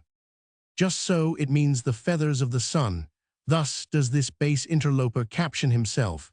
He has come up from Fiji to turn Fituiva upside down, that is, commercially. Some one of those smart Levuka boys, I suppose." Eremia shook his head sadly. "No, this low fellow is a white man and a scoundrel. He has taken a noble and high-sounding Fijian name and dragged it in the dirt to suit his nefarious purposes. He has made Tui Chalifau drunk. He has made him very drunk. He has kept him very drunk all the time. In return, he has been made Chancellor of the Exchequer and other things. He has issued this false paper and compelled the people to receive it. He has levied a store tax, a copper tax, and a tobacco tax. There are harbor dues and regulations and other taxes, but the people are not taxed, only the traders. When the copper tax was levied, I lowered the purchasing price accordingly. Then the people began to grumble, and Feathers of the Sun passed a new law, setting the old price back and forbidding any man to lower it. Me he fined £2 and 5 pigs, it being well known that I possessed 5 pigs. You will find them entered in the ledger. Hawkins, who is trader for the Fulcrum Company, was fined first pigs, then gin, and because he continued to make loud conversation, the army came and burned his store. When I declined to sell, this Feathers of the Sun fined me once more and promised to burn the store if again I offended. So I sold all that was on the shelves, and there is the box full of worthless paper. I shall be chagrined if you pay me my salary in paper, but it would be just, no more than just. Now what is to be done? Grief shrugged his shoulders. I must first see this feathers of the sun and size up the situation. Then you must see him soon, Iremia advised. Else he will have an accumulation of many fines against you. Thus does he absorb all the coin of the realm.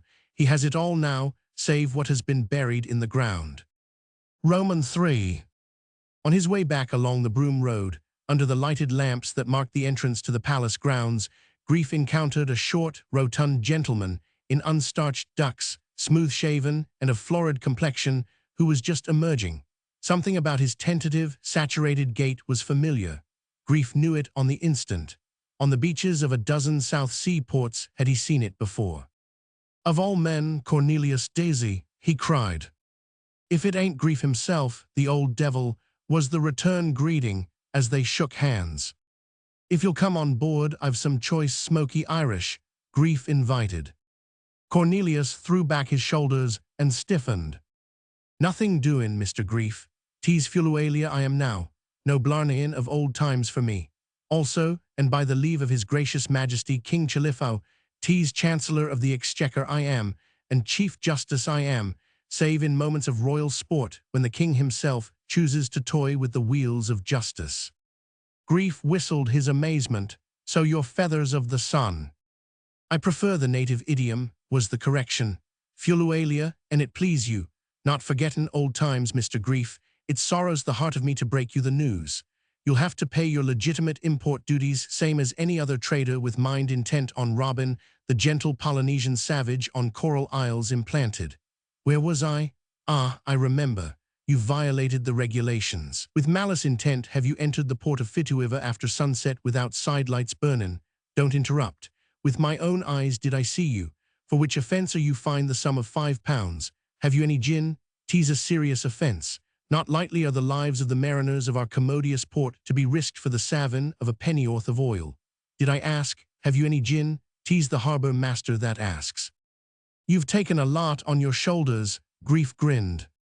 'Tis the white man's burden.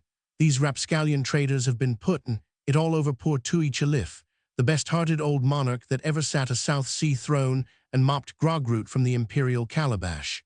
'Tis I, Cornelius, Fulualia, rather, that am here to see justice done. Much as I dislike the doing of it, as harbour master, 'tis my duty to find you guilty of breach of quarantine. Quarantine. 'Tis the rulin' of the port doctor. No intercourse with the shore till the ship is past. What dire calamity to the confidin' native if chicken pox or whooping cough was aboard of you? Who is there to protect the gentle, confidin' Polynesian? I Fulualia, the feathers of the sun, on my high mission. Who in hell is the port doctor? Grief queried. 'Tis me, Fulualia. Your offence is serious. Consider yourself fined 5 cases of first-quality Holland gin. Grief laughed heartily. We'll compromise, Cornelius. Come aboard and have a drink. The feathers of the sun waved the proffer aside grandly. 'Tis bribery. I'll have none of it, me faithful to my salt. And wherefore did you not present your ship's papers? As chief of the custom house, you are fined £5 and 2 more cases of gin. Look here, Cornelius. A joke's a joke, but this one has gone far enough. This is not Levuka. I've half a mind to pull your nose for you. You can't buck me. The feathers of the sun retreated unsteadily and in alarm. No violence on me, he threatened. You're right, this is not Levuka. And by the same token, with Tui Chalif and the royal army behind me, buck you is just the thing I can and will. You'll pay them fines promptly or I'll confiscate your vessel. You're not the first. What does that chinkpole buyer, Peter G., do but slip into harbour violatin' all regulations and mackin' rough house for the matter of a few paltry fines? No, he wouldn't pay 'em, and he's on the beach now thinkin' it over. You don't mean to say? Sure and I do. In the high exercise of office I seized his schooner. A 5th of the loyal army is now in charge on board of her. She'll be sold this day week. Some 10 tons of shell in the hold, and I'm wonderin' if I can trade it to you for gin. I can promise you a rare bargain. How much gin did you say you had? Still more gin, eh?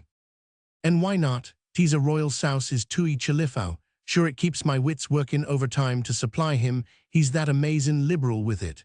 The whole gang of hanger-on chiefs is perpetually loaded to the guards. It's disgraceful. Are you going to pay them fines, Mr. Grief, or is it to harsher measures I'll be forced? Grief turned impatiently on his heel. Cornelius, you're drunk. Think it over and come to your senses. The old rollicking South Sea days are gone. You can't play tricks like that now. If you think you're going on board, Mr. Grief, I'll save you the trouble. I know you're kind. I foresaw your stiff-necked stubbornness. And it's forestalled you are. Tease on the beach you'll find your crew, the vessels seized. Grief turned back on him in the half-belief still that he was joking. Fulualia again retreated in alarm. The form of a large man loomed beside him in the darkness. Is it you, Euliami? Fulualia crooned. Here is another sea pirate. Stand by me with the strength of thy arm, O Herculean brother. Greeting, Euliami, Grief said. Since when has Fitu ever come to be run by a Levuka beachcomber? He says my schooner has been seized. Is it true? It is true, Euliami boomed from his deep chest. Have you any more silk shirts like Willie Smee's? Tui Chalifau would like such a shirt. He has heard of it. Tease all the same, Fulualia interrupted. Shirts or schooners, the king shall have them. Rather high-handed, Cornelius, Grief murmured. It's rank piracy. You seized my vessel without giving me a chance. A chance is it? As we stood here, not 5 minutes gone, didn't you refuse to pay your fines? But she was already seized. Sure, and why not? Didn't I know you'd refuse? 'Tis all fair, and no injustice done justice. The bright particular star at whose shining altar Cornelius Deasy or Fulualia, 'tis the same thing ever worships. Get thee gone, Mr. Trader, or I'll set the palace guards on you. Euliami, 'tis a desperate character, this trader man. Call the guards. Euliami blew the whistle suspended on his broad bare chest by a cord of coconut sennet. Grief reached out an angry hand for Cornelius, who titubated into safety behind Euliami's massive bulk. A dozen strapping Polynesians, not one under 6 feet, ran down the palace walk and ranged behind their commander. Get thee gone, Mr. Trader, Cornelius ordered. The interview is terminated. We'll try your several cases in the morning. Appear promptly at the palace at 10 o'clock to answer to the following charges, to wit, breach of the peace, seditious and treasonable utterance, violent assault on the chief magistrate with intent to cut, wound, maim, and bruise, breach of quarantine, violation of harbor regulations, and gross breakage of custom house rules. In the morning, fellow, in the morning, justice shall be done while the breadfruit falls, and the Lord have mercy on your soul. Roman 3. Before the hour set for the trial, Grief, accompanied by Peter G., won access to Tui Chalifau. The king, surrounded by half a dozen chiefs, lay on mats under the shade of the avocados in the palace compound. Early as was the hour, palace maids were industriously serving square faces of gin. The king was glad to see his old friend Davida, and regretful that he had run foul of the new regulations. Beyond that, he steadfastly avoided discussion of the matter in hand. All protests of the expropriated traders were washed away in proffers of gin. Have a drink, was his invariable reply, though once he unbosomed himself enough to say that Feathers of the Sun was a wonderful man. Never had palace affairs been so prosperous. Never had there been so much money in the treasury, nor so much gin in circulation. Well pleased am I with Fulualia, he concluded. Have a drink. We've got to get out of this pronto, Grief whispered to Peter G. a few minutes later, or we'll be a pair of boiled owls. Also, I am to be tried for arson or heresy or leprosy or something in a few minutes, and I must control my wits. As they withdrew from the royal presence, Grief caught a glimpse of Sepeli, the queen. She was peering out at her royal spouse and his fellow tipplers, and the frown on her face gave Grief his cue. Whatever was to be accomplished must be through her. In another shady corner of the big compound, Cornelius was holding court. He had been at it early, for when Grief arrived the case of Willie Smee was being settled. The entire royal army, save that portion in charge of the seized vessels, was in attendance. Let the defendant stand up, said Cornelius, and receive the just and merciful sentence of the court for licentious and disgraceful conduct unbecoming a supercargo. The defendant says he has no money. Very well. The court regrets it has no calaboose.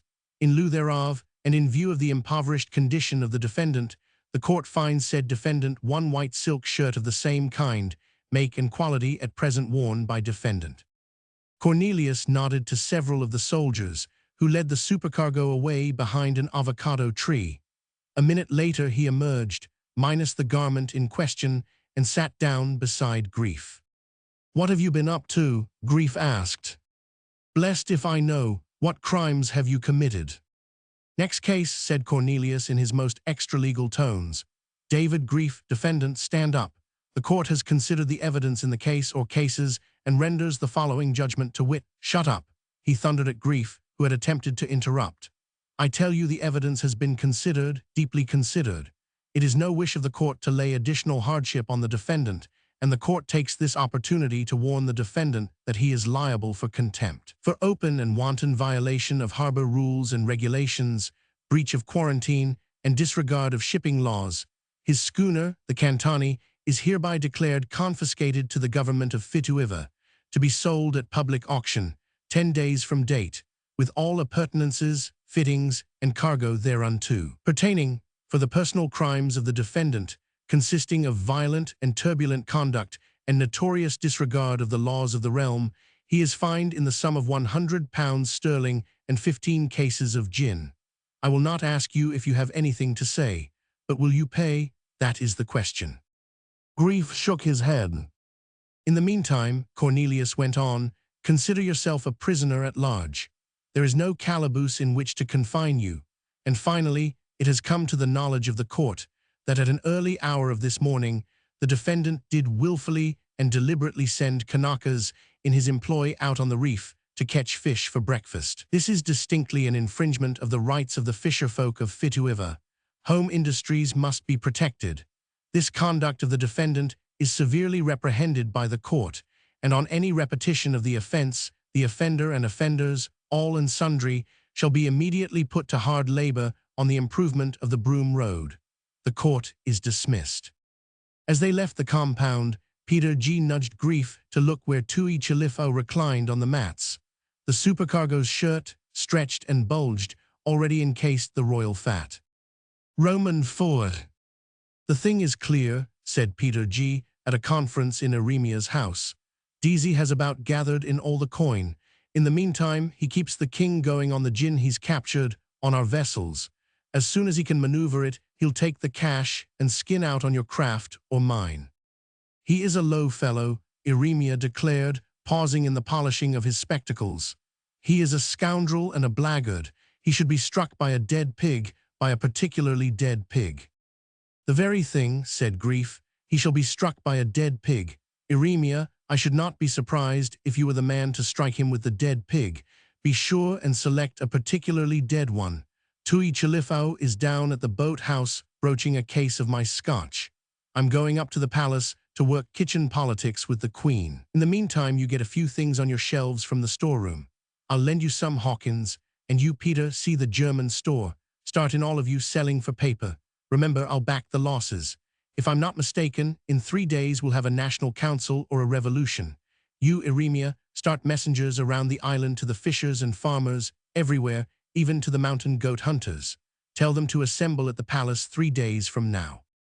"But the soldiers," Eremia objected. "I'll take care of them. They haven't been paid for 2 months. Besides, Uliami is the Queen's brother. Don't have too much on your shelves at a time.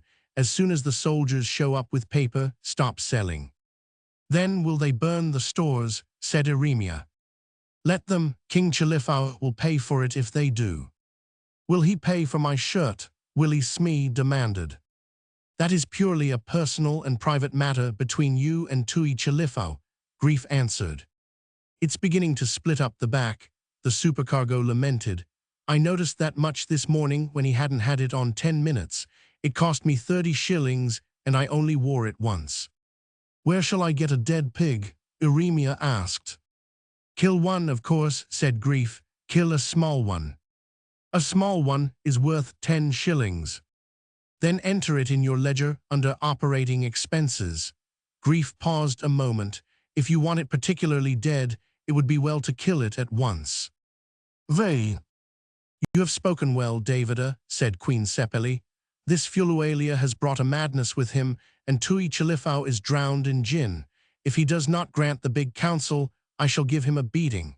He is easy to beat when he is in drink." She doubled up her fist, and such were her Amazonian proportions and the determination in her face that grief knew the council would be called. So akin was the Fituivan tongue to the Samoan that he spoke it like a native. "And you, Uiliami," he said, "have pointed out that the soldiers have demanded coin and refused the paper Fulualia has offered them. Tell them to take the paper and see that they be paid tomorrow." "Why trouble?" Uiliami objected. "The king remains happily drunk. There is much money in the treasury, and I am content. In my house are 2 cases of gin and much goods from Hawkins's store." "Excellent pig, O my brother," Sepeli erupted. "Has not David spoken? Have you no ears? When the gin and the goods in your house are gone, and no more traders come with gin and goods, and Feathers of the Sun has run away to Levuka with all the cash money of Fiduiva, what then will you do? Cash money is silver and gold, but paper is only paper. I tell you the people are grumbling. There is no fish in the palace. Yams and sweet potatoes seem to have fled from the soil, for they come not. The mountain dwellers have sent no wild goat in a week. Though Feathers of the Sun compels the traders to buy copra at the old price, the people sell not, for they will have none of the paper money. Only today have I sent messengers to 20 houses. There are no eggs. Has Feathers of the Sun put a blight upon the hens? I do not know. All I know is that there are no eggs. Well, it is that those who drink much eat little, else would there be a palace famine. Tell your soldiers to receive their pay. Let it be in his paper money. And remember, Grief warned, though there be selling in the stores, when the soldiers come with their paper, it will be refused. And in 3 days will be the council, and Feathers of the Sun will be as dead as a dead pig. Romans 6. The day of the council found the population of the island crowded into the capital.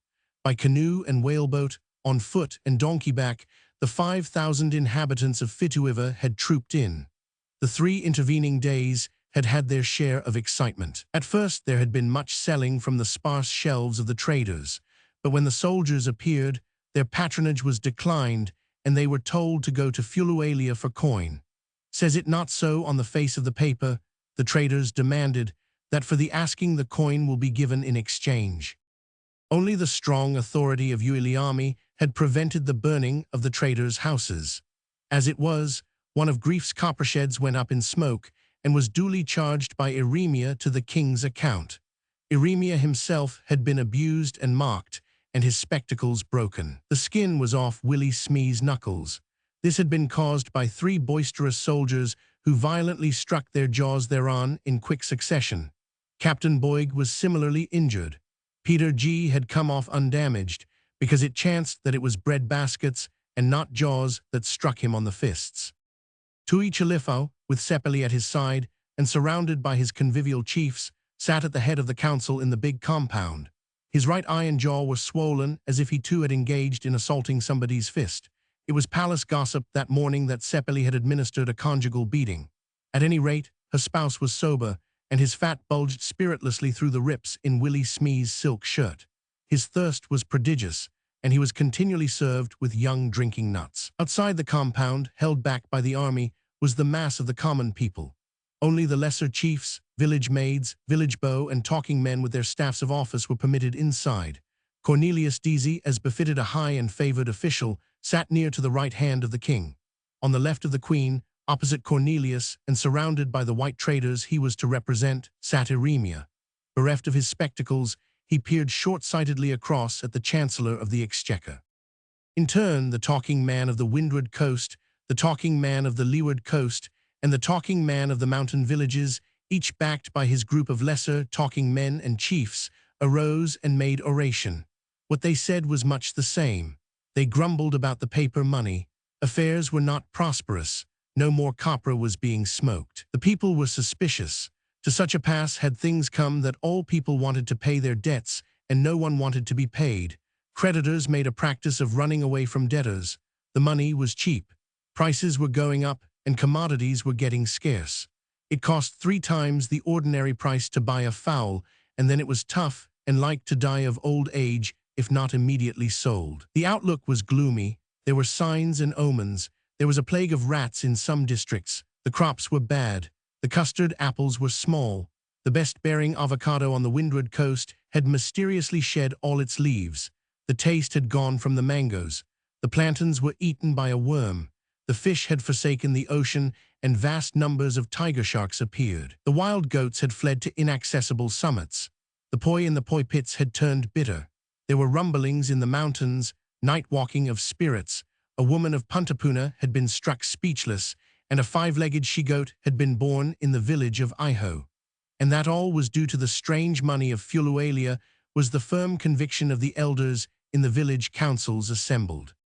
Uliami spoke for the army. His men were discontented and mutinous. Though by royal decree the traders were bidden accept the money, yet did they refuse it. He would not say, but it looked as if the strange money of Fulualia had something to do with it. Iremia, as talking man of the traders, next spoke. When he arose, it was noticeable that he stood with legs spraddled over a large grass basket. He dwelt upon the cloth of the traders, its variety and beauty and durability, which so exceeded the Fituivan wet-pounded tapa, fragile and coarse. No one wore tapa anymore. Yet all had worn tapa, and nothing but tapa, before the traders came. There was the mosquito netting, sold for a song, that the cleverest Fituivan net weaver could not duplicate in 1,000 years. He enlarged on the incomparable virtues of rifles, axes, and steel fishhooks, down through needles, thread and cotton fish lines to white flour and kerosene oil. He expounded at length, with firstlies and secondlies and all minor subdivisions of argument, on organization and order and civilization. He contended that the trader was the bearer of civilization, and that the trader must be protected in his trade, else he would not come. Over to the westward were islands which would not protect the traders. What was the result? The traders would not come, and the people were like wild animals. They wore no clothes, no silk shirts. Here he peered and blinked significantly at the king, and they ate one another. The queer paper of the feathers of the sun was not money. The traders knew what money was, and they would not receive it. If Fituiva persisted in trying to make them receive it, they would go away and never come back. And then the Fituivans, who had forgotten how to make tapa, would run around naked and eat one another. Much more he said, talking a solid hour, and always coming back to what their dire condition would be when the traders came no more. And in that day, he perorated, how will the Fituivan be known in the great world? Kaikanak will men call him. Kaikanak, Kaikanak. Manida. Tui Chalifau spoke briefly. The case had been presented, he said, for the people, the army, and the traders. It was now time for Feathers of the Sun to present his side. It could not be denied that he had wrought wonders with his financial system. Many times has he explained to me the working of his system, Tui Chalifau concluded. It is very simple, and now he will explain it to you. It was a conspiracy of the white traders, Cornelius contended. Iremia was right so far as concerned the manifold blessings of white flour and kerosene oil. Fituiva did not want to become Kaikanak. Fituiva wanted civilization. It wanted more and more civilization. Now that was the very point, and they must follow him closely. Paper money was an earmark of higher civilization. That was why he, the Feathers of the Sun, had introduced it, and that was why the traders opposed it. They did not want to see Fituiva civilized. Why did they come across the far ocean stretches with their goods to Fituiva? He, the Feathers of the Sun, would tell them why, to their faces, in grand council assembled. In their own countries men were too civilized to let the traders make the immense profits that they made out of the Fituivans. If the Fituivans became properly civilized, the trade of the traders would be gone. In that day, every Fituivan could become a trader if he pleased. That was why the white traders fought the system of paper money that he, the Feathers of the Sun, had brought. Why was he called the Feathers of the Sun? Because he was the light bringer from the world beyond the sky. The paper money was the light. The robbing white traders could not flourish in the light, therefore they fought the light. He would prove it to the good people of Fituiva, and he would prove it out of the mouths of his enemies. It was a well-known fact that all highly civilized countries had paper money systems. He would ask Iremia if this was not so. Iremia did not answer. You see, Cornelius went on, he makes no answer. He cannot deny what is true. England, France, Germany, America, all the great Papalangi countries have the paper money system, it works. From century to century it works. I challenge you, Eremia, as an honest man, as one who was once a zealous worker in the Lord's vineyard, I challenge you to deny that in the great Papalangi countries the system works. Eremia could not deny, and his fingers played nervously with the fastening of the basket on his knees. You see, it is as I have said, Cornelius continued. Eremia agrees that it is so. Therefore, I ask you, all good people of Fituiva, if a system is good for the Papalangi countries, why is it not good for Fituiva? It is not the same, Eremia cried. The paper of the feathers of the sun is different from the paper of the great countries. That Cornelius had been prepared for this was evident. He held up a Fituivan note that was recognized by all. What is that? He demanded. Paper, mere paper, was Eremia's reply. And that? This time Cornelius held up a Bank of England note. It is the paper money of the English, he explained to the council, at the same time extending it for Eremia to examine. Is it not true, Eremia, that it is paper money of the English? Eremia nodded reluctantly. You have said that the paper money of Fituiva was paper, now how about this of the English? What is it? You must answer like a true man. All wait for your answer, Eremia. It is, the puzzled Eremia began, then spluttered helplessly, the fallacy beyond his penetration. Paper, mere paper, Cornelius concluded for him, imitating his halting utterance. Conviction sat on the faces of all. The king clapped his hands admiringly and murmured, It is most clear, very clear. You see, he himself acknowledges it. Assured triumph was in Deasy's voice and bearing. He knows of no difference. There is no difference. T's the very image of money. T's money itself. In the meantime, Grief was whispering in Eremia's ear, who nodded and began to speak. But it is well known to all the Papalangi that the English government will pay coin money for the paper. Deasy's victory was now absolute. He held aloft a Fituivan note. Is it not so written on this paper as well? Again Grief whispered. That Fituiva will pay coin money, asked Eremia. It is so written. A third time Grief prompted. On demand, asked Eremia. On demand, Cornelius assured him. Then I demand coin money now, said Eremia, drawing a small package of notes from the pouch at his girdle. Cornelius scanned the package with a quick, estimating eye. Very well, he agreed. I shall give you the coin money now. How much? And we will see the system work, the king proclaimed, partaking in his chancellor's triumph. You have heard, he will give coin money now, Eremia cried in a loud voice to the assemblage. At the same time, he plunged both hands in the basket and drew forth many packages of Fituivan notes. It was noticed that a peculiar odor was adrift about the council. I have here, Eremia announced, £1,028, 12 shillings and sixpence. Here is a sack to put the coin money in. Cornelius recoiled. He had not expected such a sum, and everywhere about the council his uneasy eyes showed him chiefs and talking men drawing out bundles of notes. The army, its 2 months' pay in its hands, pressed forward to the edge of the council, while behind it the populace, with more money, invaded the compound. "'Tis a run on the bank you've precipitated," he said reproachfully to Grief. "Here is the sack to put the coin money in," Eremia urged. "It must be postponed," Cornelius said desperately. "'Tis not in banking hours." Eremia flourished a package of money. "Nothing of banking hours is written here. It says on demand, and I now demand." "Let them come tomorrow, O Tui Chalifau," Cornelius appealed to the king. "They shall be paid tomorrow."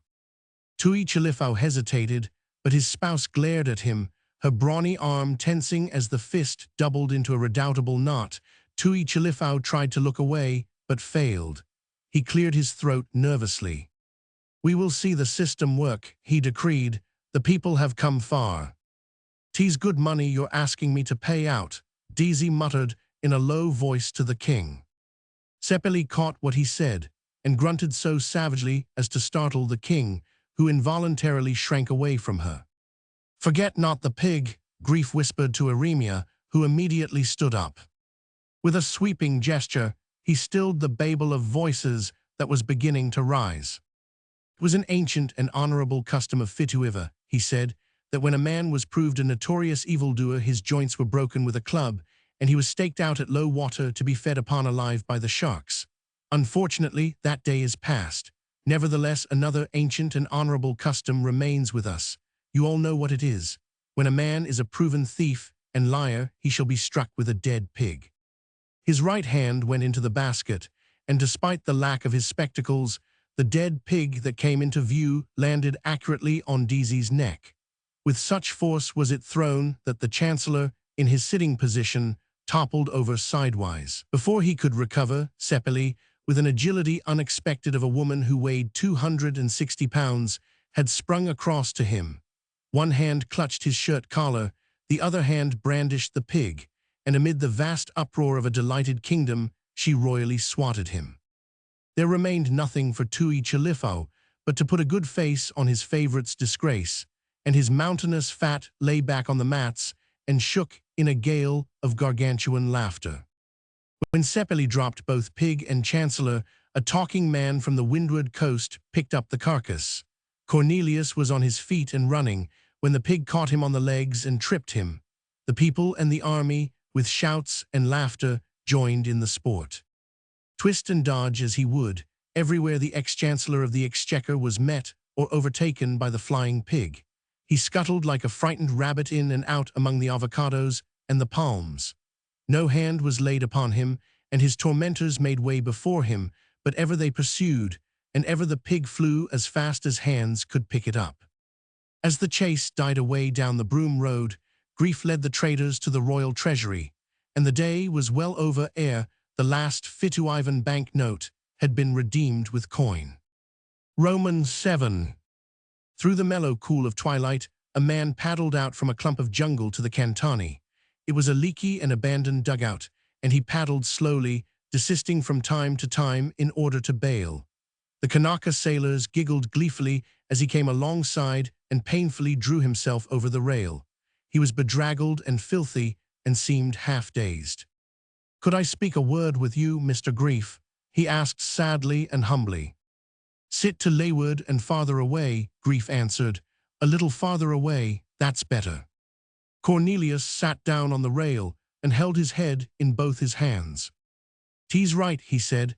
"I'm as fragrant as a recent battlefield. My head aches to burstin', my neck is fair broken, the teeth are loose in my jaws, there's nests of hornets buzzin' in my ears, my medulla oblongata is dislocated, I've been through earthquake and pestilence, and the heavens have rained pigs." He paused with a sigh that ended in a groan. "'Tis a vision of terrible death, one that the poets never dreamed, to be eaten by rats, or boiled in oil, or pulled apart by wild horses, that would be unpleasant, but to be beaten to death with a dead pig." He shuddered at the awfulness of it. Sure, it transcends the human imagination. Captain Boyd sniffed audibly, moved his canvas chair farther to windward, and sat down again. "I hear you're runnin' over to Yap, Mr. Grief," Cornelius went on, "and two things I'm wantin' to beg of you, a passage and the nip of the old smoky I refused the night you landed." Grief clapped his hands for the black steward and ordered soap and towels. "Go for'ard, Cornelius, and take a scrub first," he said. "The boy will bring you a pair of dungarees and a shirt. And by the way, before you go, how was it we found more coin in the treasury than paper you had issued?" "'Twas the stake of my own I'd brought with me for the adventure. We've decided to charge the demurrage and other expenses and loss to Tui Chalifo," Grief said. "So the balance we found will be turned over to you, but 10 shillings must be deducted." "For what?" "Do you think dead pigs grow on trees? The sum of 10 shillings for that pig is entered in the accounts." Cornelius bowed his assent with a shudder. "Sure, it's grateful I am it wasn't a 15-shilling pig or a 20-shilling one." Chapter 8. The Pearls of Parley. The Kanaka helmsman put the wheel down, and the Malahini slipped into the eye of the wind and righted to an even keel. Her headsails emptied, There was a rat-tat of reef points and quick shifting of boom tackles, and she was heeled over and filled away on the other tack. Though it was early morning and the wind brisk, the 5 white men who lounged on the poop deck were scantily clad. David Grief and his guest, Gregory Mulhall, an Englishman, were still in pajamas, their naked feet thrust into Chinese slippers. The captain and mate were in thin undershirts and unstarched duck pants, while the supercargo still held in his hands the undershirt he was reluctant to put on. The sweat stood out on his forehead, and he seemed to thrust his bare chest thirstily into the wind that did not cool. "Pretty muggy for a breeze like this," he complained. "And what's it doing around in the west? That's what I want to know," was Grief's contribution to the general plaint. "It won't last, and it ain't been there long," said Herman, the Holland mate. "She has been chop around all night, 5 minutes here, 10 minutes there, 1 hour somewhere other quarter." Something mackin', Captain Warfield croaked, spreading his bushy beard with the fingers of both hands and shoving the thatch of his chin into the breeze in a vain search for coolness. "Weather's been crazy for a fortnight. Haven't had the proper trades in 3 weeks. Everything's mixed up. Barometer was pumping at sunset last night, and it's pumping now, though the weather sharps say it don't mean anything. All the same, I've got a prejudice against seeing it pump. Gets on my nerves, sort of, you know. She was pumping that way the time we lost the Lancaster. I was only an apprentice, but I can remember that well enough. Brand new 4-masted steel ship, first voyage, broke the old man's heart. He'd been 40 years in the company, just faded away and died the next year." Despite the wind and the early hour, the heat was suffocating. The wind whispered coolness, but did not deliver coolness. It might have blown off the Sahara, save for the extreme humidity with which it was laden. There was no fog nor mist, nor hint of fog or mist, yet the dimness of distance produced the impression. There were no defined clouds, yet so thickly were the heavens covered by a messy cloud pall that the sun failed to shine through. "Ready about," Captain Warfield ordered with slow sharpness. The brown, breech-clouded Kanaka sailors moved languidly, but quickly to head sheets and boom tackles. "Hard alee."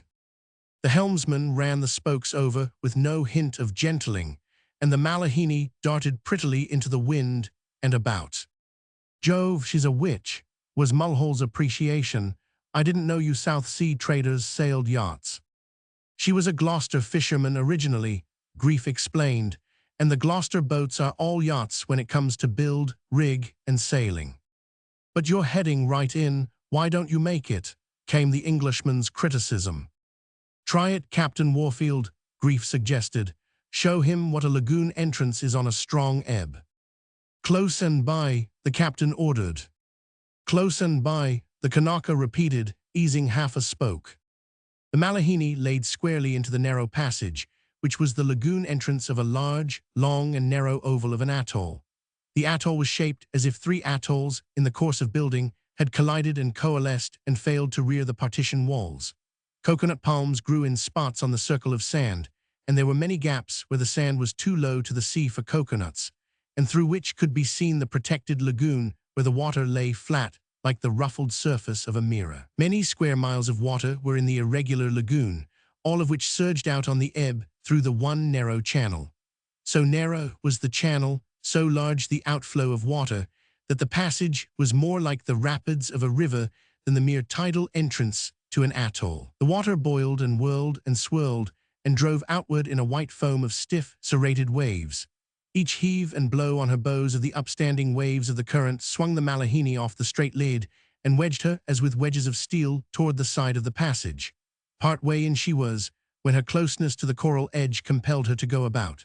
On the opposite tack, broadside to the current, she swept seaward with the current's speed. "Now's the time for that new and expensive engine of yours," Grief jeered good-naturedly. That the engine was a sore point with Captain Warfield was patent. He had begged and badgered for it, until in the end Grief had given his consent. "It will pay for itself yet," the captain retorted. "You wait and see. It beats insurance, and you know the underwriters won't stand for insurance in the Paumatus." Grief pointed to a small cutter beating up astern of them on the same course. "I'll wager a 5-franc piece the little Nuhiva beats us in." "Sure," Captain Warfield agreed. "She's overpowered. We're like a liner alongside of her, and we've only got 40 horsepower. She's got 10 horse, and she's a little skimming dish. She could skate across the froth of hell, but just the same she can't buck this current. It's running 10 knots right now. And at the rate of 10 knots, buffeted and jerkily rolled, the Malahini went out to sea with the tide. She'll slacken in half an hour, then we'll make headway, Captain Warfield said, with an irritation explained by his next words. He has no right to call it parley. It's down on the Admiralty charts and the French charts, too, as Hikihoho. Bougainville discovered it and named it from the natives. What's the name matter? The supercargo demanded, taking advantage of speech to pause with arms shoved into the sleeves of the undershirt. There it is, right under our nose, and old Parley is there with the pearls. Who see them pearl? Herman queried, looking from one to another. It's well known, was the supercargo's reply. He turned to the steersman. Taihatori, what about old Parley's pearls? The Kanaka, pleased and self-conscious, took and gave a spoke. My brother dive for Parley 3-4 month, and he make much talk about pearl. Hikihoho very good place for pearl. And the pearl buyers have never got him to part with a pearl, the captain broke in. And they say he had a hatful for Armand when he sailed for Tahiti, the supercargo carried on the tail. That's 15 years ago, and he's been adding to it ever since, stored the shell as well. Everybody's seen that, hundreds of tons of it. They say the lagoon's fished clean now, maybe that's why he's announced the auction. If he really sells, this will be the biggest year's output of pearls in the Paumatus, Grief said. I say now, look here, Mulhall burst forth, harried by the humid heat as much as the rest of them. What's it all about? Who's the old beachcomber anyway? What are all these pearls? Why so secretious about it? Hikihoho belongs to old Parley, the supercargo answered. He's got a fortune in pearls, saved up for years and years, and he sent the word out weeks ago that he'd auction them off to the buyers tomorrow. See those schooners' masts sticking up inside the lagoon. Ain't so I see, said Herman. What are they doing in a dinky atoll like this? The supercargo went on. There isn't a schooner load of copra a year in the place. They've come for the auction. That's why we're here. That's why the little Nuhiva's bumping along astern there, though what she can buy is beyond me. Narii Herring, he's an English Jew half-caste, owns and runs her, and his only assets are his nerve, his debts, and his whiskey bills. He's a genius in such things. He owes so much that there isn't a merchant in Papeete who isn't interested in his welfare. They go out of their way to throw work in his way. They've got to, and a dandy stunt it is for Narii. Now I owe nobody. What's the result? If I fell down in a fit on the beach, they'd let me lie there and die. They wouldn't lose anything. But Narii Herring, what wouldn't they do if he fell in a fit? Their best wouldn't be too good for him. They've got too much money tied up in him to let him lie. They'd take him into their homes and hand-nurse him like a brother. Let me tell you, honesty in paying bills ain't what it's cracked up to be. What's this Narii chap got to do with it? Was the Englishman's short-tempered demand, and turning to Grief, he said, what's all this pearl nonsense? Begin at the beginning. You'll have to help me out, Grief warned the others as he began. Old Parley is a character. From what I've seen of him, I believe he's partly and mildly insane. Anyway, here's the story. Parley's a full-blooded Frenchman. He told me once that he came from Paris. His accent is the true Parisian. He arrived down here in the old days, went to trading and all the rest. That's how he got in on Hikihoho. Came in trading when trading was the real thing. About 100 miserable Paumatans lived on the island. He married the queen, native fashion. When she died, everything was his. Measles came through, and there weren't more than a dozen survivors. He fed them and worked them and was king. Now before the queen died, she gave birth to a girl. That's Armand. When she was 3, he sent her to the convent at Papeete. When she was 7 or 8, he sent her to France. You begin to glimpse the situation. The best and most aristocratic convent in France was none too good for the only daughter of a Paumatan island king and capitalist, and you know the old country French draw no color line. She was educated like a princess, and she accepted herself in much the same way. Also, she thought she was all white, and never dreamed of a bar sinister.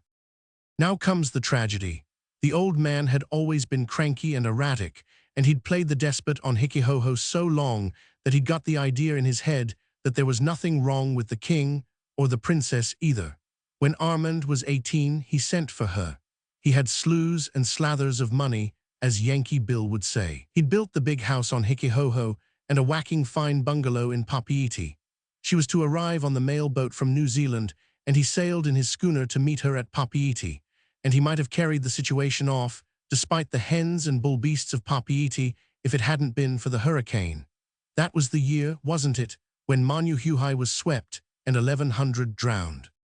The others nodded, and Captain Warfield said, "I was in the Magpie that blow, and we went ashore, all hands and the cook, Magpie and all, a quarter of a mile into the coconuts at the head of Teohe Bay, and it is supposedly hurricane-proof harbor." Well, Grief continued, old Parley got caught in the same blow, and arrived in Papeete with his hat full of pearls 3 weeks too late. He'd had to jack up his schooner and build half a mile of ways before he could get her back into the sea. And in the meantime, there was Armand at Papeete. Nobody called on her. She did, French fashion, make the initial calls on the governor and the port doctor. They saw her, but neither of their henwives was at home to her nor returned the call. She was out of caste, without caste, though she had never dreamed it, and that was the gentle way they broke the information to her. There was a gay young lieutenant on the French cruiser. He lost his heart to her, but not his head. You can imagine the shock to this young woman, refined, beautiful, raised like an aristocrat, pampered with the best of old France that money could buy, and you can guess the end. He shrugged his shoulders. There was a Japanese servant in the bungalow, he saw it, said she did it with the proper spirit of the samurai. Took a stiletto, no thrust, no drive, no wild rush for annihilation, took the stiletto, placed the point carefully against her heart, and with both hands slowly and steadily pressed home. Old Parley arrived after that with his pearls. There was one single one of them, they say, worth 60,000 francs. Peter G. saw it, and has told me he offered that much for it. The old man went clean off for a while. They had him straight-jacketed in the Colonial Club 2 days. His wife's uncle, an old Paumotan, cut him out of the jacket and turned him loose. The supercargo corroborated. And then old Parley proceeded to eat things up. Grief went on. Pumped 3 bullets into the scalawag of a lieutenant, who lay in sick bay for 3 months. Captain Warfield contributed. Flung a glass of wine in the governor's face, fought a duel with the port doctor, beat up his native servants, wrecked the hospital, broke 2 ribs and the collarbone of a man nurse, and escaped, and went down to his schooner, a gun in each hand, daring the chief of police and all the gendarmes to arrest him, and sailed for Hikihoho. And they say he's never left the island since. The supercargo nodded. That was 15 years ago, and he's never budged. And added to his pearls, said the captain, he's a blithering old lunatic, makes my flesh creep, he's a regular Finn. What's that? Mulhole inquired.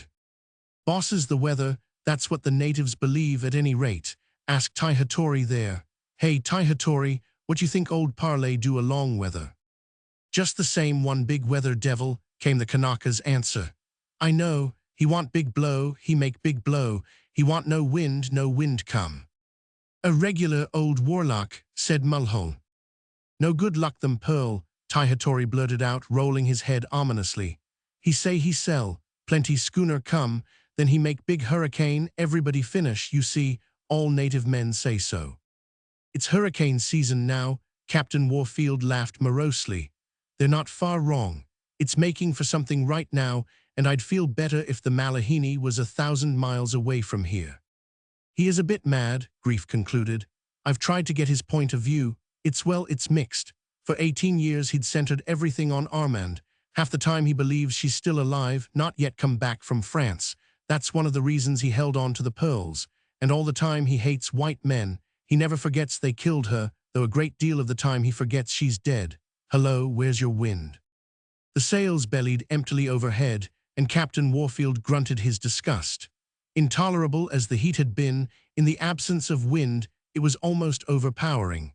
The sweat oozed out on all their faces, and now one, and again another, drew deep breaths, involuntarily questing for more air. Here she comes again, an 8-point hull, boom tackles across, jump. The Kanakas sprang to the captain's orders, and for 5 minutes the schooner laid directly into the passage and even gained on the current. Again the breeze fell flat, then puffed from the old quarter, compelling a shift back of sheets and tackles. "Here comes the Nuhiva," Grief said. "She's got her engine on, look at her skim."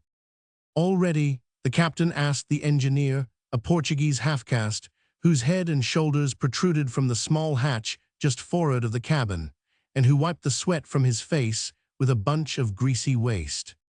"Sure," he replied. "Then let her go." The engineer disappeared into his den, and a moment later the exhaust muffler coughed and spluttered overside. But the schooner could not hold her lead. The little cutter made 3 feet to her too and was quickly alongside and forging ahead. Only natives were on her deck, and the man steering waved his hand in derisive greeting and farewell. "That's Nari Herring," Grief told Mulhall, "the big fellow at the wheel, the nerviest and most conscienceless scoundrel in the Paumatus." 5 minutes later, a cry of joy from their own Kanakas centered all eyes on the Nuhiva. Her engine had broken down, and they were overtaking her. The Malahini's sailors sprang into the rigging and jeered as they went by. The little cutter heeled over by the wind with a bone in her teeth, going backward on the tide. "Some engine that of ours," Grief approved, as the lagoon opened before them and the course was changed across it to the anchorage. Captain Warfield was visibly cheered, though he merely grunted, "It'll pay for itself, never fear." The Malahini ran well into the center of the little fleet, ere she found swinging room to anchor. "There's Isaacs on the Dolly," Grief observed, with a hand wave of greeting, "and Peter G's on the Roberta, couldn't keep him away from a pearl sail like this, and there's Francini on the Cactus. They're all here, all the buyers. Old Parley will surely get a price." "They haven't repaired the engine yet," Captain Warfield grumbled gleefully. He was looking across the lagoon to where the Nuhiva's sails showed through the sparse coconuts. Roman II. The House of Parley was a big 2-story frame affair, built of California lumber, with a galvanized iron roof. So disproportionate was it to the slender ring of the atoll that it showed out upon the sand strip, and above it like some monstrous excrescence. They of the Malahini paid the courtesy visit ashore immediately after anchoring.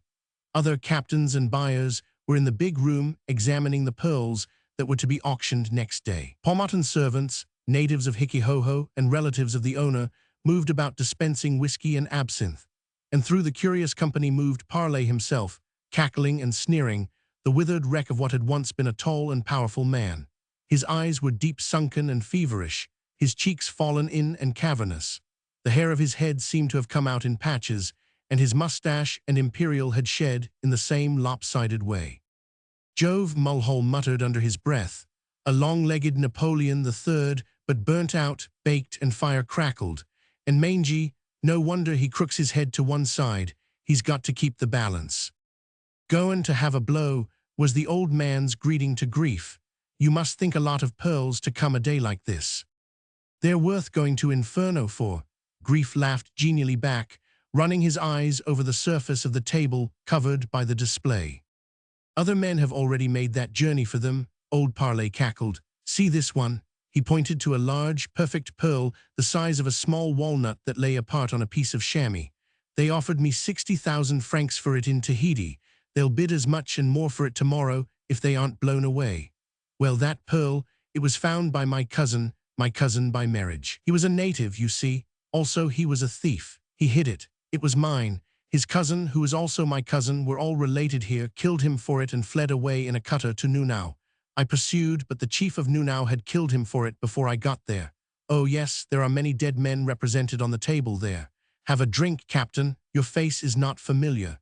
You are new in the islands." "It's Captain Robinson of the Roberta," Grief said, introducing them. In the meantime, Mulhall had shaken hands with Peter G. "I never fancied there were so many pearls in the world," Mulhall said. "Nor have I ever seen so many together at one time," Peter G. admitted. "What ought they to be worth?" 50 or 60,000 pounds, and that's to us buyers. In Paris," he shrugged his shoulders and lifted his eyebrows at the incommunicableness of the sum. Mulhall wiped the sweat from his eyes.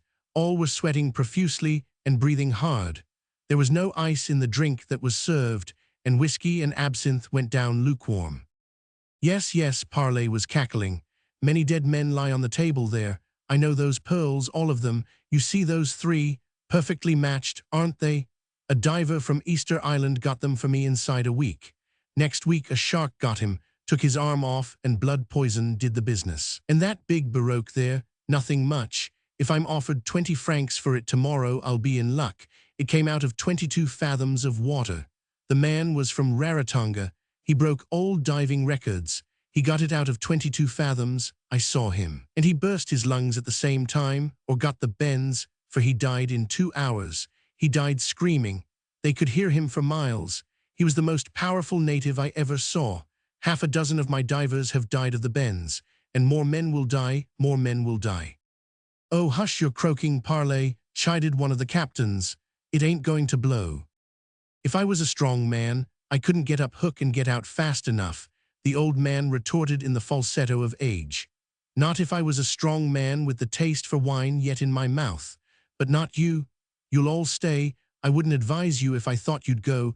You can't drive buzzards away from the carrion. Have another drink, my brave sailormen. Well, well, what men will dare for a few little oyster drops? There they are, the beauties. Auction tomorrow at 10 sharp. Old Parley's selling out, and the buzzards are gathering. Old Parley, who was a stronger man in his day than any of them, and who will see most of them dead yet. If he isn't a vile old beast. The supercargo of the Malahini whispered to Peter G. What if she does blow, said the captain of the Dolly. Hickey-ho-ho's never been swept. The more reason she will be then, Captain Warfield answered back. I wouldn't trust her. Who's croaking now? Grief reproved.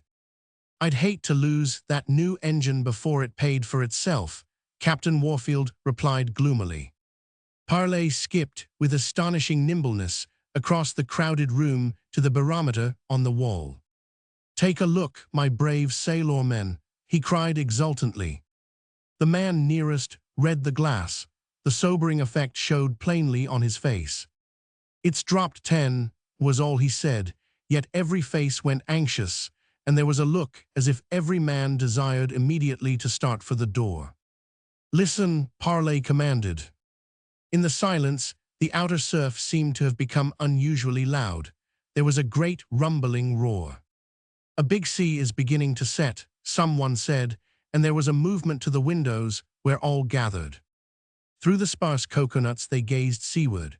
An orderly succession of huge smooth seas was rolling down upon the coral shore. For some minutes they gazed on the strange sight and talked in low voices, and in those few minutes it was manifest to all that the waves were increasing in size. It was uncanny, this rising sea in a dead calm, and their voices unconsciously sank lower. Old Parley shocked them with his abrupt cackle. There is yet time to get away to sea, brave gentlemen. You can tow across the lagoon with your whaleboats. It's all right, old man, said Darling, the mate of the Cactus, a stalwart youngster of 25. The blows to the southward and passing on will not get a whiff of it. An air of relief went through the room. Conversations were started, and the voices became louder.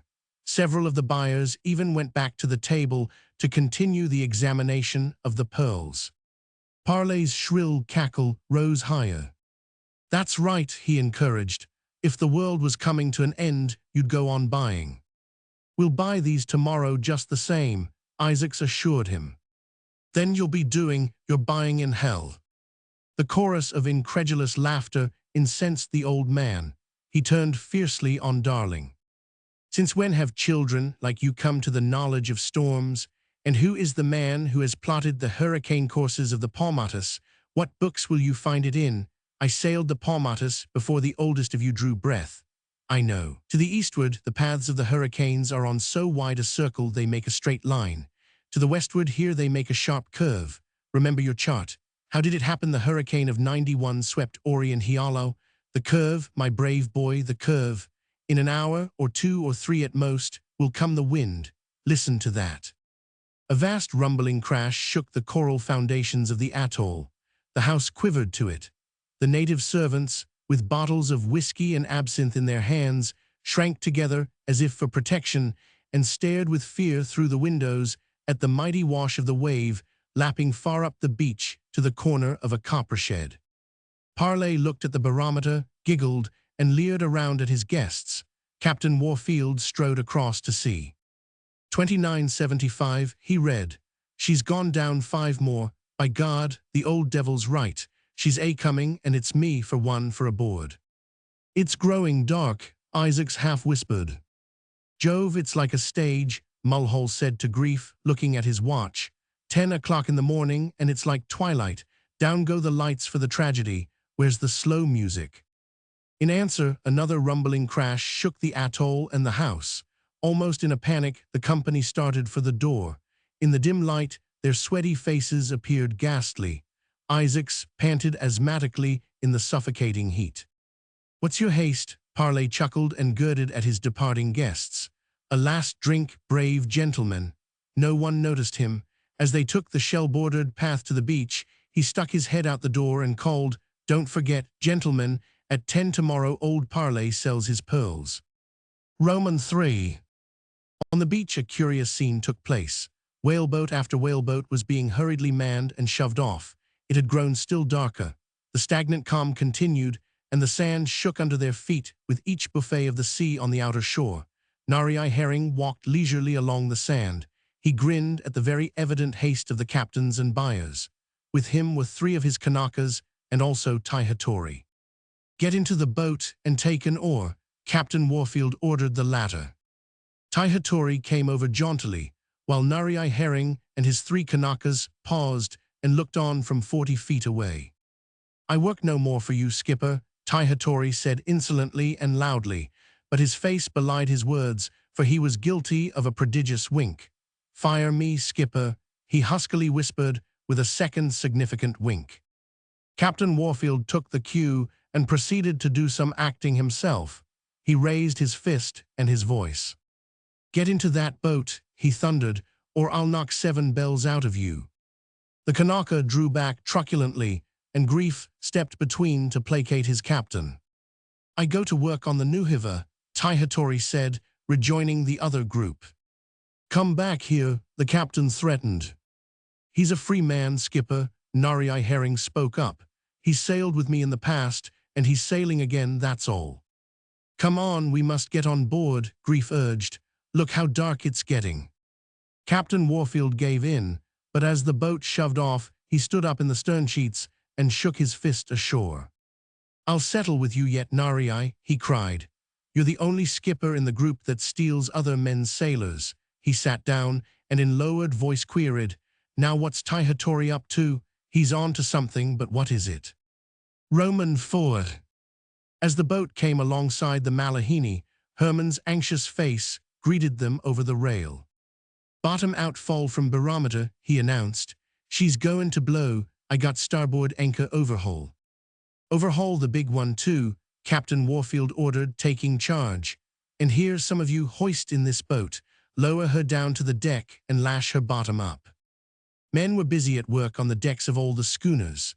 There was a great clanking of chains being overhauled, and now one craft, and now another, hove in, veered, and dropped a second anchor. Like the Malahini, those that had 3rd anchors were preparing to drop them when the wind showed what quarter it was to blow from. The roar of the big surf continually grew, though the lagoon lay in the mirror-like calm. There was no sign of life where Parley's big house perched on the sand. Boat and copper sheds, and the sheds where the shell was stored, were deserted.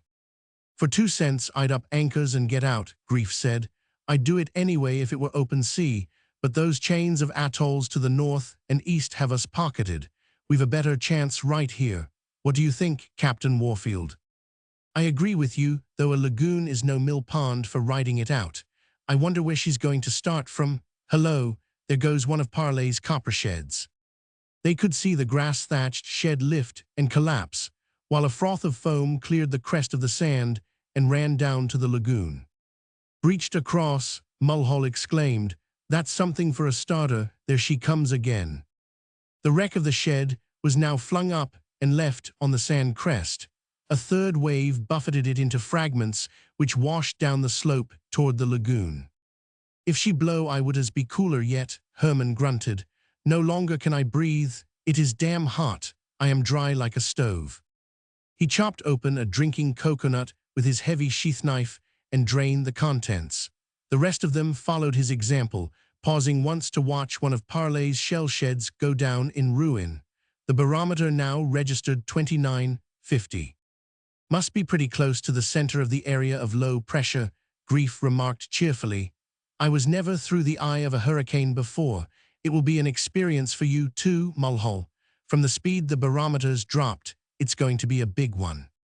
Captain Warfield groaned, and all eyes drew to him. He was looking through the glasses down the length of the lagoon to the southeast. "There she comes," he said quietly. They did not need glasses to see. A flying film, strangely marked, seemed drawing over the surface of the lagoon. Abreast of it, along the atoll, traveling with equal speed, was a stiff bending of the coconut palms and a blur of flying leaves. The front of the wind on the water was a solid, sharply defined strip of dark-colored, wind-vexed water. In advance of this strip, like skirmishers, were flashes of windflaws. Behind this strip, a quarter of a mile in width, was a strip of what seemed glassy calm. Next came another dark strip of wind, and behind that the lagoon was all crisping, boiling whiteness. "What is that calm streak?" Mulhall asked. "Calm," Warfield answered. "But it travels as fast as the wind," was the other's objection. "It has to, or it would be overtaken and it wouldn't be any calm. It's a double-header. I saw a big squall like that off Savvy once. A regular double-header. Smash, it hit us, then it lulled to nothing and smashed us a second time. Stand by and hold on. Here she is on top of us. Look at the Roberta." The Roberta, lying nearest to the wind at slack chains, was swept off broadside like a straw. Then her chains brought her up, bow on to the wind, with an astonishing jerk. Schooner after schooner, the Malahini with them, was now sweeping away with the first gust and fetching up on taut chains. Mulhall and several of the Kanakas were taken off their feet when the Malahini jerked to her anchors. And then there was no wind. The flying calm streak had reached them. Grief lighted a match, and the unshielded flame burned without flickering in the still air. A very dim twilight prevailed. The cloud sky, lowering as it had been for hours, seemed now to have descended quite down upon the sea. The Roberta tightened to her chains when the second head of the hurricane hit, as did schooner after schooner in swift succession. The sea, white with fury, boiled in tiny, spitting wavelets. The deck of the Malahini vibrated under the men's feet. The taut-stretched halyards beat a tattoo against the masts, and all the rigging, as if smote by some mighty hand, set up a wild thrumming. It was impossible to face the wind and breathe. Mulhall, crouching with the others behind the shelter of the cabin, discovered this, and his lungs were filled in an instant with so great a volume of driven air, which he could not expel that he nearly strangled ere he could turn his head away. "It's incredible," he gasped, but no one heard him. Herman and several Kanakas were crawling forward on hands and knees to let go the third anchor. Grief touched Captain Warfield and pointed to the Roberta. She was dragging down upon them. Warfield put his mouth to Grief's ear and shouted, "We're dragging too." Grief sprang to the wheel and put it hard over, veering the Mahini to port. The third anchor took hold, and the Roberta went by, stern first, a dozen yards away. They waved their hands to Peter G. and Captain Robinson, who, with a number of sailors, were at work on the bow. "He's knocking out the shackles," Grief shouted. "Going to chance the passage, got 2 anchors skating." "We're holding now," came the answering shout. "There goes the Cactus down on the Maasai. That settles them." The Maasai had been holding, but the added windage of the Cactus was too much, and the entangled schooners slid away across the boiling white. Their men could be seen chopping and fighting to get them apart. The Roberta, cleared of her anchors, with a patch of tarpaulin set forward, was heading for the passage at the northwestern end of the lagoon. They saw her make it and drive out to sea. But the Maasai and Cactus, unable to get clear of each other, went ashore on the atoll half a mile from the passage. The wind merely increased on itself and continued to increase. To face the full blast of it required all one's strength, and several minutes of crawling on deck against it tired a man to exhaustion. Herman, with his Kanakas, plodded steadily, lashing and making secure, putting ever more gaskets on the sails. The wind ripped and tore their thin undershirts from their backs. They moved slowly, as if their bodies weighed tons, never releasing a handhold until another had been secured. Loose ends of rope stood out stiffly horizontal, and when a whipping gave, the loose end frazzled and blew away. Mulhall touched one and then another and pointed to the shore. The grass sheds had disappeared, and Parley's house rocked drunkenly. Because the wind blew lengthwise along the atoll, the house had been sheltered by the miles of coconut trees. But the big seas, breaking across from outside, were undermining it and hammering it to pieces. Already tilted down the slope of sand, its end was imminent. Here and there in the coconut trees people had lashed themselves. The trees did not sway or thresh about. Bent over rigidly from the wind, they remained in that position and vibrated monstrously. Underneath, across the sand, surged the white spume of the breakers. A big sea was likewise making down the length of the lagoon. It had plenty of room to kick up in the 10-mile stretch from the windward rim of the atoll, and all the schooners were bucking and plunging into it. The Malahini had begun shoving her bow and forecastle head under the bigger ones, and at times her waist was filled rail-high with water. "Now's the time for your engine," Grief bellowed, and Captain Warfield, crawling over to where the engineer lay, shouted emphatic commands. Under the engine, going full speed ahead, the Malahini behaved better. While she continued to ship seas over her bow, she was not jerked down so fiercely by her anchors. On the other hand, she was unable to get any slack in the chains. The best her 40 horsepower could do was to ease the strain. Still the wind increased. The little Nuhiva, lying abreast of the Malahini and closer in to the beach, her engine still unrepaired and her captain ashore, was having a bad time of it. She buried herself so frequently and so deeply that they wondered each time if she could clear herself of the water. At 3 in the afternoon, buried by a second sea before she could free herself of the preceding one, she did not come up. Mulhall looked at Grief. "Burst in her hatches," was the bellowed answer. Captain Warfield pointed to the Winifred, a little schooner plunging and burying outside of them, and shouted in Grief's ear. His voice came in patches of dim words, with intervals of silence when whisked away by the roaring wind. "Rotten little tub, anchors hold, but how she holds together, old as the ark." An hour later Herman pointed to her.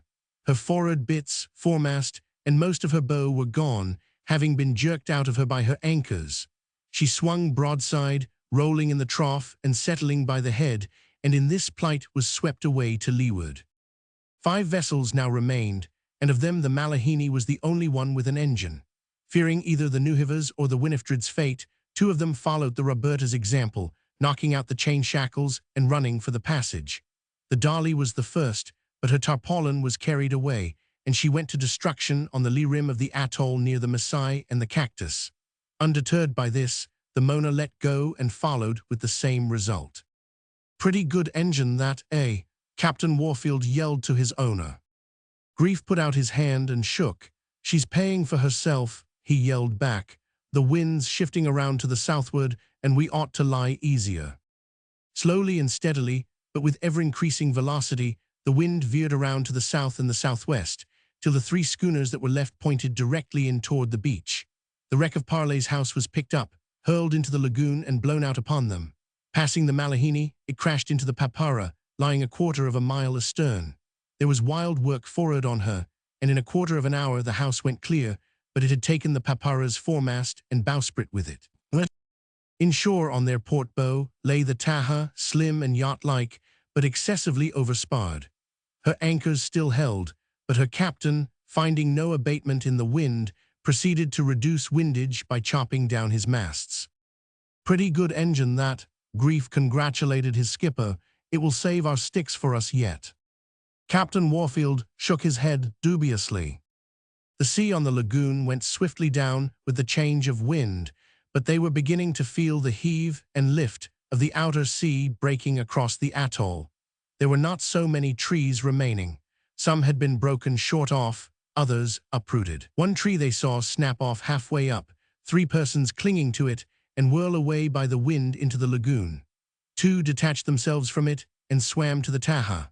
Not long after, just before darkness, they saw one jump overboard from that schooner's stern and strike out strongly for the Malahini through the white, spitting wavelets. "It's Taihatori," was Grief's judgment. "Now we'll have the news." The Kanaka caught the bobstay, climbed over the bow, and crawled aft. Time was given him to breathe, and then, behind the part shelter of the cabin, in broken snatches and largely by signs, he told his story. Nari's damn robber. He wants steal, pearls, kill parlay, one man kill parlay, no man know what man, 3 Kanakas Nari me, 5 beans, hat, Nari I say 1 bean black, nobody knows, kill parlays Nari I damn liar, all beans black, 5 black, copper shed dark, every man get black bean, big wind come, no chance, everybody get up tree, no good luck them pearls, I tell you before, no good luck. Where's parlay? Grief shouted. Up tree, 3 of his Kanakas same tree, Nari and 1 Kanakanother tree. My tree blow to hell, then I come on board. Where's the pearls? Up tree along parlay, meb Nari get them pearl yet. In the ear of one, after another grief passed on Taihatori's story. Captain Warfield was particularly incensed, and they could see him grinding his teeth. Herman went below and returned with a riding light, but the moment it was lifted above the level of the cabin wall, the wind blew it out. He had better success with the binnacle lamp, which was lighted only after many collective attempts. A fine night of wind, Grief yelled in Mulhall's ear, and blowing harder all the time. How hard? 100 miles an hour, 200, I don't know, harder than I've ever seen it. The lagoon grew more and more troubled by the sea that swept across the atoll. Hundreds of leagues of ocean was being backed up by the hurricane, which more than overcame the lowering effect of the ebb tide. Immediately, the tide began to rise. The increase in the size of the seas was noticeable.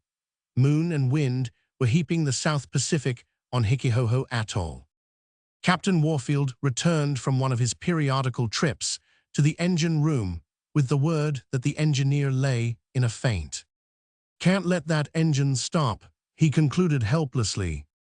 All right, Grief said, bring him on deck, I'll spell him. The hatch to the engine room was battened down, access being gained through a narrow passage from the cabin. The heat and gas fumes were stifling. Grief took one hasty, comprehensive examination of the engine and the fittings of the tiny room, then blew out the oil lamp. After that he worked in darkness, save for the glow from endless cigars which he went into the cabin to light. Even tempered as he was, he soon began to give evidences of the strain of being pent in with a mechanical monster that twirled and sobbed and slubbered in the shouting dark. Naked to the waist, covered with grease and oil, bruised and skinned from being knocked about by the plunging, jumping vessel, his head swimming from the mixture of gas and air he was compelled to breathe, he labored on hour after hour, in turns petting, blessing, nursing, and cursing the engine and all its parts. The ignition began to go bad. The feed grew worse. And worst of all, the cylinders began to heat. In a consultation held in the cabin, the half-caste engineer begged and pleaded to stop the engine for half an hour in order to cool it and to attend to the water circulation. Captain Warfield was against any stopping. The half-caste swore that the engine would ruin itself and stop anyway, and for good. Grief, with glaring eyes, greasy and battered, yelled and cursed them both down and issued commands. Mulhall, the supercargo, and Herman were set to work in the cabin at double straining and triple straining the gasoline. A hole was chopped through the engine room floor, and a Kanaka heaved bilge water over the cylinders, while Grief continued to souse running parts in oil. Didn't know you were a gasoline expert, Captain Warfield admired when Grief came into the cabin to catch a breath of little less impure air. I bathe in gasoline, he grated savagely through his teeth.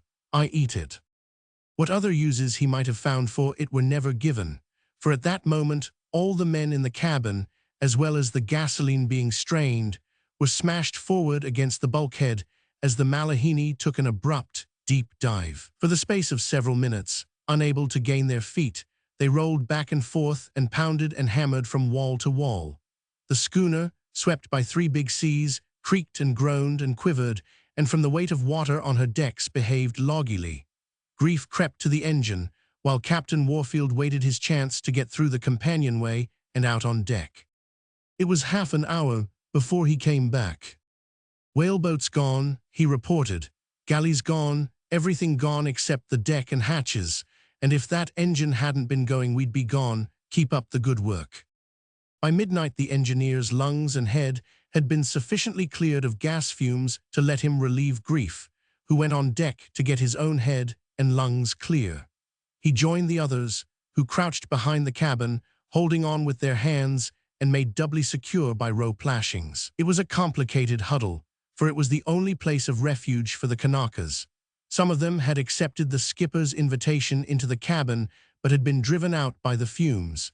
The Malahini was being plunged down and swept frequently, and what they breathed was air and spray and water commingled. Making heavy weather of it, Mulhall, Grief shouted to his guest between immersions. Mulhall, strangling and choking, could only nod. The scuppers could not carry off the burden of water on the schooner's deck.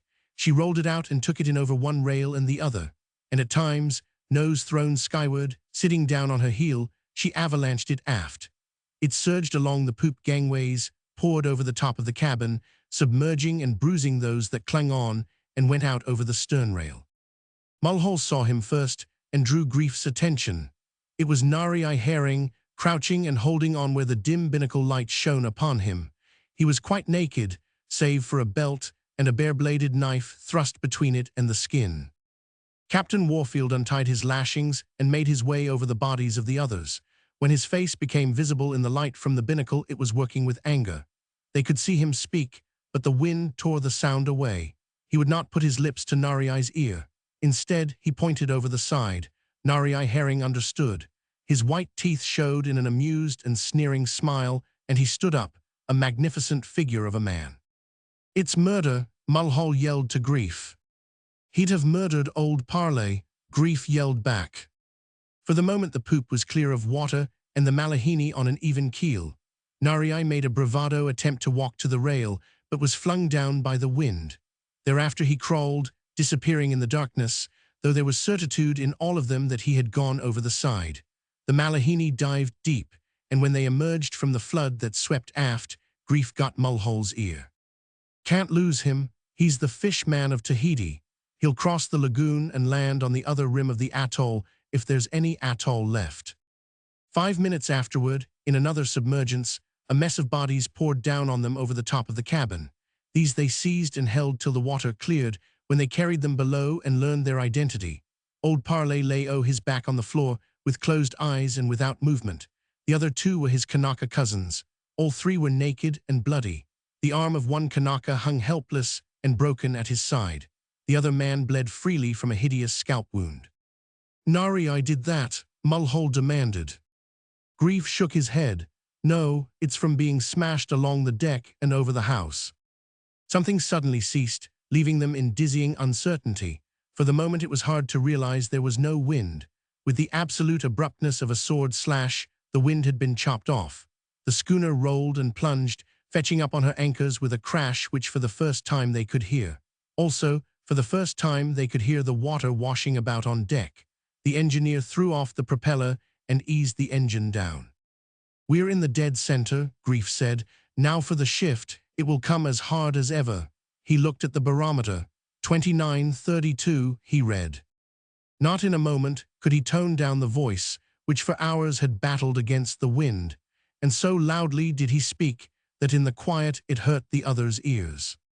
"All his ribs are smashed," the supercargo said, feeling along Parley's side. "He's still breathing, but he's a goner." Old Parley groaned, moved one arm impotently, and opened his eyes. In them was the light of recognition. "My brave gentlemen," he whispered haltingly, "don't forget the auction at 10 o'clock in hell." His eyes dropped shut, and the lower jaw threatened to drop, but he mastered the qualms of dissolution long enough to omit one final, loud, derisive cackle. Above and below pandemonium broke out. The old familiar roar of the wind was with them. The Malahini, caught broadside, was pressed down almost on her beam ends as she swung the arc compelled by her anchors. They rounded her into the wind, where she jerked to an even keel. The propeller was thrown on, and the engine took up its work again. "Northwest," Captain Warfield shouted to Grief when he came on deck. "Hold 8 points like a shot." "Nari, I'll never get across the lagoon now," Grief observed. Then he'll blow back to our side, worse luck. Vey. After the passing of the center, the barometer began to rise. Equally rapid was the fall of the wind. When it was no more than a howling gale, the engine lifted up in the air, parted its bed plates with a last convulsive effort of its 40 horsepower, and lay down on its side. A wash of water from the bilge sizzled over it, and the steam arose in clouds. The engineer wailed his dismay, but Grief glanced over the wreck affectionately and went into the cabin to swab the grease off his chest and arms with bunches of cotton waste. The sun was up, and the gentlest of summer breezes blowing when he came on deck, after sewing up the scalp of one Kanaka and setting the other's arm. The Malahini lay close in to the beach. Forward, Herman and the crew were heaving in and straightening out the tangle of anchors. The Papara and the Taha were gone, and Captain Warfield, through the glasses, was searching the opposite rim of the atoll. "Not a stick left of them," he said. "That's what comes of not having engines. They must have dragged across before the big shift came." Ashore, where Parley's house had been, was no vestige of any house. For the space of 300 yards, where the sea had breached, no tree or even stump was left. Here and there, farther along, stood an occasional palm, and there were numbers which had been snapped off above the ground. In the crown of one surviving palm, Taihatori asserted he saw something move. There were no boats left to the Malahini, and they watched him swim ashore and climb the tree. When he came back, they helped over the rail a young native girl of Parley's household. But first she passed up to them a battered basket.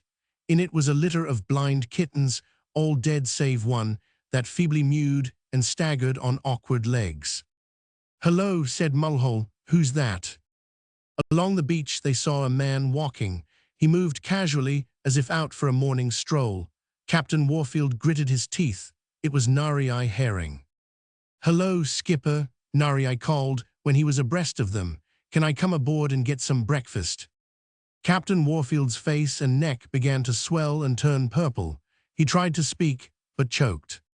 For 2 cents, was all he could manage to articulate. The end.